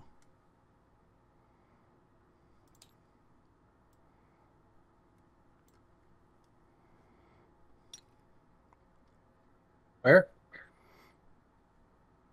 Right over here. We can't see your hand. Oh, what happened? Where'd all the pieces They, go? they disappeared. No. Thank you. Wait, can we But stop and this search is- the troll's body? And Yeah, this is another area that I won't be able to click in. Like from here all the Okay. way, like, still Okay. locked.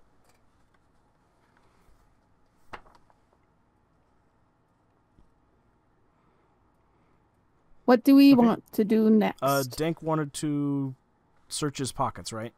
Dank? Yeah. Okay. Dank, you find a vial of perfume. Oh, wow, that's Rough- odd. Huh. Nice. Roughly, you would imagine it would be roughly worth about 10 gold. Oh, cool. Some of the perfume has been used, and the orc's body slightly smells of like Axe body spray. Oh no, the orc was a no. fuckboy. No. Or a middle schooler? Yeah. Middle schooler, Good yes. point. Okay, but other than that, you don't find anything else. You do find a lack of penis on him, however. Oh. I say, like, okay. I get up and I proceed. Okay. All right. So you guys find yourself at the opening of the cave here. You have, again, you guys smell more strong smoke that hangs in the air. What kind of smoke? It's Like- gonna be like a gray colored smoke. So like burning wood, burning brush. Burning wood and some type of meat. So there's a camp up ahead, guys. Say that's a safe deduction. I vote one of the rangers uses sneak, peep around the corner just to see if they can see perception, sneak, whatever. Not sure how you do that thing. I'll do that. So sneak around the corner. Okay, go ahead and roll a stealth.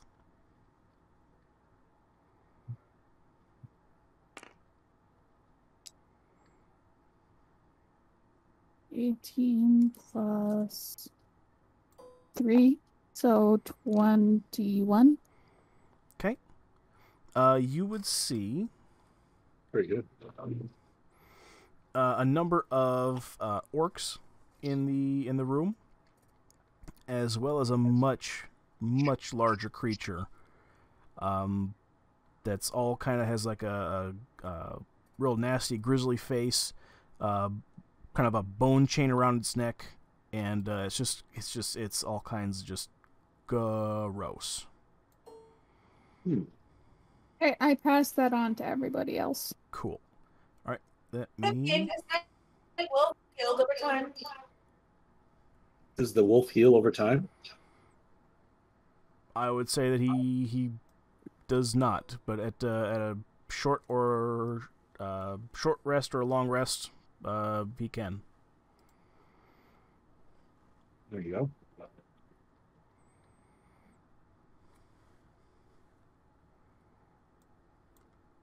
I don't know what that Why means. can't I grab? Means that your wolf doesn't have any special abilities to heal himself without somebody healing him. But still dying, or is he okay now? He's not taking any damage. Took damage on his back, so I'm asking if he's okay now, or is he still dying?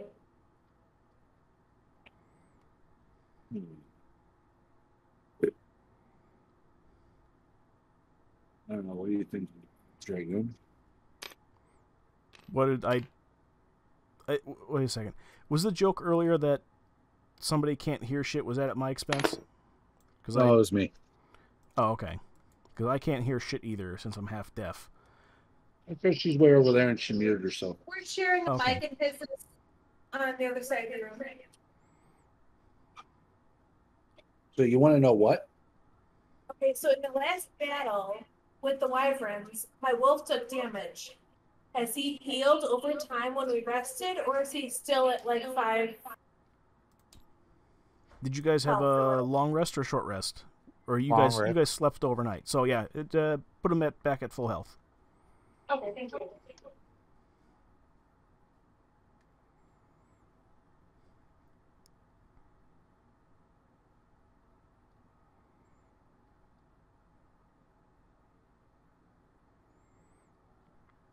Okay. Violet, with that check, you would have been able to see that much on the map there. I went ahead and revealed it for everybody. Wonderful, thank you. Mm-hmm. I forgot about those guys. So.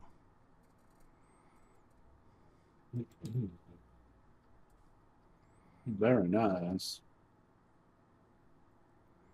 Some of the names are pretty awesome. What's your name?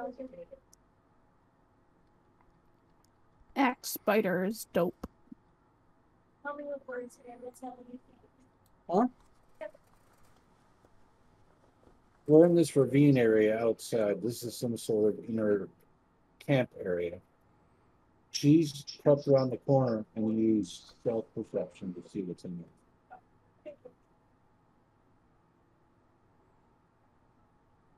Garrett says he doesn't like the potato slices and he puts them on my plate and mommy can bite them. Do you want them? Okay, so what is the party doing? Would say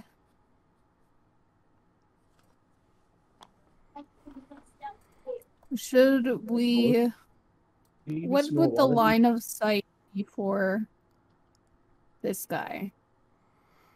Line of sight? Sure. Is he yeah. Can he see out the cave? Let's say line of sight would start about mirror.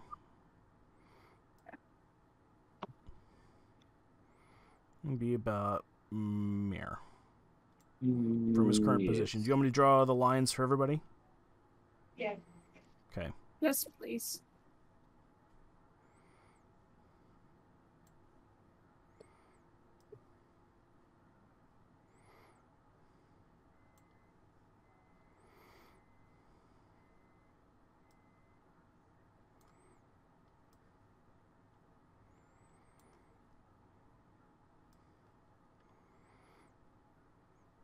Rubber ducky. You want me to open that, or you think you got it?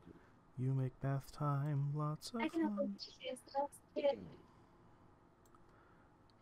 Line of sight is kind of goofy to me. Oh, I like that. Yeah, and that's you that do.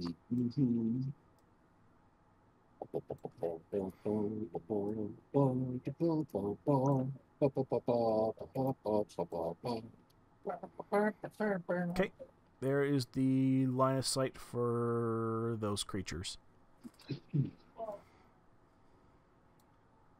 Okay. So as soon as we step around this corner, we will be seen. Because there are people here, so as soon as like we go past this point, Wait. we're gonna be seen. I got an idea. Can you use perception in our area to see if there are any loose pebbles or anything you could pick up and toss into the room as like a diversion? Mm-hmm. Yeah, I would say that there's lots of pebbles around your feet. Well, Can we I get the will dogs to grab run one. in and grab one of their beds and run out real quick, or kind of lure them out to us?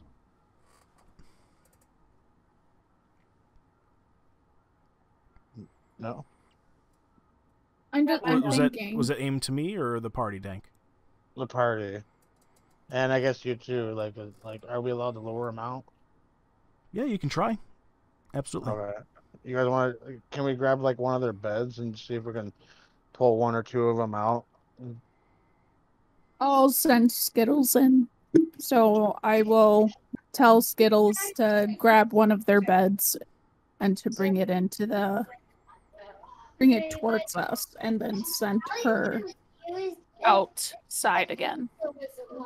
So the instructions were to go grab a bed, Go in, and drag it out. and then yes.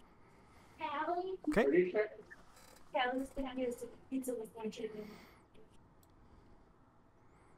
All right. Any more discussion, or is that what we're going with? Go for it.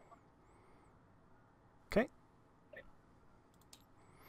Alright, as let's see here. Well, they're both identical, so I guess it doesn't really matter. As the dog goes in here, it runs and runs and runs and runs and runs. Comes across here. I would say since nobody is expecting it, and the first time everybody's attention, I'm not going to draw the lines of sight here again as to why they're looking at the dog. The dog grabs a chunk of the bed and starts pulling it back out. You hear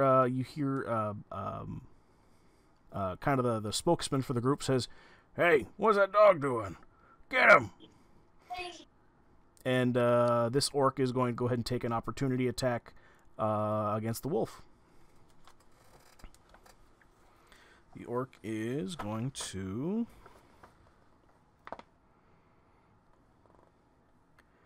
dun dun dun dun. Okay.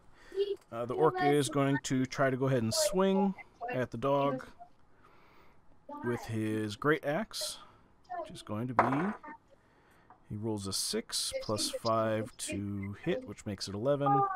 Let's see here, I don't have the wolf stat block here. 11, armor class is 13.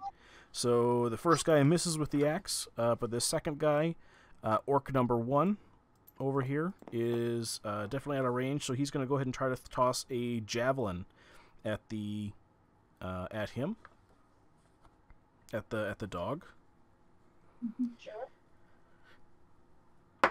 which is a 13 plus 5. It'll be 18. Wolf stats, wolf's armor class is 13, so that's a hit. And a javelin does 1d6 plus 3, so 1d6. Oh shit! He rolled a 1 plus 3. The wolf gets 4 damage. But outside of that, nobody else was able to go ahead and get a shot off at him because it was so quick. Only those two guys were able to take a shot.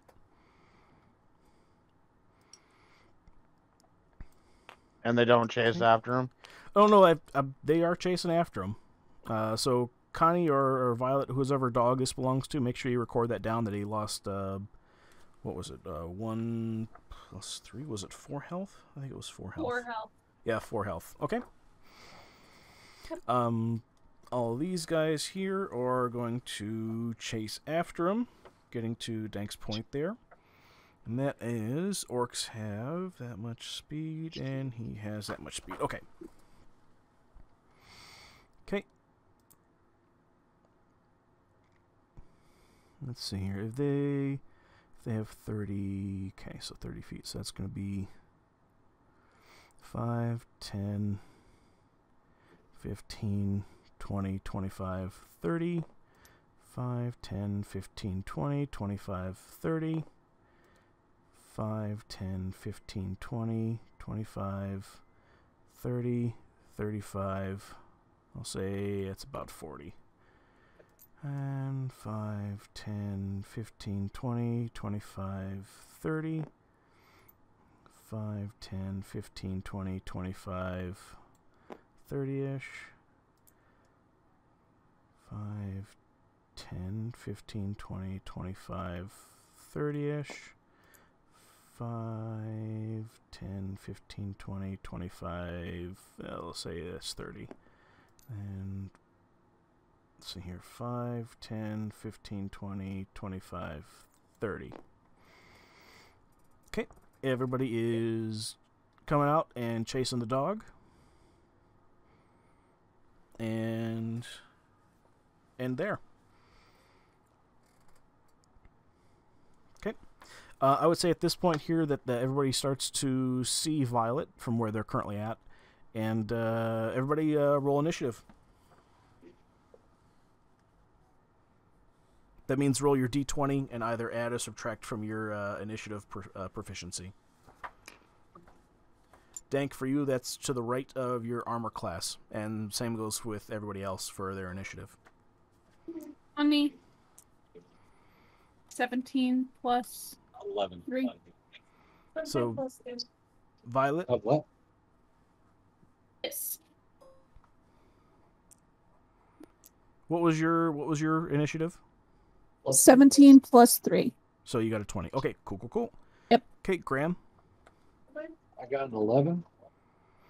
And that was with my modifier. Okay. Artie, Connie. Connie got 16 with the modifier. Okay. And Mr. Dankenstein. 15 with the modifier. 15. Okay, perfect. Alrighty. We'll have all the orcs go at the same time. Otherwise it just gets too complicated and we don't want to be here forever. Oh my god. You know, I'm going to have to set up a second camera. Honestly, when this type of shit happens, that looks down where I roll the dice, I got a fucking 1. So Or you can use one of the dices on the board. I was actually meaning to talk to you about that with like when it comes to battle and stuff. For like more clarity and transparency is to kind of like you as a DM use some of the board that pops up numbers on the on the thing. okay. So you're thinking I'm flubbing? No, I mean just as for transparency. Okay. I have difficulties sometimes understanding numbers, especially with male voices. I have to like really try to listen to hear what numbers are being said. Okay. With my auditory processing, it can get a little tricky. Okay. Cool. I will use this dice from here on out. Wonderful. Thank you. Sure thing. And this was even though I understand how nice it is to use metal dice. Oh, just to have them at arm's length so I could do it right at the table as opposed to clicking on stuff. Yeah. All right, cool. So this was a 1. It's not a 17. Dank, do you just to go ahead and make peace here? Do you want me to leave it as a 1, or do you want me to re-roll so this is used as the dice? Let's do it. I don't care. Keep the 1. Keep the 1. Yeah. It's up to you guys. I would say keep the 1 because the 1 I could understand. Okay. All right. First up to bat, Violet. Okie dokie. So I am going to. I can't find my character. My character disappeared in the board. Thank you. Yep. Okay. So I am going to What you gonna do? What you gonna do? want to.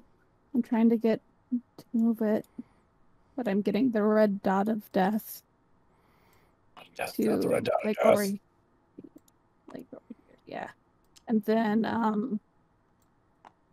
I will shoot longbow at the big guy with the bone necklace. Okay. Big guy with bone necklace is an orc. Or pardon me, an Yes. ogre. Ogre, sorry. Okay. Yes. Go ahead and roll for hit. So 10. I don't. What is there a modifier for that? For hit, it'll say Yes. right. Yes. It'll say right next to the weapon. So yeah. So if you use like a short Okay. sword, like it'll say like right next to it, attack bonus is a +4 or. Yep, +7, so 17. Okay, that hits. Go ahead and roll for damage. Okay, so 1d8 +3 piercing.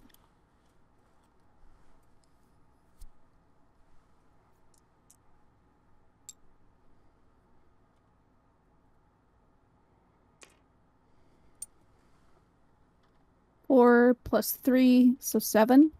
7 piercing. Okay. Alrighty. Next is Connie. Violet, you said that was 6, right? Damage. So it was 4 +3, so 7. Okay, thank you. I'm gonna shoot my longbow at the guy.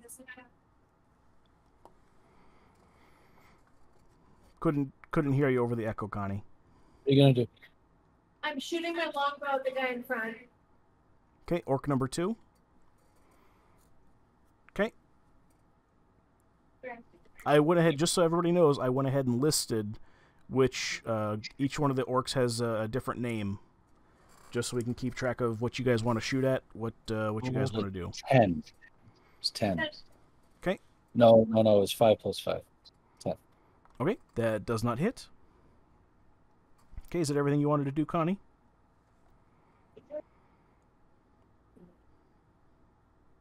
Okay, Dank, you're up. Fire hands. What level are we? Level 2. 2.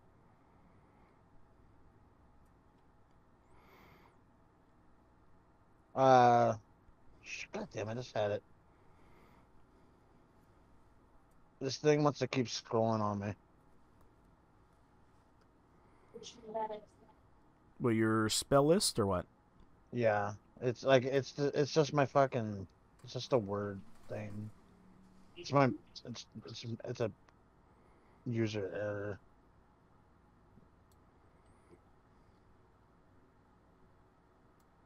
And then I lose it. Do you want me to pull it up and read it? I got it. Burning hand. As you hold out Okay. your hands with thumbs torching, fingers spread, a thin sheet of flame shoots forth from your outreached fingers. Each creature in a 15-foot cone must make a dexterity saving throw. A creature takes 3d6 fire damage on failed save, or half as much damage on a successful one. Okay, so they'll still take damage either way, but they'll just take half damage if they gotta. Okay. And the fire ignites any flammable objects in the 15. I imagine in that 15-foot cone radius. Okay. Would that count their clothes and tunics too? I would say to a certain extent, it would at the very least singe them, yeah. All right. Can someone move me forward a little, like a pinch, and someone roll for me? Violet, can you roll the dice? So where do you want to be here, Dank?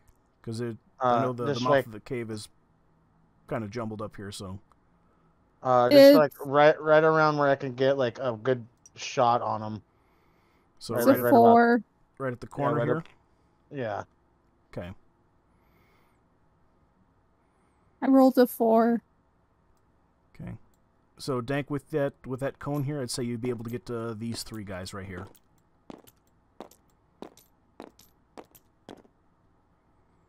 Okay. Okay, and you rolled a 4? Yep. Okay.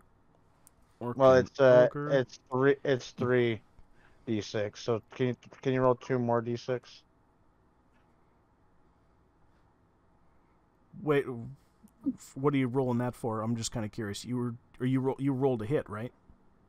They have to Yeah. do a dexterity saving throw, right? Does it Yeah, they I'm have does it say confused. in the spell?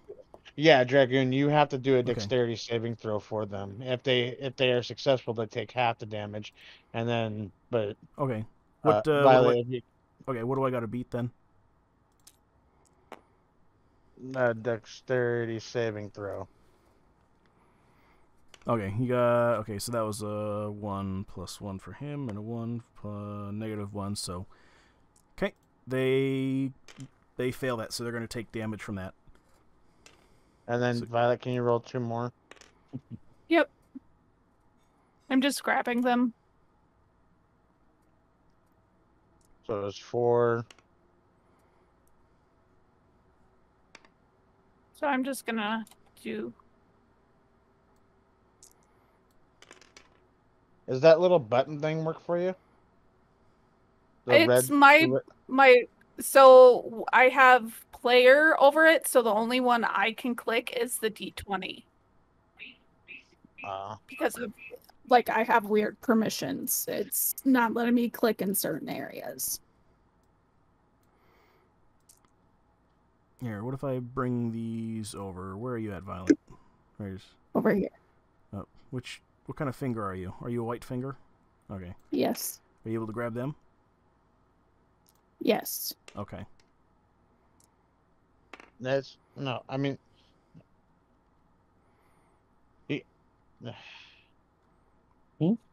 What are you trying to say, Dank? Dragoon's mistaken. No, like I'm talking about the button thing, not the actual dice. The thing that pops up numbers on the screen. But Violet's is broken, is what she's saying. I don't know where that's at. Never I mean, mind. the button. Can someone just please roll 2d6? My head's starting to hurt. Well, I'm just saying, somebody needs to articulate what it is that they're talking about, because if you just say the thing, I have nothing to go on. So right here, the clicker strip. Okay, That thing now that I just understand. popped up. Yeah, Okay. That. I rolled 2d6. I got 6. So I got Okay. 2 3s. Okay, so So they all take 3, 6 and 10. So 10 damage. 10 damage each. Yeah. Okay, so orc 1. Okay, that gets him to there. That's Is orc that number troll? 2. Gets him to there. And the ogre What's an ogre? gets him to there. Okay, they're And then- still up. And then I still have steps to step back. I think I do. I only stepped a couple feet forward. Yeah, Where do you you wanna should go? be able to. Where do you want to go, Yeah. Dank? I'll step back a bit, like right about there. Right there. Good. Okay. Or like over to the right a little bit more. Or left, I mean. Where Graham is. There you go. Yeah. Right about there. Yeah. Okay. Alrighty. It's enemy's turn. Wait, it is? Oh, okay. We went let's see, Violet, Connie, Graham. Yeah, that was Or no, everyone. Violet, Connie, Dank, and then Graham. Oh, pardon me, I forgot about you, Graham. Graham, go ahead. Oh, It's your Got my name. You forgot who I was. What my turn. hey I'm now. gonna There's a lot more to memorize here than Where'd I go? Oh, thank you. yeah. There's problems with each one of these maps. We're just gonna have to kind of roll with it. Okay, well, I was standing next to her. Yeah, right there. The spot's All right. right. That works. I'm going to do. Oh gosh, I'm thinking I want to. I want to do bless, but I also want to do guiding bolt. But bless, it's only 3 targets. We've already hit our turns. All right, guys, should I bless everybody or should I do damage right now? Should I do?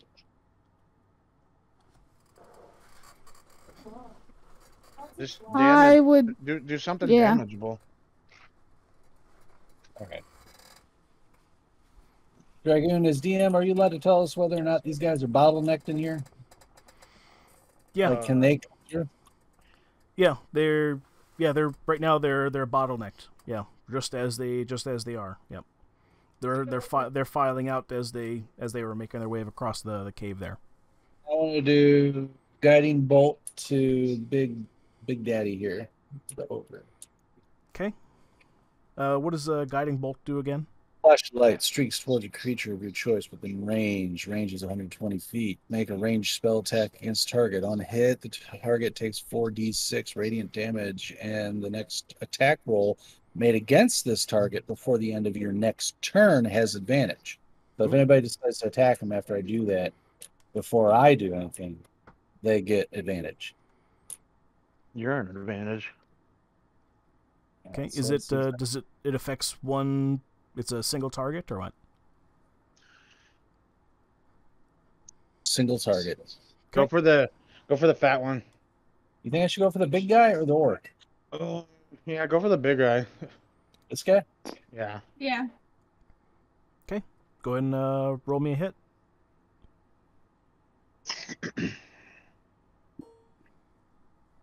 $50. $50. Oh shit. It's a 5 plus. What's the spell damage? Is that my?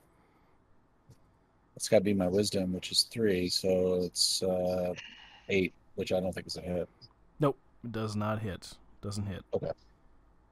Is that it for you? That is my turn.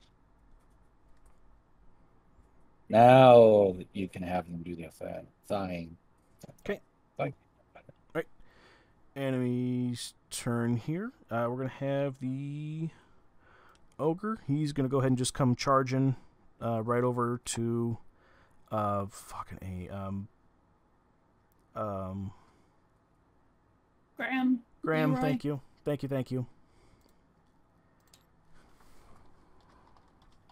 There we go. Now you're labeled. I'll be able to know who you are again. Okay. He's going to go ahead and come over to you. He's going to go ahead and he's going to use his great club to go ahead and take a big old swing at you here. No! I scream out, no! That's going to be 16. He's got a +6 to hit, so does a 22 hit. Oh, fucking Christ. Did we come here too soon? I think we came here too soon. Wait, what happened? You got hit by 22 points. Oh, No, it's a 22 to hit. Does that beat AC. does that beat your AC? Yes, sir. Oh, oh God! You thought he hit him for 22. Like, God damn! Okay, now I need to go ahead and roll 2d8. So let me go ahead and grab some. Let me go ahead and click on Hey, stuff. you cannot get 22 out of 2d8s. I know that. So, It gets 24. Steve, What? right? So there's 1d8. That's You're a 6. D8. So that's 10. Give me a second. 10 plus. Okay, so Great Club is +4. So a total of 14. So 14 damage.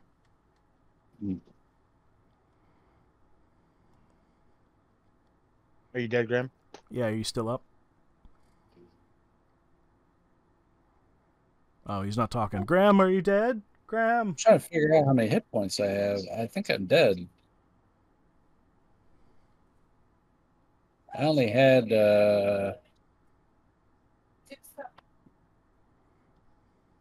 I forgot to reset my Wait, shit. What was my wait, how many points? Is a total 14. of 14.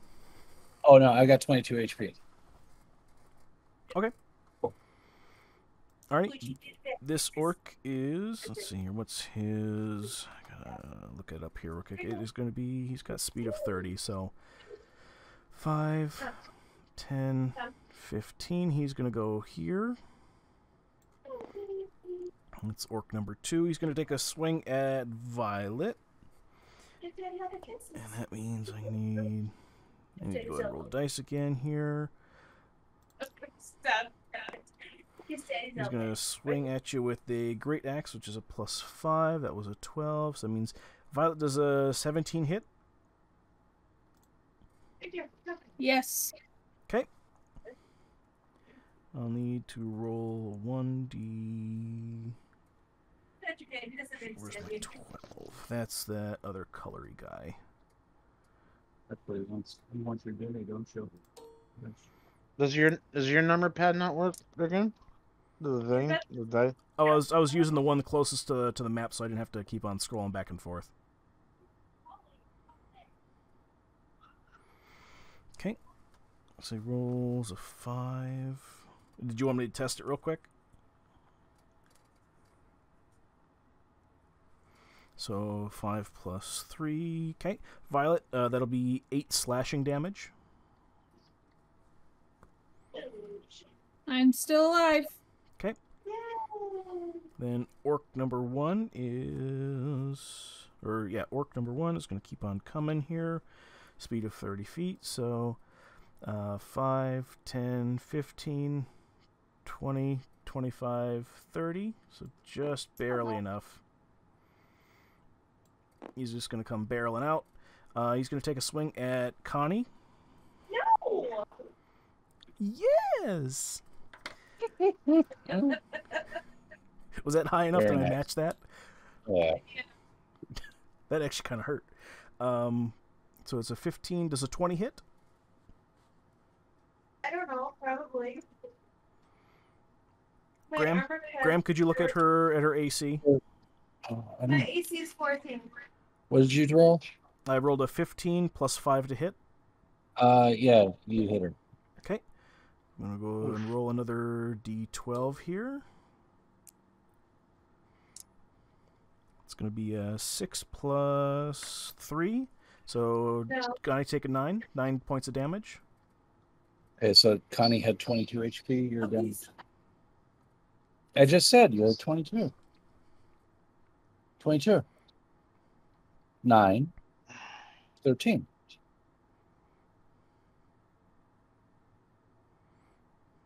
All right, whose turn's next? So 5, 10, 15, 20. Let's go 25, 30.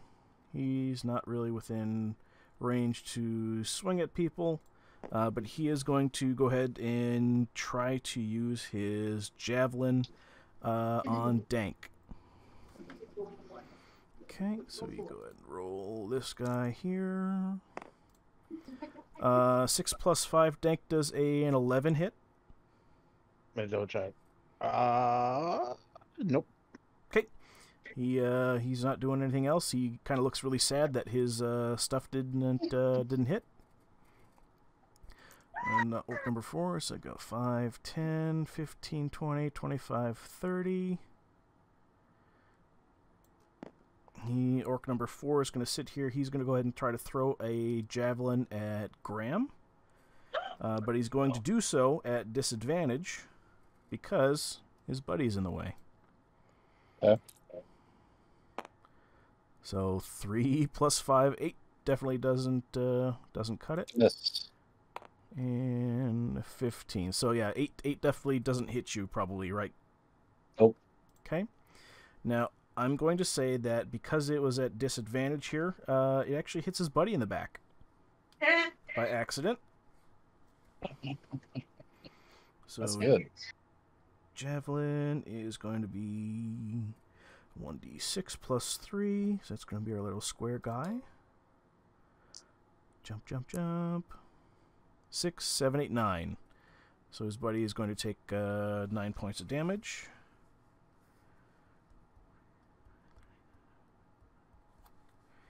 Okay. Hey, Garrett. Okay. Orc number 4 is going to have just a terrible look on his face, like, oh, fuck. Mm-hmm. Like he knows that he's made a terrible mistake. Orc number 6 is going to do 5, 10, 15, 20, 25, 30. So he's going to be right around here. And he's going to take a javelin throw at Violet.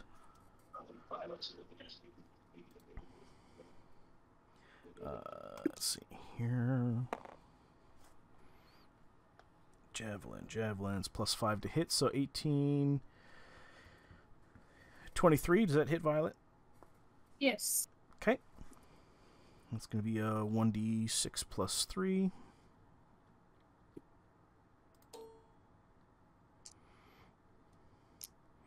Five, 6, 7, 8. 8 points of damage. I'm at 0. Okay. Already at your next turn, Violet, we're gonna have you start doing death saves, unless somebody also intervenes with like a health potion or brings you back up to 1 HP or something like that. Okay.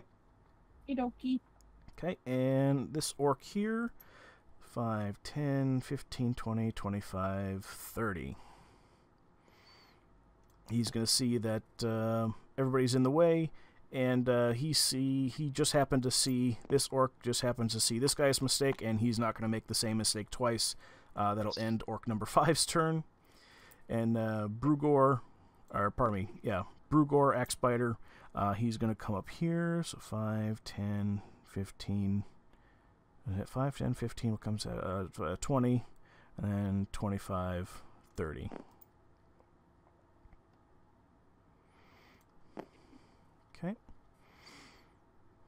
And he's going to go ahead and take a javelin throw at Graham.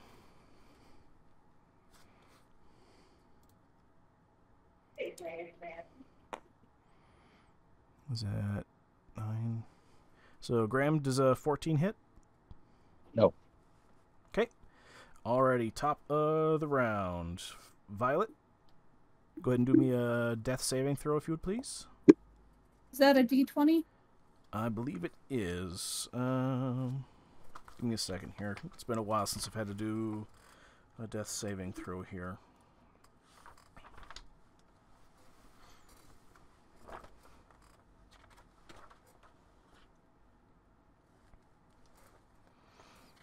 Armor and shield, special movement, long rest rewards. Here we go. We'll read it out loud here just so everybody knows here. So learning experience here, guys, is when you drop to 0 hit points, you either die outright or fall unconscious. As explained in the following sections, which we can refer to back here in a second here. Let's see here. Most DMs have a monster that instantly drops to 0 hit points rather than having it fall unconscious and make death saving throws. So we're going to death saving throws here. So let's go to that section. Okay. When you start your turn with 0 hit points, you must make a special saving throw called a death saving throw to determine whether you creep closer to death or hang onto life. Unlike other saving throws, this one isn't tied to any ability score. You are in the hands of fate now, aided by only by spells and features that improve your chances of succeeding on a saving throw. Roll a d20. If the roll is 10 or higher, you succeed. Otherwise, you fail. A success or failure has no effect by itself. On your third success, you become stable, which means at 1 point. On your third failure, you die. The success and failures don't need to be consecutive, so keep track of both until you collect 3 of a kind. The number of both is, let's see here. The number of both is reset to 0 when you gain any hit points or become stable. So when rolling in the happens chance that you roll a 1 or a 20, it says that when you make a death saving throw and roll a 1 on the d20, it counts as 2 failures. So if you roll a d20 and on let's see here, if you roll a 20 on the d20, you regain 1 hit point. So if you roll a 20, you get 1 hit point back. Or if you roll a 1, it counts as 2 death saving throws as death. Okie dokie. Okay. It says damage at 0 hit points. It says if you take any damage while you have 0 hit points, you suffer a death saving throw failure. If the damage is from a critical hit, you suffer 2 failures instead. If the damage equals or exceeds your hit point maximum, you suffer instant death. Okay. Now, another quick thing here is stabilizing a creature. The best way to save a creature with 0 hit points is to heal it. If healing is unavailable, the creature can at least be stabilized so that it isn't killed by a failed death saving throw. You can use your action to administer first aid to an unconscious creature and attempt to stabilize it, which requires a DC 10 Wisdom Medicine check. Okay? And a stable creature doesn't make death saving throws even though it has 0 hit points, but it remains unconscious.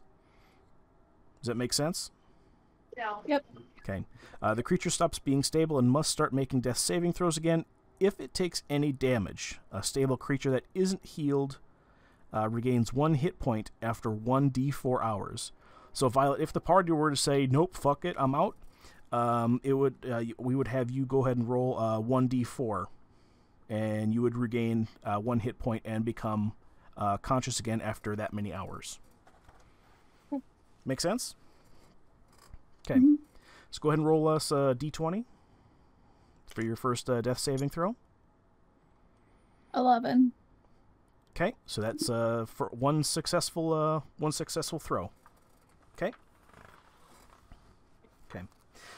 Next person, Connie, you're up. I can use short sword to Short stab sword. the- Short sword to stab. Okay, and you're going after, I assume, closest guy to you, orc number 1. Yes. Okay, go ahead and roll for hit.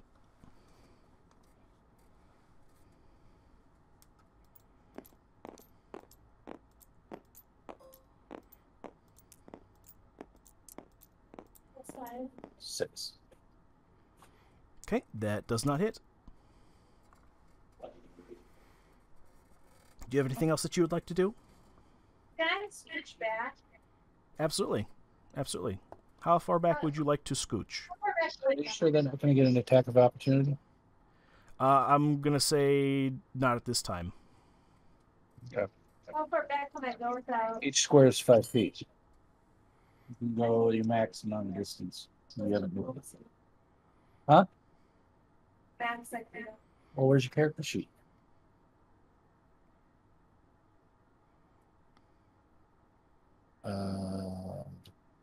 I mean, where are my character's sheet? Is it saying maximum that I can go without it being? Says here you can move 30 feet.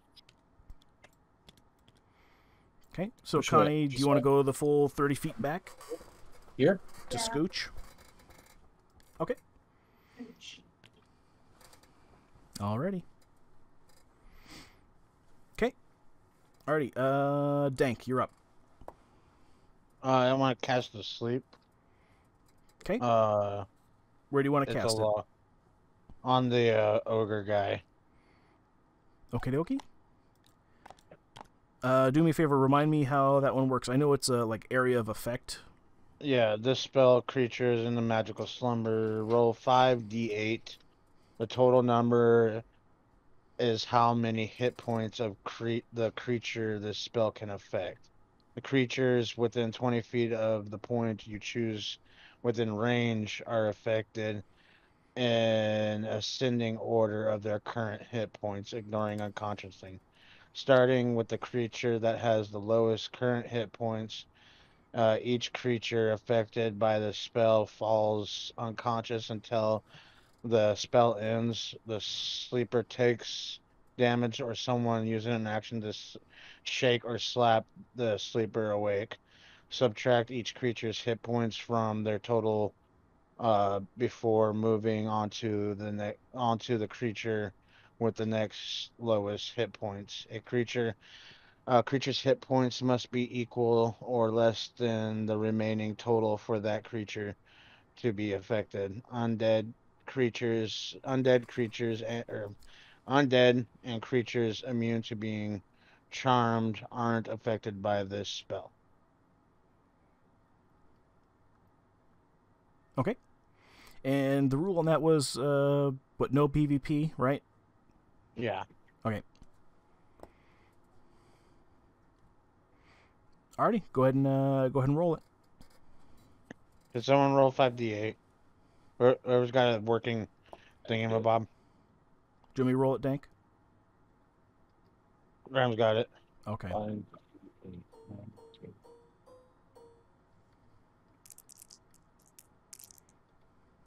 3, a 4, a 4, an 8, and 8. 27. 27 starting at the ogre guy. Okay.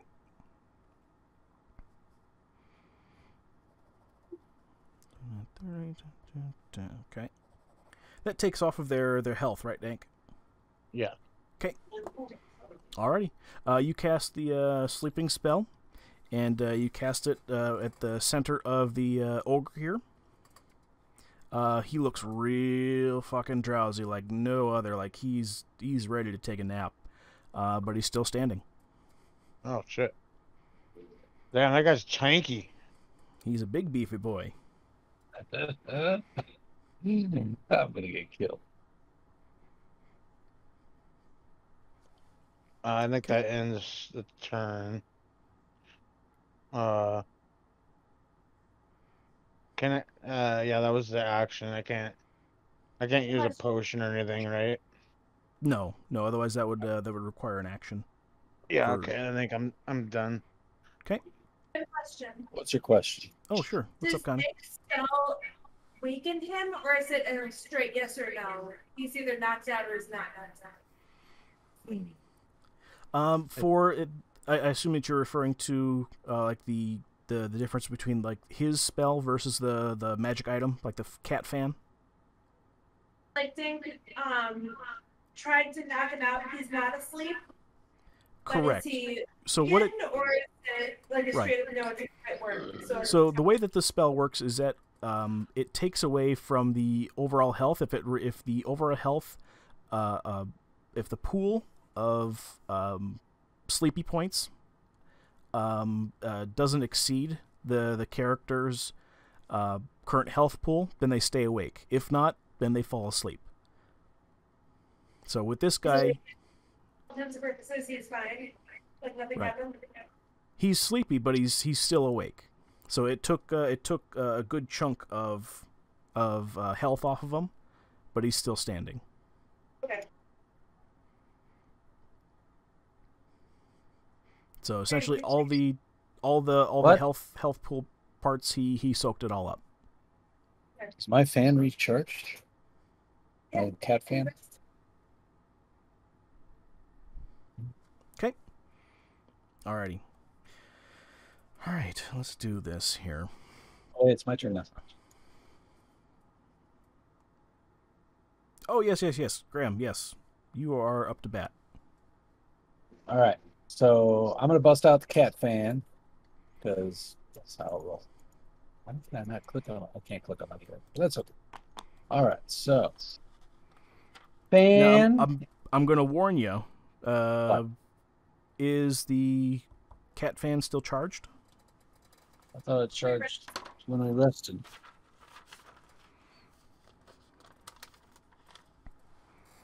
Spell, recharge, short rest, long rest. I can't read your handwriting, you're counting. It's all scribbles. Oh, okay. The fan let's see here. A fan that, when unfolded, shows a sleeping cat. When used, the cat slowly wakes up. It produces a 20-foot cone based on which direction to the fan the cat is facing. Can't be used again until the cat falls asleep again. It recharges at a short rest with an 18 or higher, using a D20, or upon a long rest using a D12. Oh shoot. Oh, He did rest in his last. yeah, but the thing is that we never rolled the dice, so I don't know. Mr. DM, can we roll the dice? Did you try to recharge your cat? I don't know. I didn't know I was supposed to. Okay. All right. I will allow it this one time, but moving forward, Moving forward, it will not happen again. you guys need to do the housekeeping on the items that are in your inventory. Sounds like my boss. Okay. All right. So we did a long rest, right? Yep. Does that mean I do a D20? Or Nope. At a long rest. Let me look at the thing here again. It's an 18 or higher D20 for a short rest. Okay. So yeah, go ahead and roll a D20, and with a long rest, you have to roll 12 or higher for it to recharge, or to have been recharged. Oh, that's a negative. Okay. So it did not recharge. All right, so we Okay. can't use the cat, honey. All right, so back to what we're at. This guy is huge and he's in front of me and don't know what to do. You roll for seduction. I'd say this is the Graham. Just to give you some advice here, this is the fight where you want to go ahead and pull out your big guns and expel your biggest spell slots that has your biggest oomph that you got there. Biggest oomph. Biggest oomph. I believe I gave you a big oomph spell as well in there for just such occasion.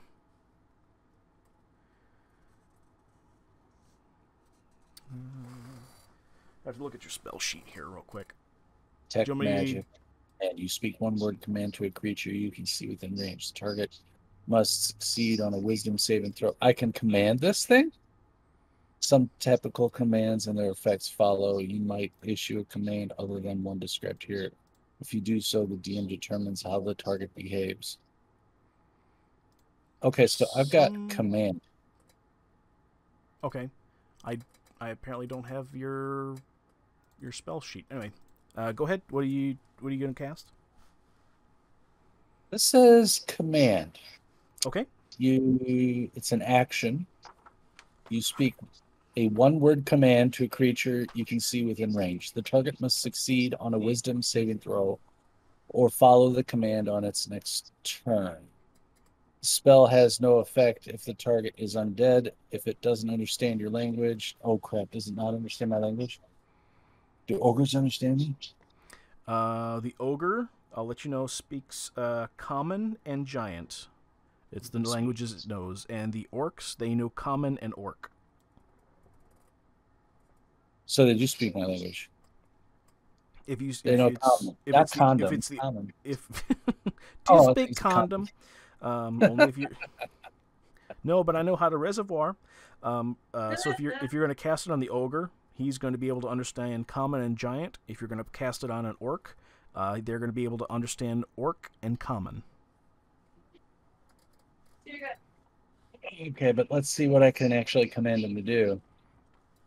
Approach, drop, flee, grovel. The target spends its turn moving away from you by the fastest available means. The target falls prone and then ends its turn. The target doesn't move and takes no actions. A flying creature stays off. So I could tell him to flee. Let's see, what else do I have? Inflict wounds.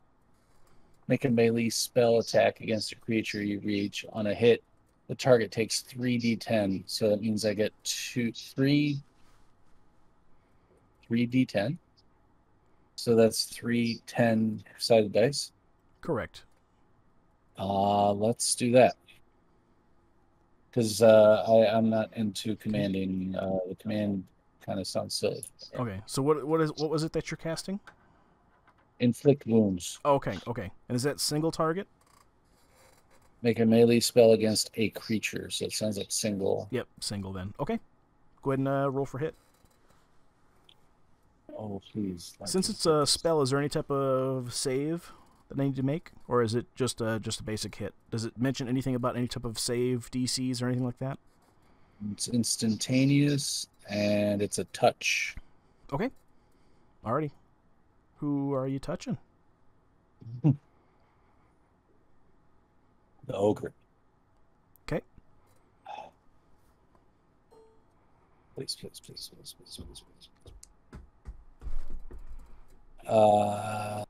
So I'm going to be using my...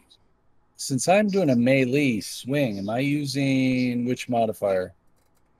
Wait, it's a spell. What am I doing? So am I doing strength? Or am I doing wisdom? Is it a spell? It says make a melee spell attack. Okay, then you're gonna So you're gonna rely on your spell, the spell portion.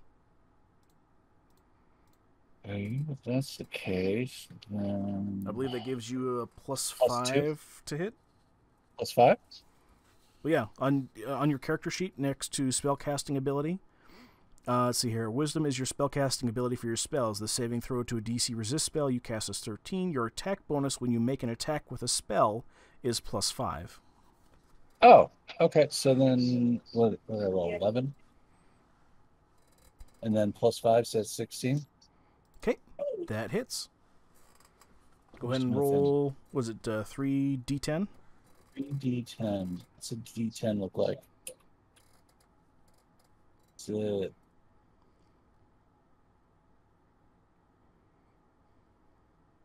10. That looks like it's got 12 on it. Is this a 10?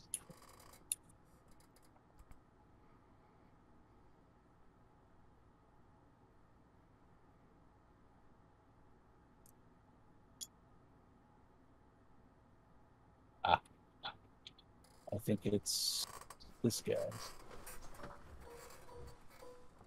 Oops, I'm sorry. I picked 4. Sorry. Don't count that. Shit. Are those 10s, by the way? 1, 2, 3, 4, 5. Yeah, those are 10s. Let's not count that though. Sorry, I picked 4, and that was my bad. All right. So this is the 10, right? That is, yes, that's the 10. 1, 2, 3.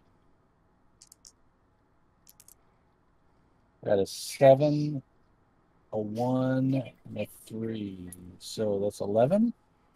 Okay, 11 hit damage. Okay. Mhm. What does it look like when you kill this ogre? Well, since it is a spell that I'm using melee attack, it's a melee attack spell. His head disappears into a cloud of blue dust that slowly incinerates his entire body into goo. Okay, sounds good.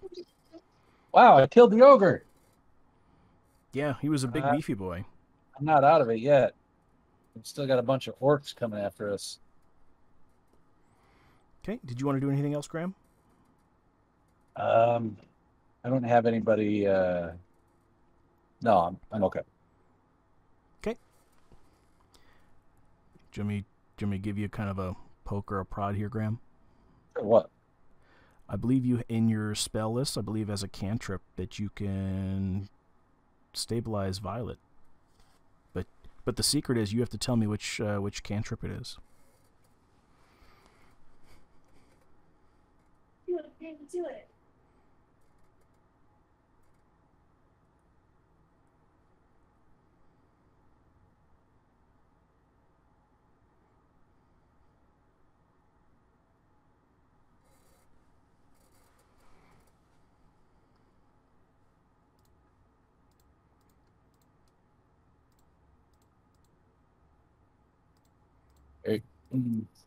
Are you sure it's a cantrip?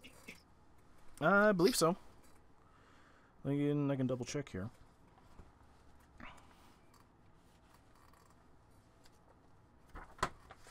Let me look it up for the Light. cleric. Sacred Flame. Oh shit! I need something like now. Oh, did you spill?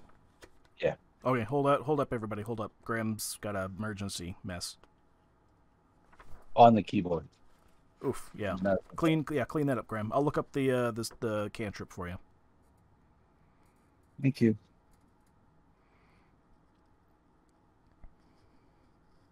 That might not be that bad. Is your keyboard? Huh? Is your keyboard okay? I think so. I was mostly on the armrest. It's sort of just. Fortunately, it's gonna evaporate faster than water. It's alcohol. And those are keys that I don't. Wait. So I think, is it guidance? Guidance doesn't do anything, does it? Guidance.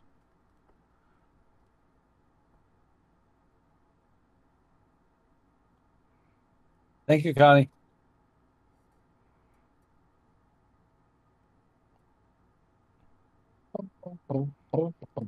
Let's see here. Divination. Guidance. You touch one willing creature. Once before the spell ends, the target can roll a 1d4. And I don't add have the that on number. my sheet. What, guidance? Mm-mm. It should be in your cantrips. The sheet that you gave me, I don't have guidance on it. You should have guidance, light, resistance, sacred flame, and thaumaturgy for your. I don't even have resistance. I got thaumaturgy, light, and sacred flame. The Word document you gave me. Okay. I believe, let's see, you can add the number rolled to one's ability check of its choice. Okay, so that's an ability check. Light. L. I think it's just I light the room. It's nope, that does exactly that. It lights stuff. Resistance, I'm going to assume that does a resistance of some type. One willing creature, you touch them before the spell ends, the target control d4 and add that number roll to one saving throw of its choice. Okay, so that resistance doesn't do anything. Sacred Flame, I think that's just fiery. What? Flame-like radiance descends on a creature within range that you can see. The target must succeed in dexterity saving throw or take 1d8 radiant damage. The target gains from no benefit of the saving throw. The spell damage increases by 1d8 when you reach 5th level. Okay.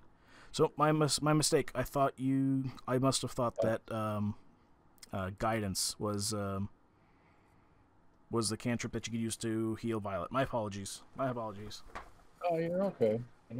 Good. Okay. Is that everything then for you, Graham? I think so. Okay. Alrighty. So can't find our mouse. Alright. So our ogre is dead.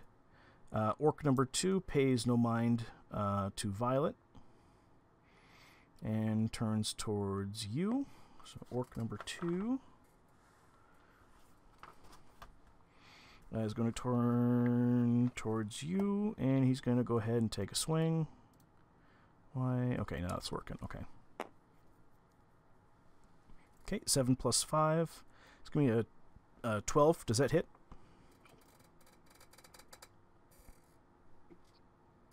It's a miss. Swing and a miss. Cool. Alright. And you find... Okay, Orc 1 is going to go ahead and take a swing at Dank here.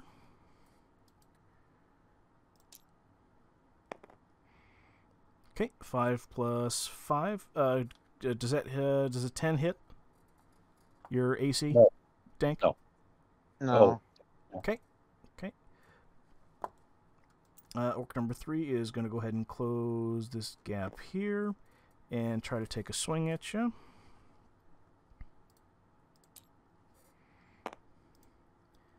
Does a 17 hit? Yeah. Okay. It's going to be a 1d12. This is here. So 8 damage.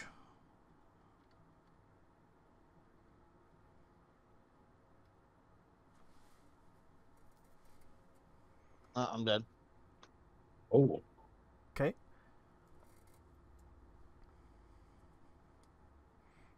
So you're at 0, Dank? Yep. Okay. Don't forget you got a wolf. Okay, and then so we got... I don't think your wolf counts as your attack. I think the wolf counts as its own attack. Correct. Okay, orc number 6 is going to close the gap here. Come on, do what I want. There you go. It's going to stand on top of the corpse here and swing down at Graham.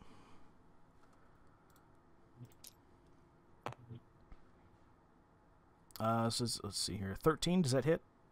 No. Okay, so that's his turn. This orc is going to...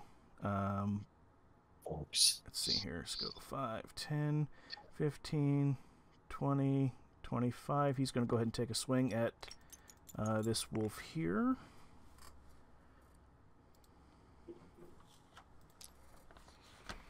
And I gotta look up. Let's see here. 11. Since so to be a 16. 16 beats the wolf's armor class of 13, so that hits.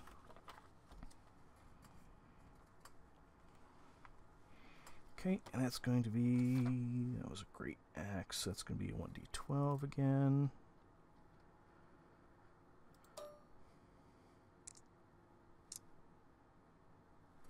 It's a 1d12 plus 3, so that's going to be 4 damage. Whose wolf was this? That's Connie's, I think. Let's Okay. see. Is it slutty or... No, the wolves aren't labeled. They need to be relabeled when we move maps. It's Connie's wolf. Why are you sacrificing? Because I don't know if Violet's awake still. Is Violet still awake? At the Violet, are you still here with us? Violet's on mute at the moment. Okay, Violet will Yep, do a... still here. Okay. Okay, whoever wolf this is, take ownership because they just took 4 damage. Connie? Closer to you. This one's closer to Violet.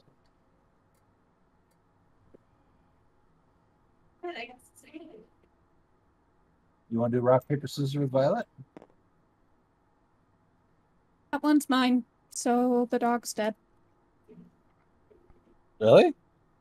Yeah, because it was hit before. Oh, that's Violet's dog. Yes. You sure?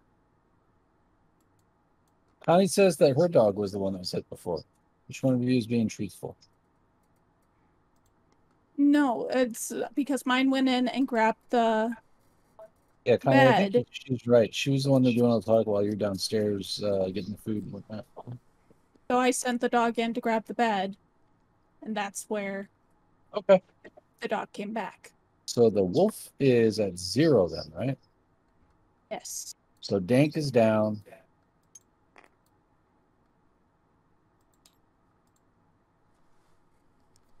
Wolf is down. Okay. And then this orc is going to come up. 5, 10, 15, 20. He's going to go 25, and we'll say that will complete his 30 here. He's going to take a swing at the other dog.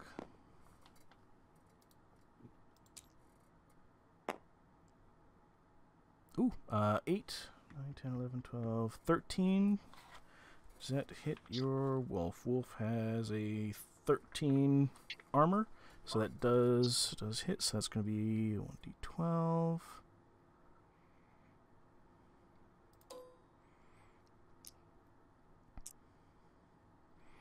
Four plus 3 is going to be 7, so 7 damage.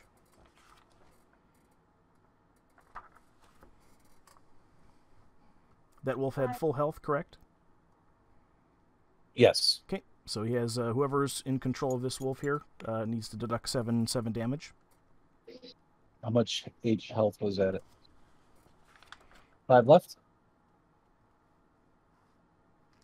Should be 4. A wolf at full health has 11 hit points. Okay. Okay. Okay, and Brugor, Axe Biter, is going to go ahead and just sit back and watch at this point. Okay. Violet, go ahead and give me a d20 for your second saving throw.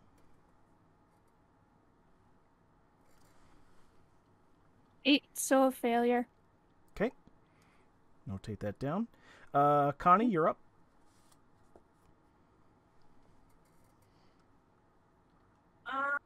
Shoot an arrow at whoever's closest to me. Shoot an arrow at whoever's closest to her. Okay, that's going to be orc number 4.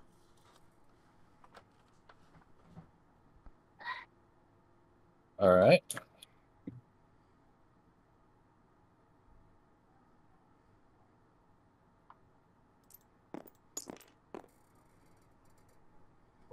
I did not roll that, by the way.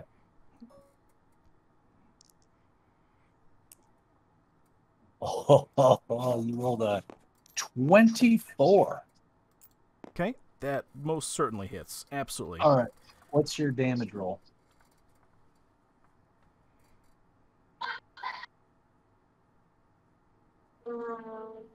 Yeah, D8 plus 3.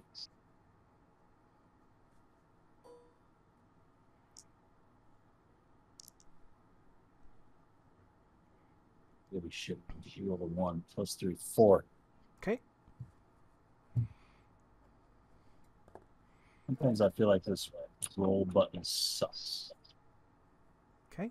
Let's see here. Dank, you are up next, so go ahead and roll a death saving throw. So go ahead and roll a d20. Want me to do it, Dink? I'll do it. I don't think his button thing's working. Yes, please. 16. Does he get a bonus on that, or is it just a 16? No, with the death saving throws, it's just a straight up d20 roll. And he has to roll what to win? It's a 1d20. I did that. He's got to roll a 10 or higher. It's a 16. Okay, so that's a successful saving throw, Dank. That's Okay. Uno. And Graham, you are still kicking. You're up. So I'm with 2 orcs. Well, I don't know how we're going to win this. This is going to be tough.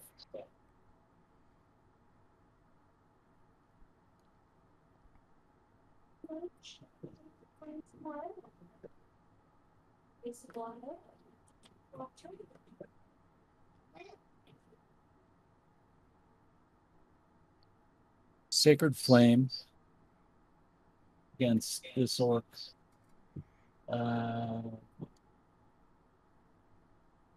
Right in front of me. Okay.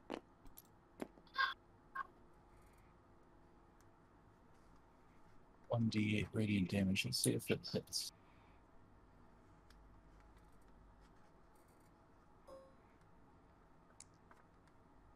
It's a spell, I get a bonus, right? So what was my bonus for spell? For spells for you, it is saving throw is 13, and you get a +5 for spells. I got a 14. Okay, so that'd be a 19, so that definitely hits. Go ahead and roll damage on orc number 6. That is 1d8 radiant damage. The target gains no benefit. The spell's damage increases by 1d8 when you reach level. But I'm not level 5 yet. Okay. So 1d8. Please work.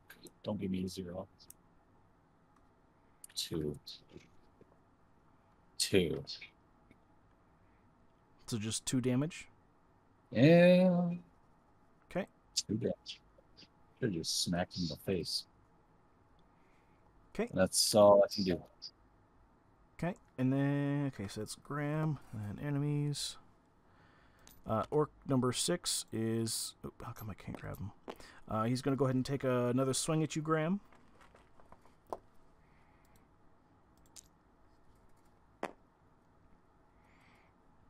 What is that? Is that a 9? Yeah, I think it's a 9.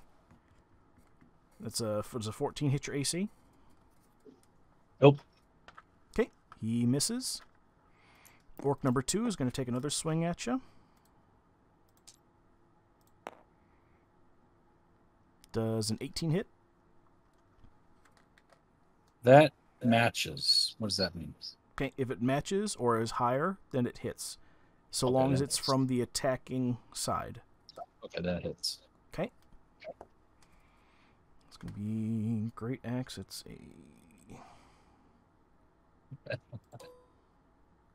We're all 12 plus 3. So take 9 points of damage. I'm dead. Let me Okay. just double check that. Yeah, I'm dead. Okay. And so next round we'll start the saving throws on that. Fantastic. Okay. Let's see. Orc number 4 is going to go ahead and turn to the dog here. Take a swing. Okay, it's going to be 8 plus 9, 10, 11, 12, 13. 13 against its 13 hits. So what does that mean? That means it's another, what, D12 plus 3.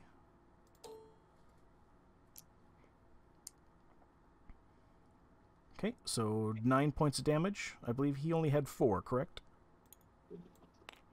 Yeah. Okay, so the dog is down. Okay, orc number 5 is going to turn to Connie and close the distance. So it's 5, 10. It's going to take a swing at Connie.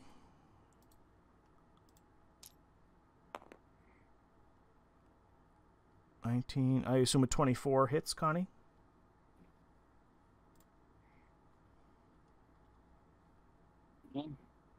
There's a 24 hit for Connie. Connie's AC. What's your AC? Does my AC increase when I level up? Because right now it's 14. It's a hit. Okay. So 3 plus 3. You take 6 points of damage. She's still up. Okay. Next orc is going to go ahead and close the distance again here. Try to take another swing at you. Oh, come on. Wrong one. There we go. 18 plus 5. I assume that automatically hits. What? So a 23 to AC. Okay. D12 plus 3. Okay. So 12 plus 3 is 15 hit points. Huh? 15 hit points of damage. Oh, she's dead. Who is me? You. Hi. Because we're getting overrun by orcs. I think we were under leveled. Okay. So everybody is currently down, correct? Everybody's down. Okay. Alrighty. So here's what we're going to do. Is we're going to go ahead and call it at this point here. For like a learning experience. This is referred to as a TPK, or a total player kill. So here's the thing. I would like you guys to continue having fun. So instead of being dead, what I'm going to say is that we are going to stop here and continue next week.